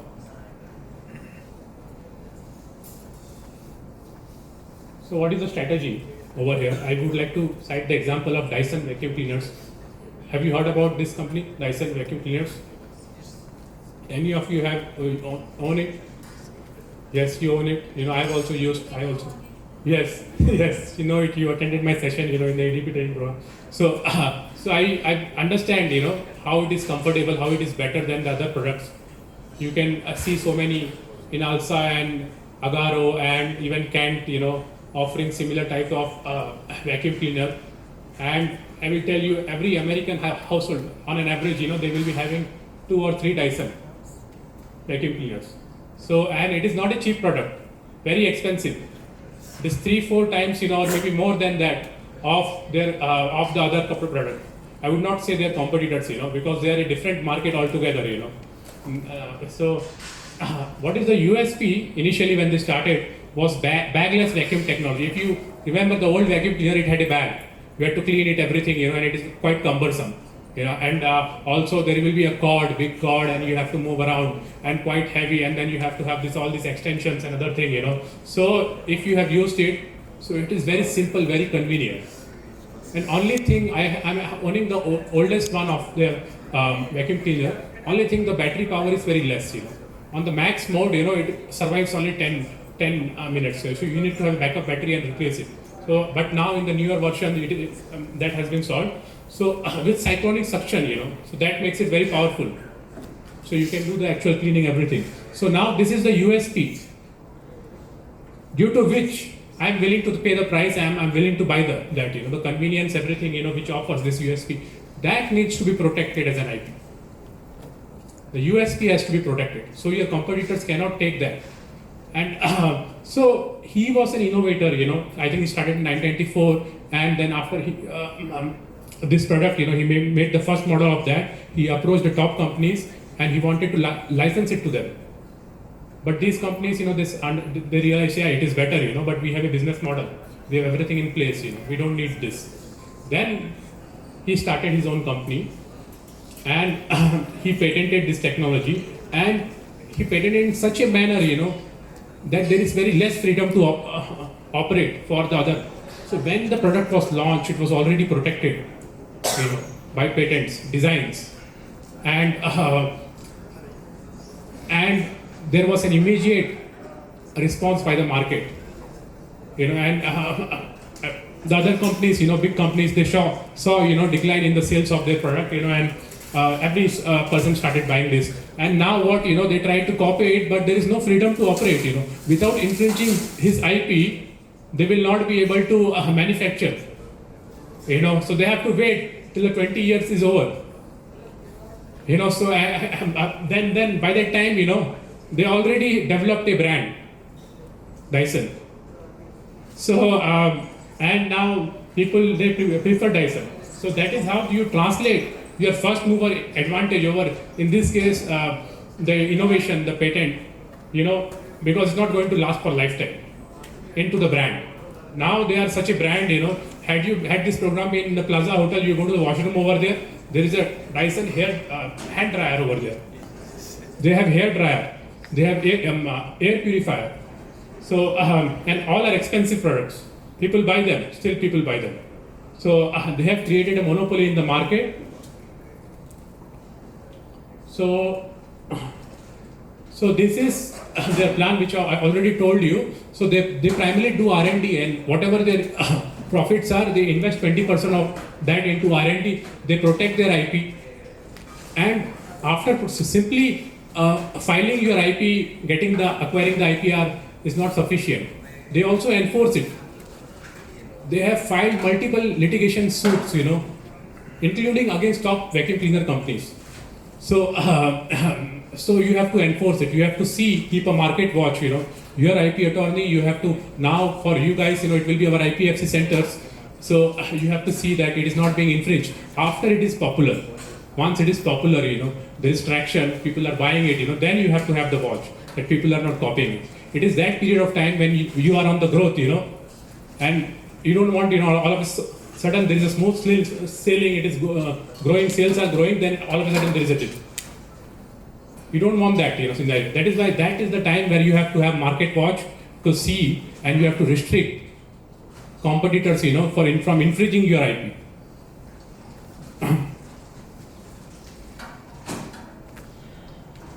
So this I have told you. I will move on to the next. I'll skip copyright, but I'll just give you a basic of it. Copyright, is a IP which is not directly, which is not much involved in businesses, but in the music industry, in the film industry, it is there. Copyright, what it does, it primarily protects the expression of your art, expression of your creativity, how you express it. And the validity in India is 60 years, your life, the life of the author who creates the copyright, plus 60 years. So, and even computer programs are, protected in India, protected under copyrights. And to be frank, it doesn't give you an effective protection because it is only protecting the expression, not the logic or concept underneath it. So, there was one person, I met yesterday here. He was asking me, he has developed an app he wanted to protect under copyright, because it's not protected under patent, So the only way is you embed it with the hardware and protect it under patent. But there is no point in protecting under copyright. It is better to keep it as a trade secret. So this is one thing, even if you are a creator, you are artistic, you can license it. Because, for example, Mickey Mouse, it's popular among kids because of the cartoons they watch, and any bag, any shoes or their dress, which has Mickey Mouse character, they would want to buy that. So, when you put a Mickey Mouse character, for example, you are in public domain, so you can use that. But they, change the character. So the current cartoon will not portray the previous characters, which are in the public domain, which you can use freely. So that is... and trade secret. This is very important IP. You don't have to register this IP, but from MSME perspective, it is very important. And how do you protect it when you don't register it? You have to enforce it. You have to give value to the information in your company, because of which your company is making sales. So it could be this, your sales method, how you are selling it, your knowledge of the market. What exactly the market want, and who are the people who are ready to pay premium extra, and what they want, whether they want it in time or they want it at a cheaper price. And what is the price? When you put that price, market will buy it. Knowledge of all those things, they are trade secrets. So,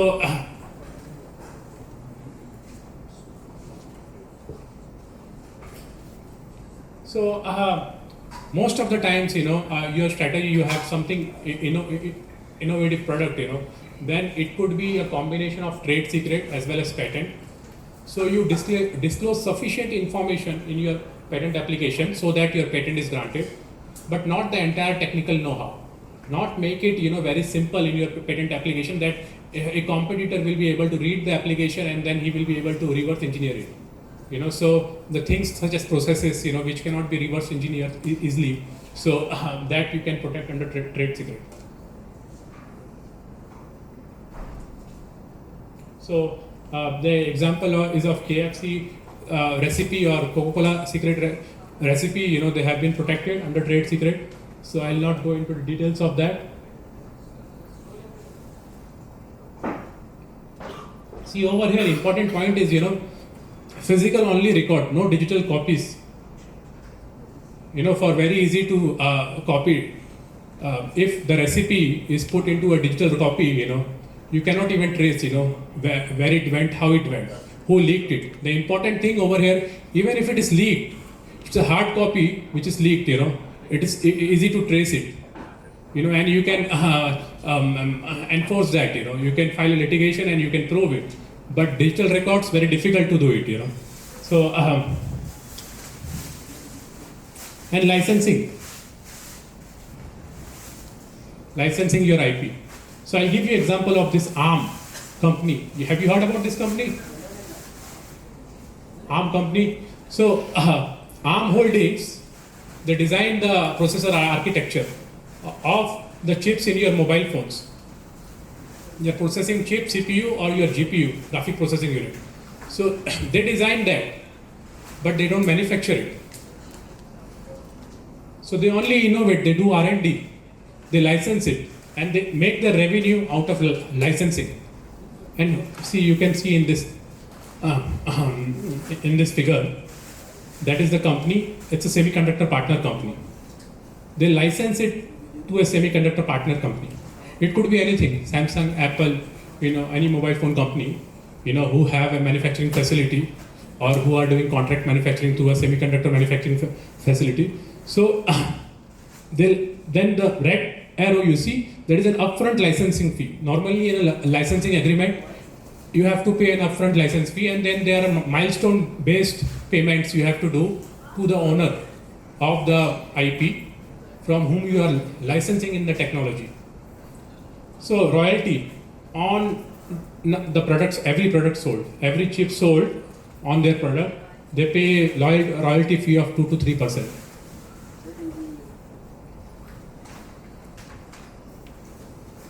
So you see 2024 figure, they recorded a revenue of $3.2 billion, out of which 1.8 billion was generated through royalties only. And the remaining would be through licensing fee or through the support services. So you see, without manufacturing anything, just by doing R&D, they are earning. I was citing example of Oncosimis. They also do the same thing. Zen Technologies. And then these all things are there, I don't want to go into this. So defensive IP strategy, blocking competitors, these are a bit advanced, when you go to the next level, then you apply this strategy. So I would like to end here. For the next session, we have very well-known, reputed and experienced IP attorney from US. He'll be joining us online. Yes, he's a senior IP attorney and his name is Philip Furgan. So I would request you to come in the front, so be together, so the seats look full, when he comes online.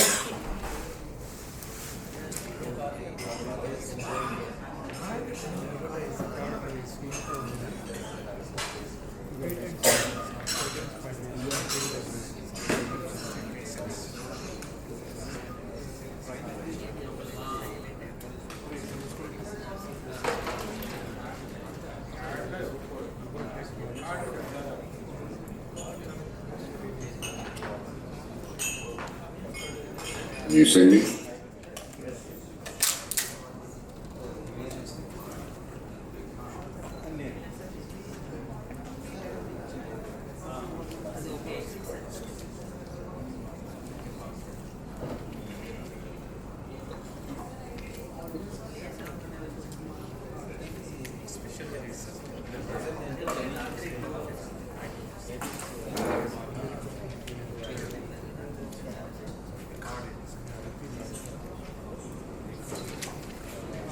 Good evening, sir. You can start.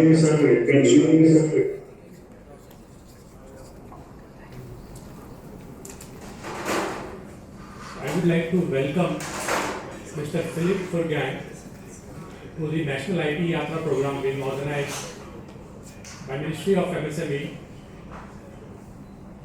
at Hyderabad in India.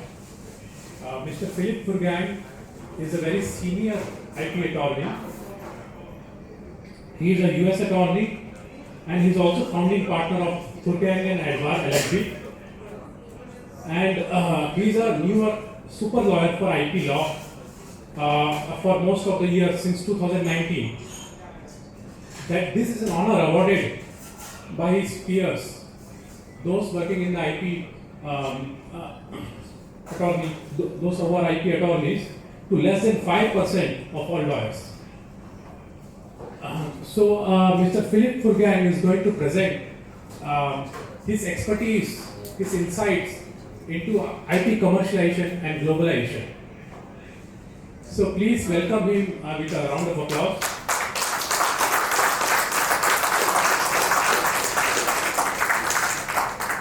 Thank you so much for joining us. It's all yours now. If you have a presentation, you can share it. If you have the rights to share it, if you don't have it, we will get it granted.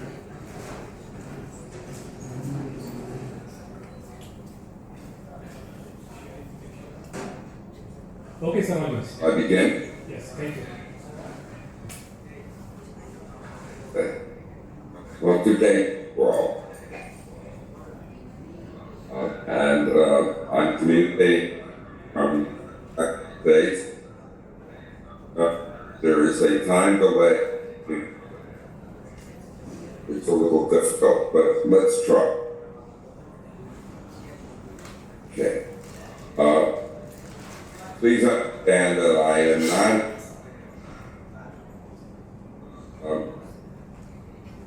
it's very difficult to talk because I'm getting feedback, but let's try. Talking here today about utility patents and design patents and their usefulness in securing rights for your businesses in the U.S.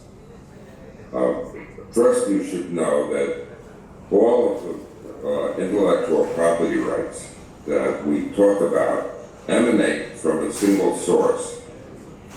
In the medieval time in Italy, there was an architect, builder named Brunelleschi, who was asked by the prince of one of the states in Italy to design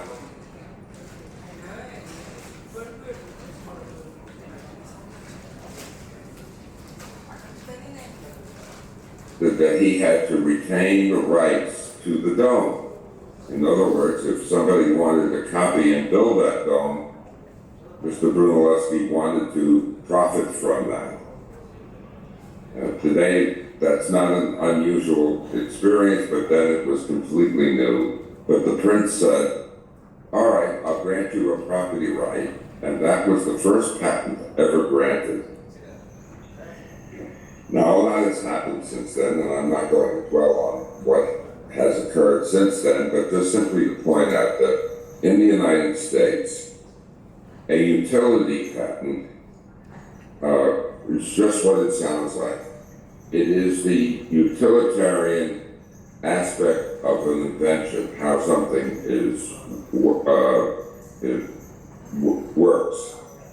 And the rights controlled by a utility patent enable you to control, or the patent owner to control, whoever makes, uses, or sells the inventive device. This is to be compared with and differentiated from a design patent. A design patent covers a non-functional ornamental feature. For example, if you had a vase and you put on the vase a bluebird, a drawing of a bluebird, you could get a design patent on that. It's considered a utilitarian function. Now that is distinguished from copyright, where copyright is more focused on the actual item itself, like a play or a story. Generally speaking, design patents are for devices, or for example, like a curtain rod, for example, could be a design patent. The non-functional features of essentially a utilitarian device. Both have uses for you in your businesses. When you go to apply for a patent in the United States, one of your major concerns is obviously the cost that you're going to have to apply, or use rather, to obtain these rights. And the utility patent is far more expensive than a design patent. And it's much more complex in securing it. In the design application, what the examiner does is the examiner looks at similar designs on file with the patent office and then decides whether or not that design is unique, different from the design that they see in their archives. For a utility patent, the test is different. Utility patent, you're going to look for two principal tests. Has it been anticipated? Meaning, here is your device, and here is the inventive device. They look the same. It's anticipated. Or is it obvious, which is a much more sophisticated test. The obviousness test says you look at the invention and you see whether or not the invention was simply one that one would have arrived at by looking at the prior art. That sounds very vague, and it is, because that's what it is. And most of the disputes are arising out of inventions that are sought to be patented usually comes down to arguments over whether it has been obvious in view of the prior art. And the scope of the patent rights are entirely different between a utility patent and a design. The design is design. And if you look at a U.S. utility design patent, it simply says, the claim reads that you are claiming the invention of the design shown in the drawing of the patent as issued. Whereas a utility describes how it's put together, how it functions, and also includes, of course, the aspect of the drawing. So it's a much more sophisticated and different test. The design patent in the U.S. will last, I would have to check, but I think it's 12 or 14 years in that range. The utility patent will last 20 years, so it's a longer period of time. And if you file based on what is called a provisional application, that is an application filed without claims, just filing the description of the invention, once you file the utility patent, which you must do within a year, you will have 21 years from your original filing date. Coming from another country, as you do, you will undoubtedly be filing without a provisional. You could do that. You're not precluded. You could file directly and file a provisional, but most likely you would file with your Indian attorney. You will file through either directly or through what is called the Patent Cooperation Treaty. And if you do that, you have 20 years from the date you file and once it issues. Now, a couple of cautionary notes. If you disclose your invention, this is true of either a design or a utility patent. If you go on and disclose it to third parties before you file, you will be precluded from filing. So you've got to keep it within the confines of your business and not be showing it to other people. Now, suppose you said, well, I need financing. to prepare and file a patent application. How do you expect me to obtain a patent if I don't get the financing? This stuff is not inexpensive. Well, in that regard, you have your attorney prepare what is called a non-disclosure agreement, or NDA, or confidentiality agreement. They're all the same. And which the party receiving the information agrees to receive it in confidence and not disclose it. And that will in no way affect your rights to file any place, because you now have that agreement with the person for whom you're showing. Excuse me.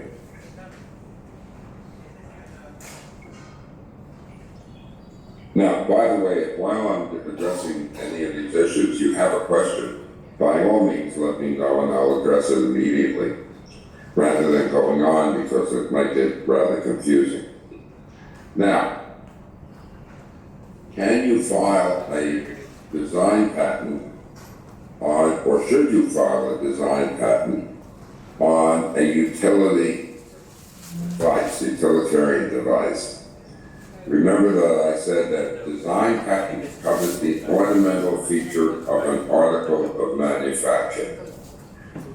So the issue is,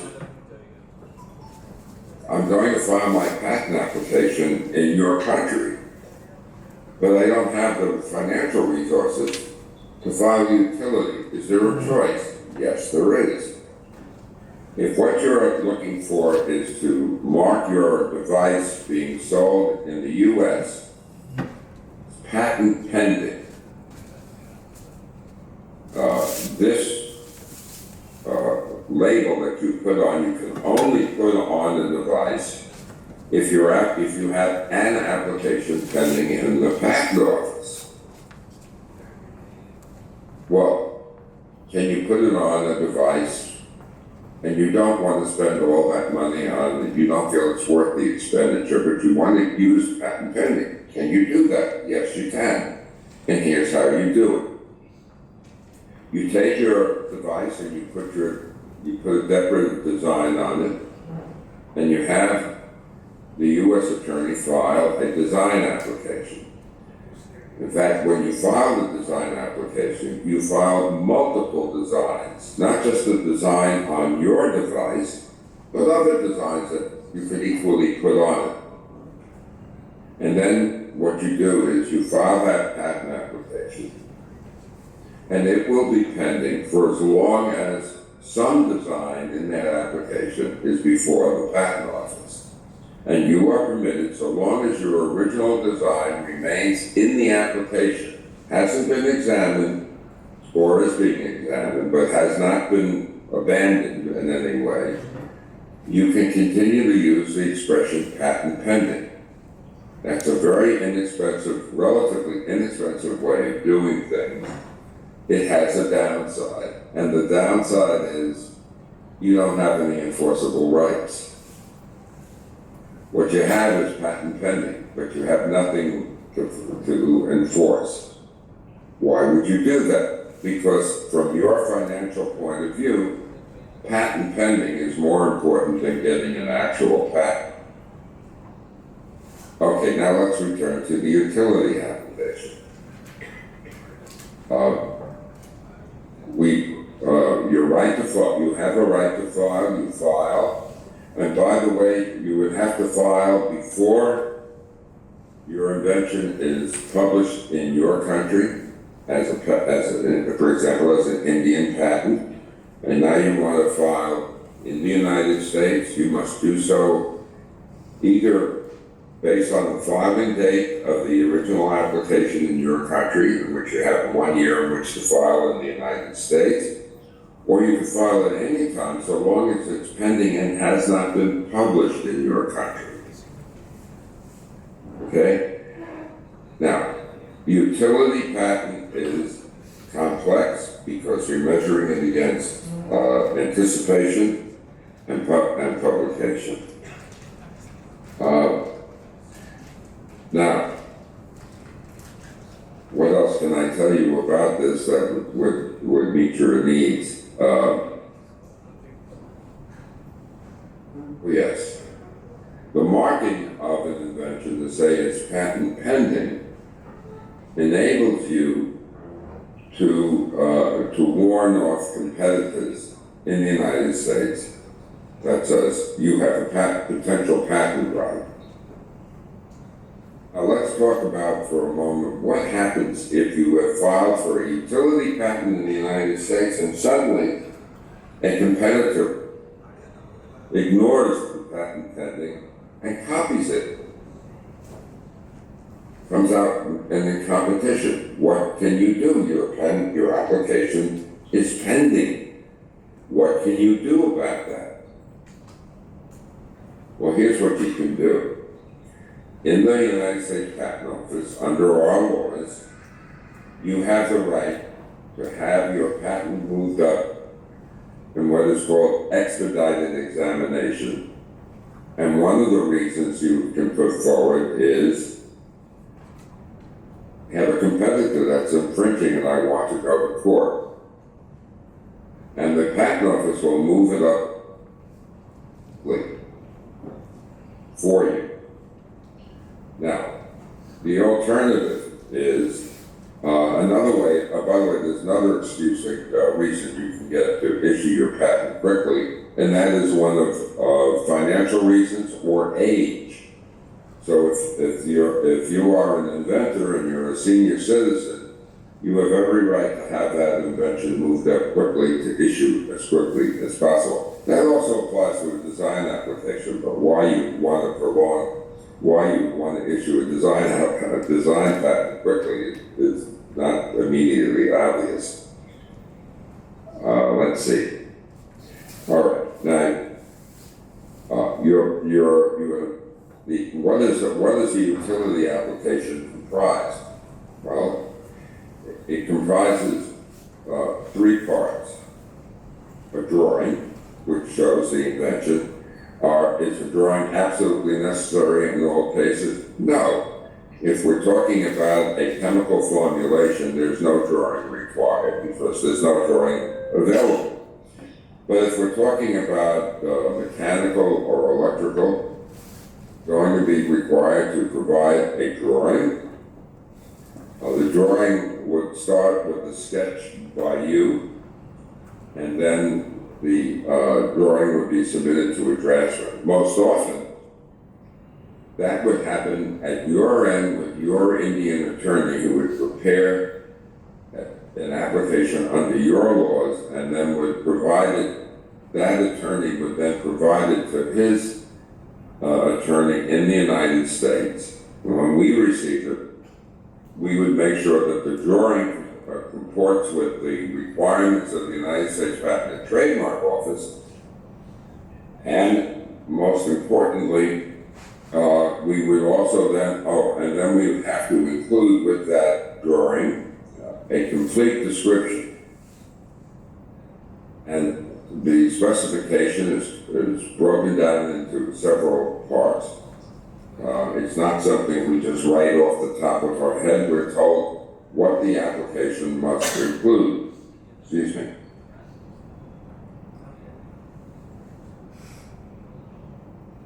So here we have an application must have specification that details every aspect of the invention. If you were to read it, it would be, first of all, it could be very detailed, like a manual, telling the person reading it how you would make and use that invention. If it was not completely described, you would not get your patent. The second thing that you would want the application would also include would be a series of statements at the end of the claim, at the patent called the claims. Now, historically, if you looked at a deed in the United States, its structure is very similar to the claims in the United States for a patent, in that it's one sentence in length, and it's a series of statements, such as a device comprising And then the attorney will list the various aspects of the invention just as if he were constructing it. And the claims would have to be set up in a way that you go from broad statements about the invention and then add in various details, getting the claims narrower and narrower and narrower. Why would you do that? Why would the attorney in the United States do that, or the attorney in India do that? Well, you do that because you're trying to avoid a competitor signing a device that gets around your invention. Okay? Now, just to backtrack a bit, when we talk about showing your invention to, say, potential investors or potential licensees, and I'll get into that in a minute.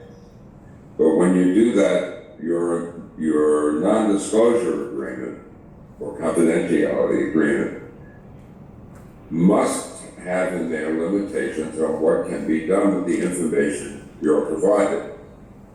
In other words, it's not merely that they're going to hold it in confidence. You want to make sure that that agreement says they're not going to use your invention without entering a further agreement with you. Why? Because otherwise you're giving your competitor a gift to take your invention, and then, since there's no immediate apparent patent involved, or even if there is one, work around it. So you need your confidentiality agreement to cover all of that aspect of it. Okay, now what happens when your patent is filed as a utility patent in the United States? What's going to happen? There is a series of examination statements. In other words, what happens is the patent application will be assigned to an examiner. The examiner will then issue what is called an office action. And in the office action, the examiner is going to more than likely issue objections to the issuance of the patent. Now, why is the examiner doing that? Because the examiner's function is to serve as a gatekeeper. The examiner's function is to make sure that if a patent is issued, that patent will differ from what the claims of that patent will be different from what has been done before. That is, it will not be anticipated and it will not be obvious. And the language used in those claims is critical. You have as a patent owner, have to be in a position to be able to enforce it against actual or potential competitors during a patent life. And if you're not in that position, if you're not getting what you want, you are going to be losing not only your invention, but a lot of money. So you want to know that when you get this proposed patent language, that it not only covers your invention, but is broadly stated, at least in the broadest claims, so that competitors cannot come in and do something very similar to yours, using your inventive idea. Now you notice I haven't gone into this detail in a design application, because it's just a design application. It's merely visual, non-functional, and it doesn't cover the same thing as I said before. Are there design applications which are valuable? Yes, of course there are. But the major part of value in the patent system resides in the utility patent rights. Okay, now, what do you do? Let's assume you get your patent issued in the United States. What do you do if an infringer comes upon the scene? Well, you should act promptly to tell that infringer to stop, or else or you can be opening to licensing your inventive rights to a potential or actual infringer, or just to some business that would like to use your invention. So let's talk about licensing of these rights. Can you license a design application? Absolutely. And there are designs which are very valuable. A part of the utilitarian, the non-utilitarian designs, but they're very attractive to the public. They allow you to sell devices or items that have these shapes or designs, and you can do that as well. But I'm going to focus on the utility aspect of this, because that's the most likely item that you do that. How would you go about licensing that in the United States? Well, the first thing you need to do is to identify all potential licensees. How do you find them? Well, I'm sure you're all familiar with Google, right? And if you're familiar with Google, what you do, or like search engines, you would go on there and search for your competitors.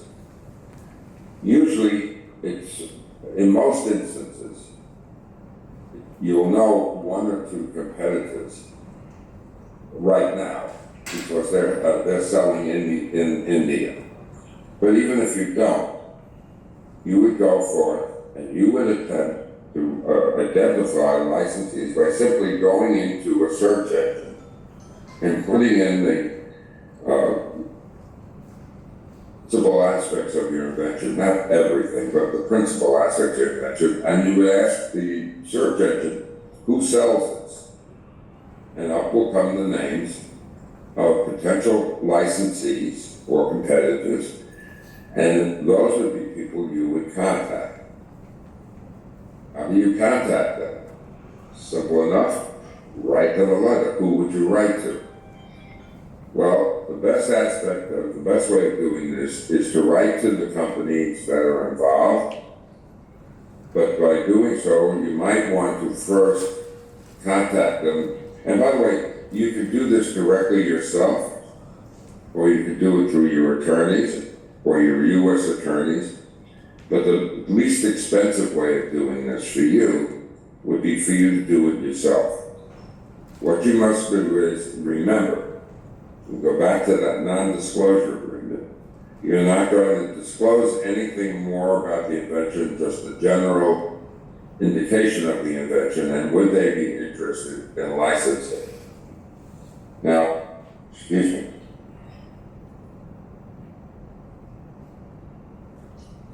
How would you go about licensing that then? What would you do? Well, your first letter to a potential licensee would be to introduce the invention generally, without getting into great detail.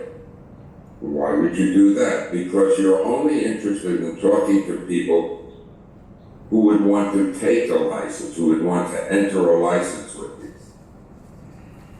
If you're going to do that, your first letter just merely indicates, I have a device I want to license you on that you would be interested in using. Are you open to entering into a license agreement? Many companies throughout the world will have a position that they don't want to take a license, that they're not interested, and you don't want to communicate your invention to them because it doesn't serve any purpose to you and it doesn't result in any money in your pocket. So you first want that's your first letter. And then your second letter to the competitor or the potential licensee, your second letter would then say, will give more details, would then provide a confidentiality agreement again, and then would provide some of the details, but not all of it, to them to see if they are interested in moving forward with the licensing negotiation. Why have a second letter that doesn't get into a lot of details? Again, because you want to eliminate those who are not going to be so really interested in entering a license agreement. And then your third letter, the most important letter, of course, after the non-disclosure agreement, and that letter will include not only a copy of your patent application, but don't include the claims. Why wouldn't you include the claims? Because you don't want the potential competitor or licensee to see the claims at this point and work around your invention. You just want them to see the description, the full description of the invention that is in the specification. So you send that to the potential licensee, and then the negotiations would begin. And at that point, the potential licensee would say to you, we've got to see the claims. And that is not unreasonable, because they would want their attorney to review the claims and see exactly what they can and cannot do under your invention. Now, let me pause here for a moment and go back again to the original file. I'm not acquainted with Indian patents. I am acquainted with U.S. patents. If you have not had a patent novelty search done in your country before you filed your patent in your country, it would be wise to have one done in the United States. If you, on the other hand, have had your attorney has performed a patent novelty study to see if the invention is novel, that would be, that's valuable to you in terms of the prosecution, and that information will be provided by your attorney to the U.S. attorney. Now let's go back to the licensing. We are in licensing mode, and then you would get into negotiations. Okay. What should you be demanding from your licensee? Well, you obviously want a percentage of the sale price of the item being licensed. How much do you ask for? And this can be tricky. If you come into somebody and you want an exorbitant amount of money, that will be the end of the licensing negotiation. If you appear to be asking for too much, the licensee is going to say, forget this, it's not worth it.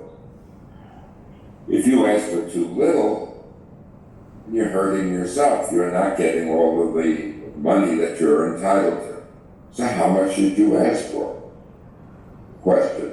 And the answer is, neither the attorney nor you are going to know that answer. But there is a way of finding out. There are services that will provide you the percentages of necessary for licensing a product, a patent. And where does this information come from? Well, these services keep an eye on proceedings in courts. Why proceeding in courts? Because in a litigation, the people enforcing their rights to similar or related inventions, that is similar or related to your invention, those people are going to be claiming damages, and courts are going to be awarding damages. And what are the damages going to be awarded? It's a percentage of the sales done by the infringer. So they collect that information because that is essentially licensing fee and by a court. Also, there are articles written, and also many corporations file in the United States, especially U.S. corporations, file what is called an EDGAR notification to the Securities and Exchange Commission. And in that, they will specify that they have entered licensing agreements with third parties, and this is the royalties that they're paying. So they collect all of that information, and when we come forward to them with your invention, present that to the companies that provide this information, and they'll come back and tell you what percentage is usually taken as a licensing fee. That information, you know how much to ask for. You're obviously going to ask for on the high side. Why? Because you want to negotiate. you don't want to start too low, but you do want to be a little bit on the high side to then negotiate the contract with them. And what will you do with that? What will the license include? Well, of course, the license is going to include that you're licensing them under this patent, but you can put other restrictions on them. For example, suppose you have an ongoing business in India. You don't want this licensee to be selling your device in competition with you. So you may want to provide the license agreement that says you don't come and you don't sell in India. Or suppose you have an ongoing export business where you're selling your device and you're exporting to France, to China, or wherever else, and you want to be able to keep the licensed competitor out of those markets. That would be one of the things that you would put in the license agreement. Now, another aspect of these licensing is litigation. Typically, when you are the licensee of your invention, somebody else, the licensee is going to look on you to enforce the patent rights, meaning that if you get into an infringement situation with somebody, a competitor, say in the United States, they're going to insist that you undertake the litigation. And that's something you have to be very concerned about. Because if you go into litigation, and I'll speak only about the United States here, it is very, very, very expensive. And so you would only want to do that if your device had such sales as made it worthwhile. That doesn't mean you can't enforce your rights. It doesn't mean because it's expense for you, it's also expense for the other side. So it doesn't mean you wouldn't write to the other side and say, if you don't stop this, we're going to sue you, a cease and desist letter, even though ultimately you might not litigate because it's not worth it to you. But you're talking about a lot of money involved. Now, at this juncture, I would be happy to answer some questions for you and go into further details on any of the points that I've raised before I move on to other areas. Are there any questions? Yes, so go ahead. Yes. So one question from the participants there.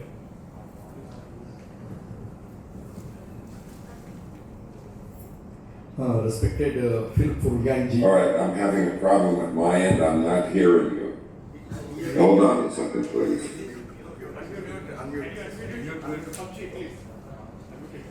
Now I have you on the front. Thank you, respected Phil Furganji. You have given a very good interaction on US patent. Myself, Ravi Kishore, Indian patent granted in the year 2017, and the same patent have been filed in USPTO in the year 2018 itself through PCT norms. So what all the guidelines you have given to us is very much informative to our MSME entrepreneurs. We are very much thankful for MSME National IP Yatra, and indeed you have given a very crispy presentation which is very interactive for our entrepreneurs. And coming to the questions what you have given, once we have given a patent has been filed in the year 2018 and multiple times all the claims, interviews have been taken with the concerned examiner in USPTO, and now it has come to a stage of notice of allowance, and we have given self-declaration also as requested by the examiner. So at this junction of time, now new references have been cited from final office order, it has come into non-final office action. So in this regard, I will definitely share my application details. See, in audio, I'm having regular understanding what you're saying. Could the moderator or someone repeat the question for me, please?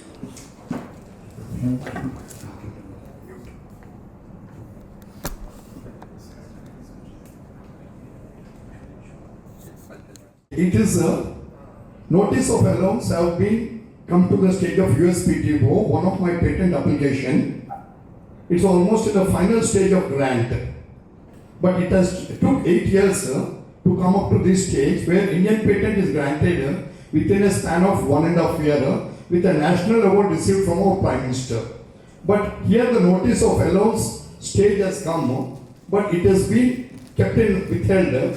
So I will send you all the application details personally to your mail ID.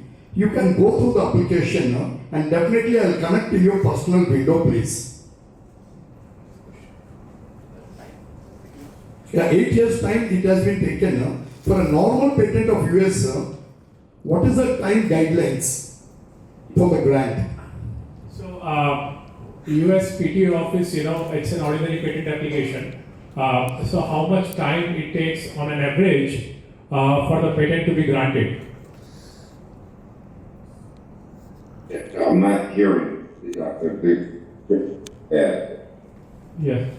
So, am I audible now? Is it audible? Are you able to get my voice? My audio over there? It's an echo and it's very up. Thank you.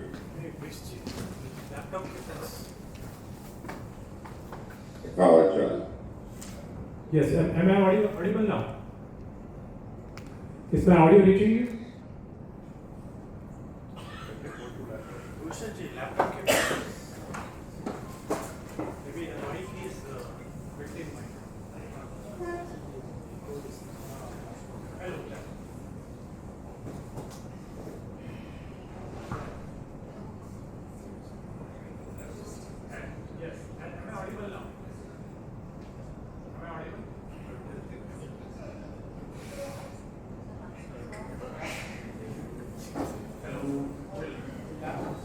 Hello. Yes.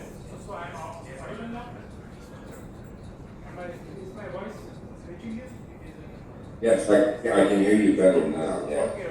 The question is, while the Indian patent was granted in 1.5 years, the US PTO patent application almost 8 years not granted yet. So, we would like to know from you how much on an average US PTO office takes, for the granting of the patent. On an average, how much? Okay. Let's see, let me repeat back to you so I'm sure I'm responding to your question. You're asking me how long does it take for a patent application to be examined in the United States? And you indicated, I think you said it's been pending about 8 years. Yes, that is correct. Okay, good. The general tendency of patent applications until very recently was about 3 years. It could be shorter, and of course it could be longer. I'll answer your question directly, then I'm going to get into some additional matters that you should know about. But specifically on your point, 8 years appears to be a much long period of time. Now, I will tell you this, the current political administration in the United States has taken some steps which are very, very bad for patent owners. And patent applicants, in that they're cutting funds all across the board in all of their administrative agencies, and that has caused delays. But 8 years is a very long time and extraordinary. You might have your attorney contact the patent examiner or the patent examiner's supervisor to find out what is holding up matters. That, while it's unusual, it does happen that you get the levies that files are misplaced, or examiners make errors in addressing applications. So you'd want your attorney to contact, the U.S. attorney to contact the patent office or report back to you exactly what is causing the delay and what can be done to move it forward. Yes, thank you so much. I think I think there are some cases, where the US patent started earlier than the Indian patent. It is pending in the Indian patent office, but the US patent is already granted. So that is also there, and sometimes in Indian office also we have, some patents are pending long time. So there is another question which I have. There is something called as a terminal disclaimer form. A terminal disclaimer form, Yeah. which I see. So can you explain about that, and whether it is mandatory, what is the purpose of that? A terminal disclaimer is where you actually are called upon to disclaim part of your invention, that you don't seek patent rights in a particular area. And why would they do that? That is to assist them in the examination process, so that there are, let's say, alternatives A, B, C, and D, and they want you to disclaim C and D that you're not seeking the rights for those particular areas. That's got to be approached very carefully, because when you expressly give up rights, that can affect the enforcement of what the patent that issues. And in fact, I'll digest a little bit here. During the prosecution of your application, the statements made by your attorney in the United States to the Patent Office can be used if you get into a litigation where the defendant, the putative infringer, argues during the prosecution of the application, you, that is your attorney, said to the Patent Office, such and such and such and such, and that's what we're doing, and we're not doing what you claim. So the language used, what the attorney writes to the Patent Office, is very critical and must be watched very carefully.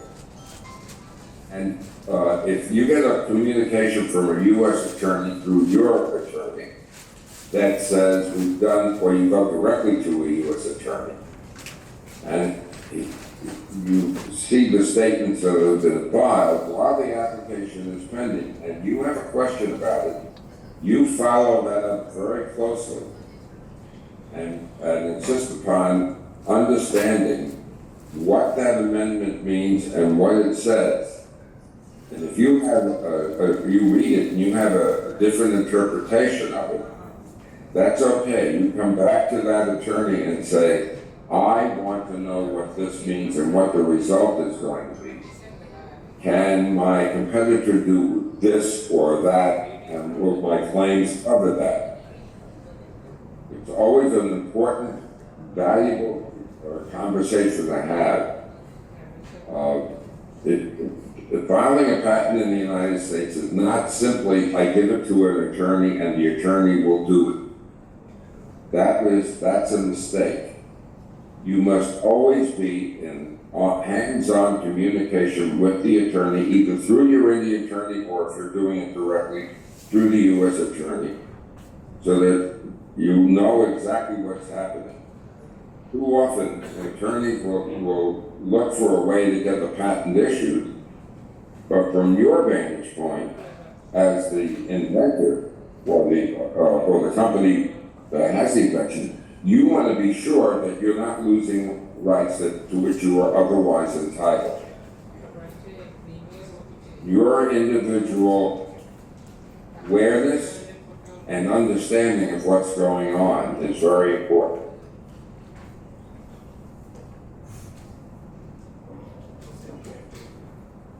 I answer your question. Yes, sir. Thank you so much, for explaining that. I was until now thinking that you have the claim being drafted, so everything is mentioned in the claim, but we also have another option, terminal disclaimer form.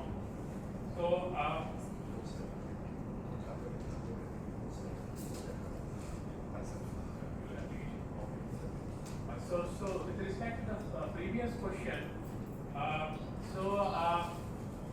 the patent application in the USPTO office, which was pending for 8 years, has been converted to a pro se applicant. Now, from the attorney, US attorney has been converted to a pro se applicant. The second again, please. Yes. one more question from the participant. Sure. Yeah, so he's saying that he got his patent for his invention in India, and he started his converted invention into a product, and he wants to export the product to US from India. So he still needs a patent in the USA to export it, or if not, can someone in the USA copy the product and patent it in USA? First of all, that's a very good question. First of all, so let me repeat back the question being asked so we're all on the same page. You're saying you have a patent application in India, somebody sees it, and they go off and file their own patent application. Can they file? Yes.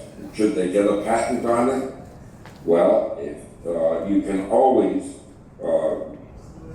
either protest it directly to the patent office if you're aware of it, which is unlikely.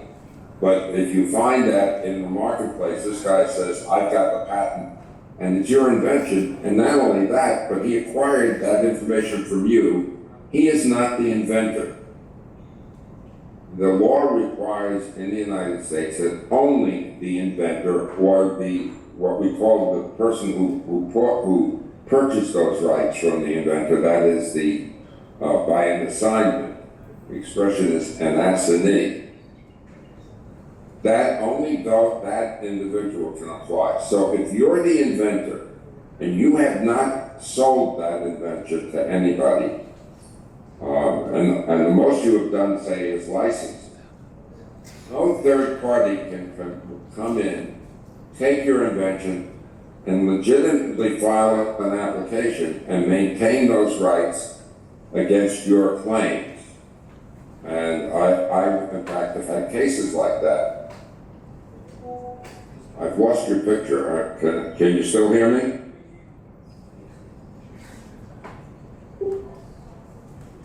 Hello? Yes, we can hear you. Yes. This is our picture. Good. Your audio is clear. Yeah, that's fine. I don't need a picture. I just wanted to make sure because I got this picture up, not of the audio. Okay, so effectively, the straight answer is no one can apply for your invention and by taking it from you. That's not permitted. On the other hand, there's another aspect to this. Suppose in the United States, we used to have a proceeding called an interference, in which competing owners of the same invention would have to establish who invented it first. Since 1995 and 1997 in the United States, that has not been the law. Instead, the rights will go to the first to file. Who's the first to file? Well, if you're filing in India and then file in the United States, your first to file is, and you base it on an Indian patent application, your Indian filing date is your first to file. If you file directly, it'll be without filing an Indian patent, or filing directly without relying on it. It will be your U.S. filing date. If somebody else gets to your invention, files. Now, suppose you went to a competitor or a possible business that would not directly compete but want to take a license from you, or you thought they did, and you disclose the invention. Remember that non-disclosure agreement? Well, the courts would require that individual to turn over their rights to you, because they're not permitted. Only the inventor or the inventor's first inventor signs to has the right to that patent. Did I answer your question? Yes. Also, you have said like some other things as well. So I think we don't have any more questions from the audience. I would like to early morning in the US, and it is around 6 p.m. in the evening in India. I think around 8 o'clock in the morning in US. And right now it's 8:42 a.m. in the United States. Okay, so yeah, thank you so much. You have given insights about utility patent, design patent, and the differences, a strategy of patent pending for attracting investment, and then expediting examination in case of infringement in the patent pending, then drafting patent, how to draft it from broader claims to narrow claims, licensing strategies, what and how much to disclose in during negotiations, then to get the value of your invention, of your patent, to use examples from proceedings in the course of similar or related inventions. And I think it is Yatra you mentioned, right? The information you share with Securities and Exchange. Is it called Yatra? The information you sent? Sorry, I didn't catch that. Could you say that again? Yes, I think there is in US law, you have to share, the company needs to share information, you notify the Securities and Exchange, so you can... No, you don't have to. That information with regards to the securities exchange is what you're doing when you're looking for reasonable royalty rates that you would want to demand. You don't have to share your invention. For example, I'll just make something up. You have a new and improved a gun, a firearm, and you have a new and improved firearm that you're going to offer to the public, and you want to get a licensee in the United States. So, hello, are we still on? Yes, we have your audio video. Yeah, no, but the screen changed. That's okay. Well, in order, you want to know what to ask for. You're not obligated to do this, by the way. There's no obligation for you to have your attorney or the U.S. attorney do this study for you as to what is a reasonable royalty rate. It is conceivable that you know what a reasonable royalty rate is. For example, you're a manufacturer in India, and you have been under license on a different invention. You'll know what reasonable royalty rates are. So, but what I'm recommending is that before you would go through the process of licensing, to find out what a reasonable ongoing royalty rate is. Okay? Another point that I didn't emphasize when I was going through that is, remember I indicated that when you're the owner of the invention and you're licensing it, it's not unusual for the licensee to demand that you defend this patent in the courts. It also is in your interest to make sure that your licensee has the obligation of informing you of competitors with similar devices. Because just because a competitor demands that your licensee demands that you come in and litigate, doesn't mean that you should do it. A competitor may not, a licensee may not like the fact that a competitor is selling a similar gun, but your patent may not apply to that. The licensee may want the use of the patent as a weapon against the licensee, against the competitor to try to force it out of business. Don't get into that because that's an enormous expense and it's not in your interest. You need an obligation in the license agreement. Report to me anything that looks like an infringement. And then you have you and your attorneys decide whether this is something you're going to proceed with. So thank you so much for sharing real practical insights, which you will not find in books.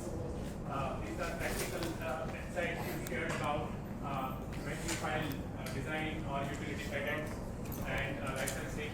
And thank you so much for joining with us. We'll add one thing more. if anyone in the audience today has a question that they didn't quite come up with at the time, and then occurs to them after we conclude now, by all means, contact me, and I'm sure your mediator can, or your people there will tell you how to contact me, and I will be glad to respond in a general way, not as to a specific matter, that would require a fee, but if you have a general question of how the system works, what steps I can generally provide, contact me, I'll be glad to respond. So we have few members in the audience who have already asked your contact details, email ID and phone number, who would require, Okay. from you. So, Okay. yes.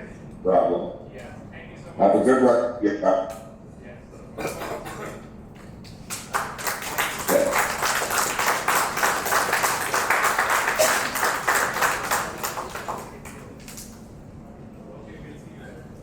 We are a bit late, and I'm really appreciate all of you, who have stayed back, till 6 o'clock, past 6 o'clock, and I hope, you got some useful information, and it is based on your interest you stayed back, and definitely this is going to help you, and we'll share the contact details, Philip Furgang, email ID and phone number. So can be displayed on the screen, or do you have it? And what we can do is we can have a group photo for day 2, and then we can discuss audience opinion on it.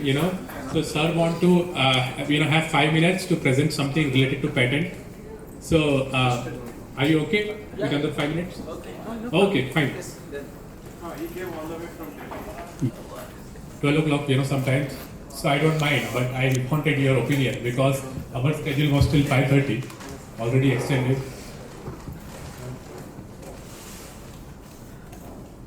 So at the bottom of the screen, can you see it? Copy and paste it.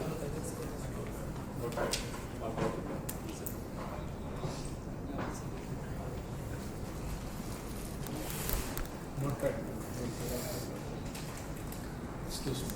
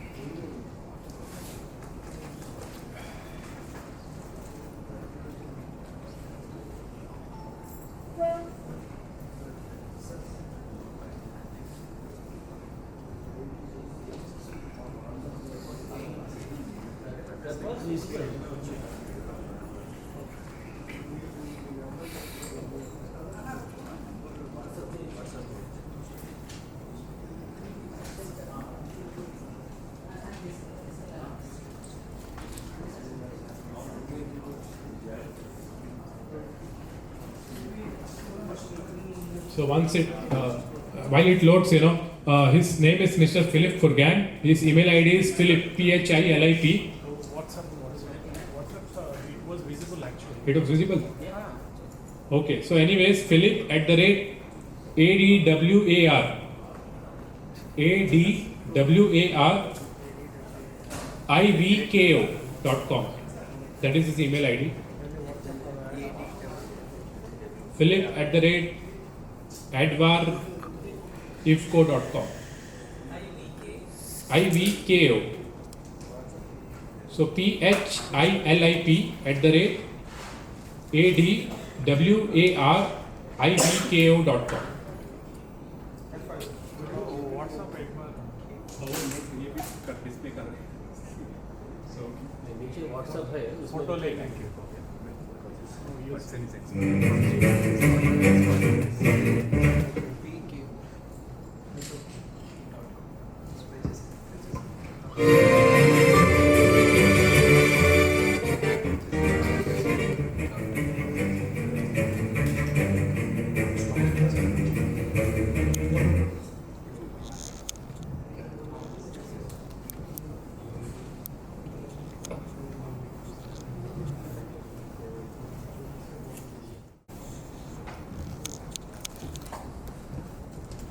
Good evening, everyone.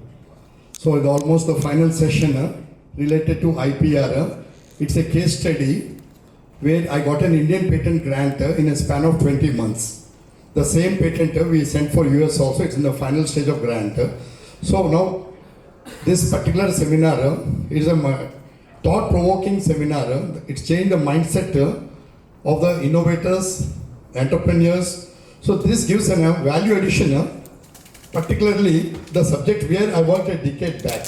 So this is a presentation based on case study where the raw material factory in Visakhapatnam, LG Polymers, has been stopped due to certain technical realities.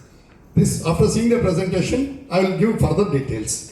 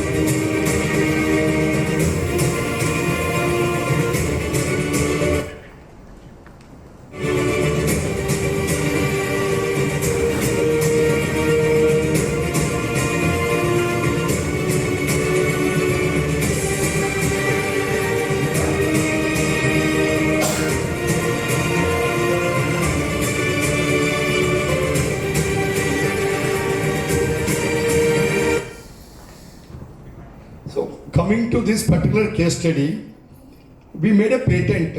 So what for we made a patent? The basic question.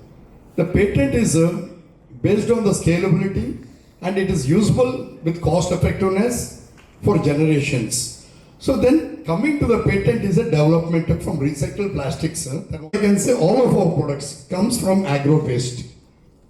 From agro-based, as you all know, sugar cane. It comes from sugar candles, then it after sugar cane juice is removed, the molasses is left over. It is called fermentation and it is sent for ethyl alcohol. Ethyl alcohol is used in medical industry as a spirit. It is used in petroleum as a blend. And the third thing, it is a polymer industry backbone.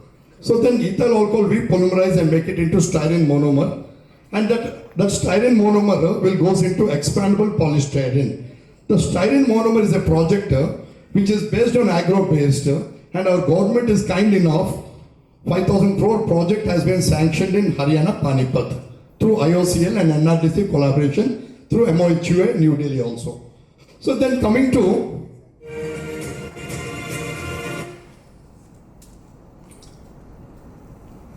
same sheet.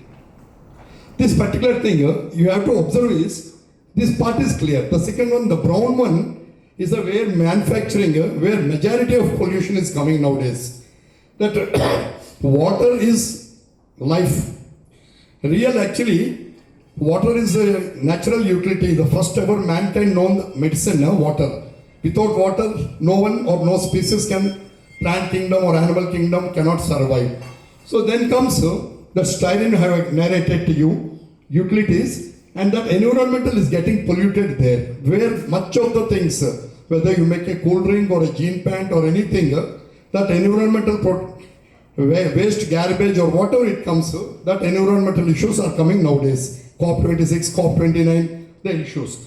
Then where we can control this problem? The green one, light green, third one is application. You use virgin, waste and the green forms is the company where we made a patent and And green forms is a polystyrene where development is made from recycled single-use plastic.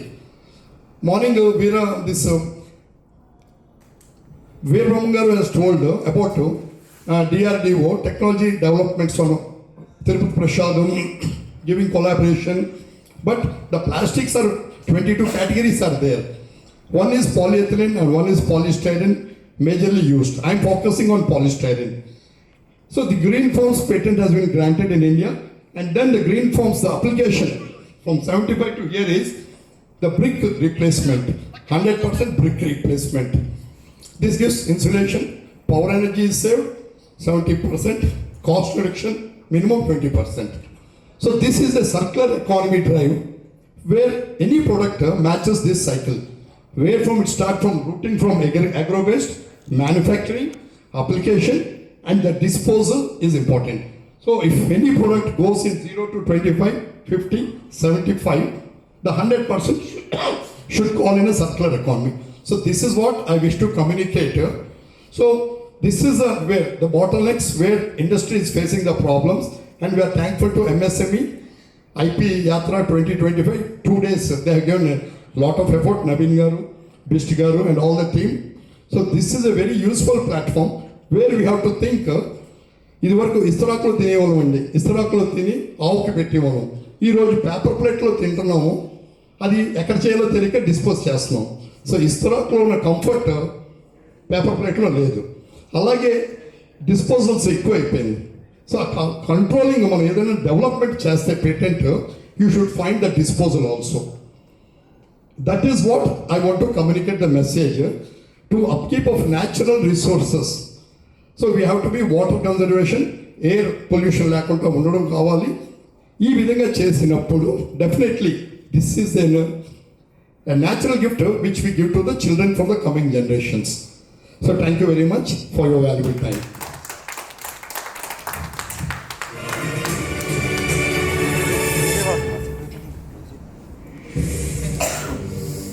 Thank you very much. Thank you. So I think we can join for a group photo. Quickly we have a group photo.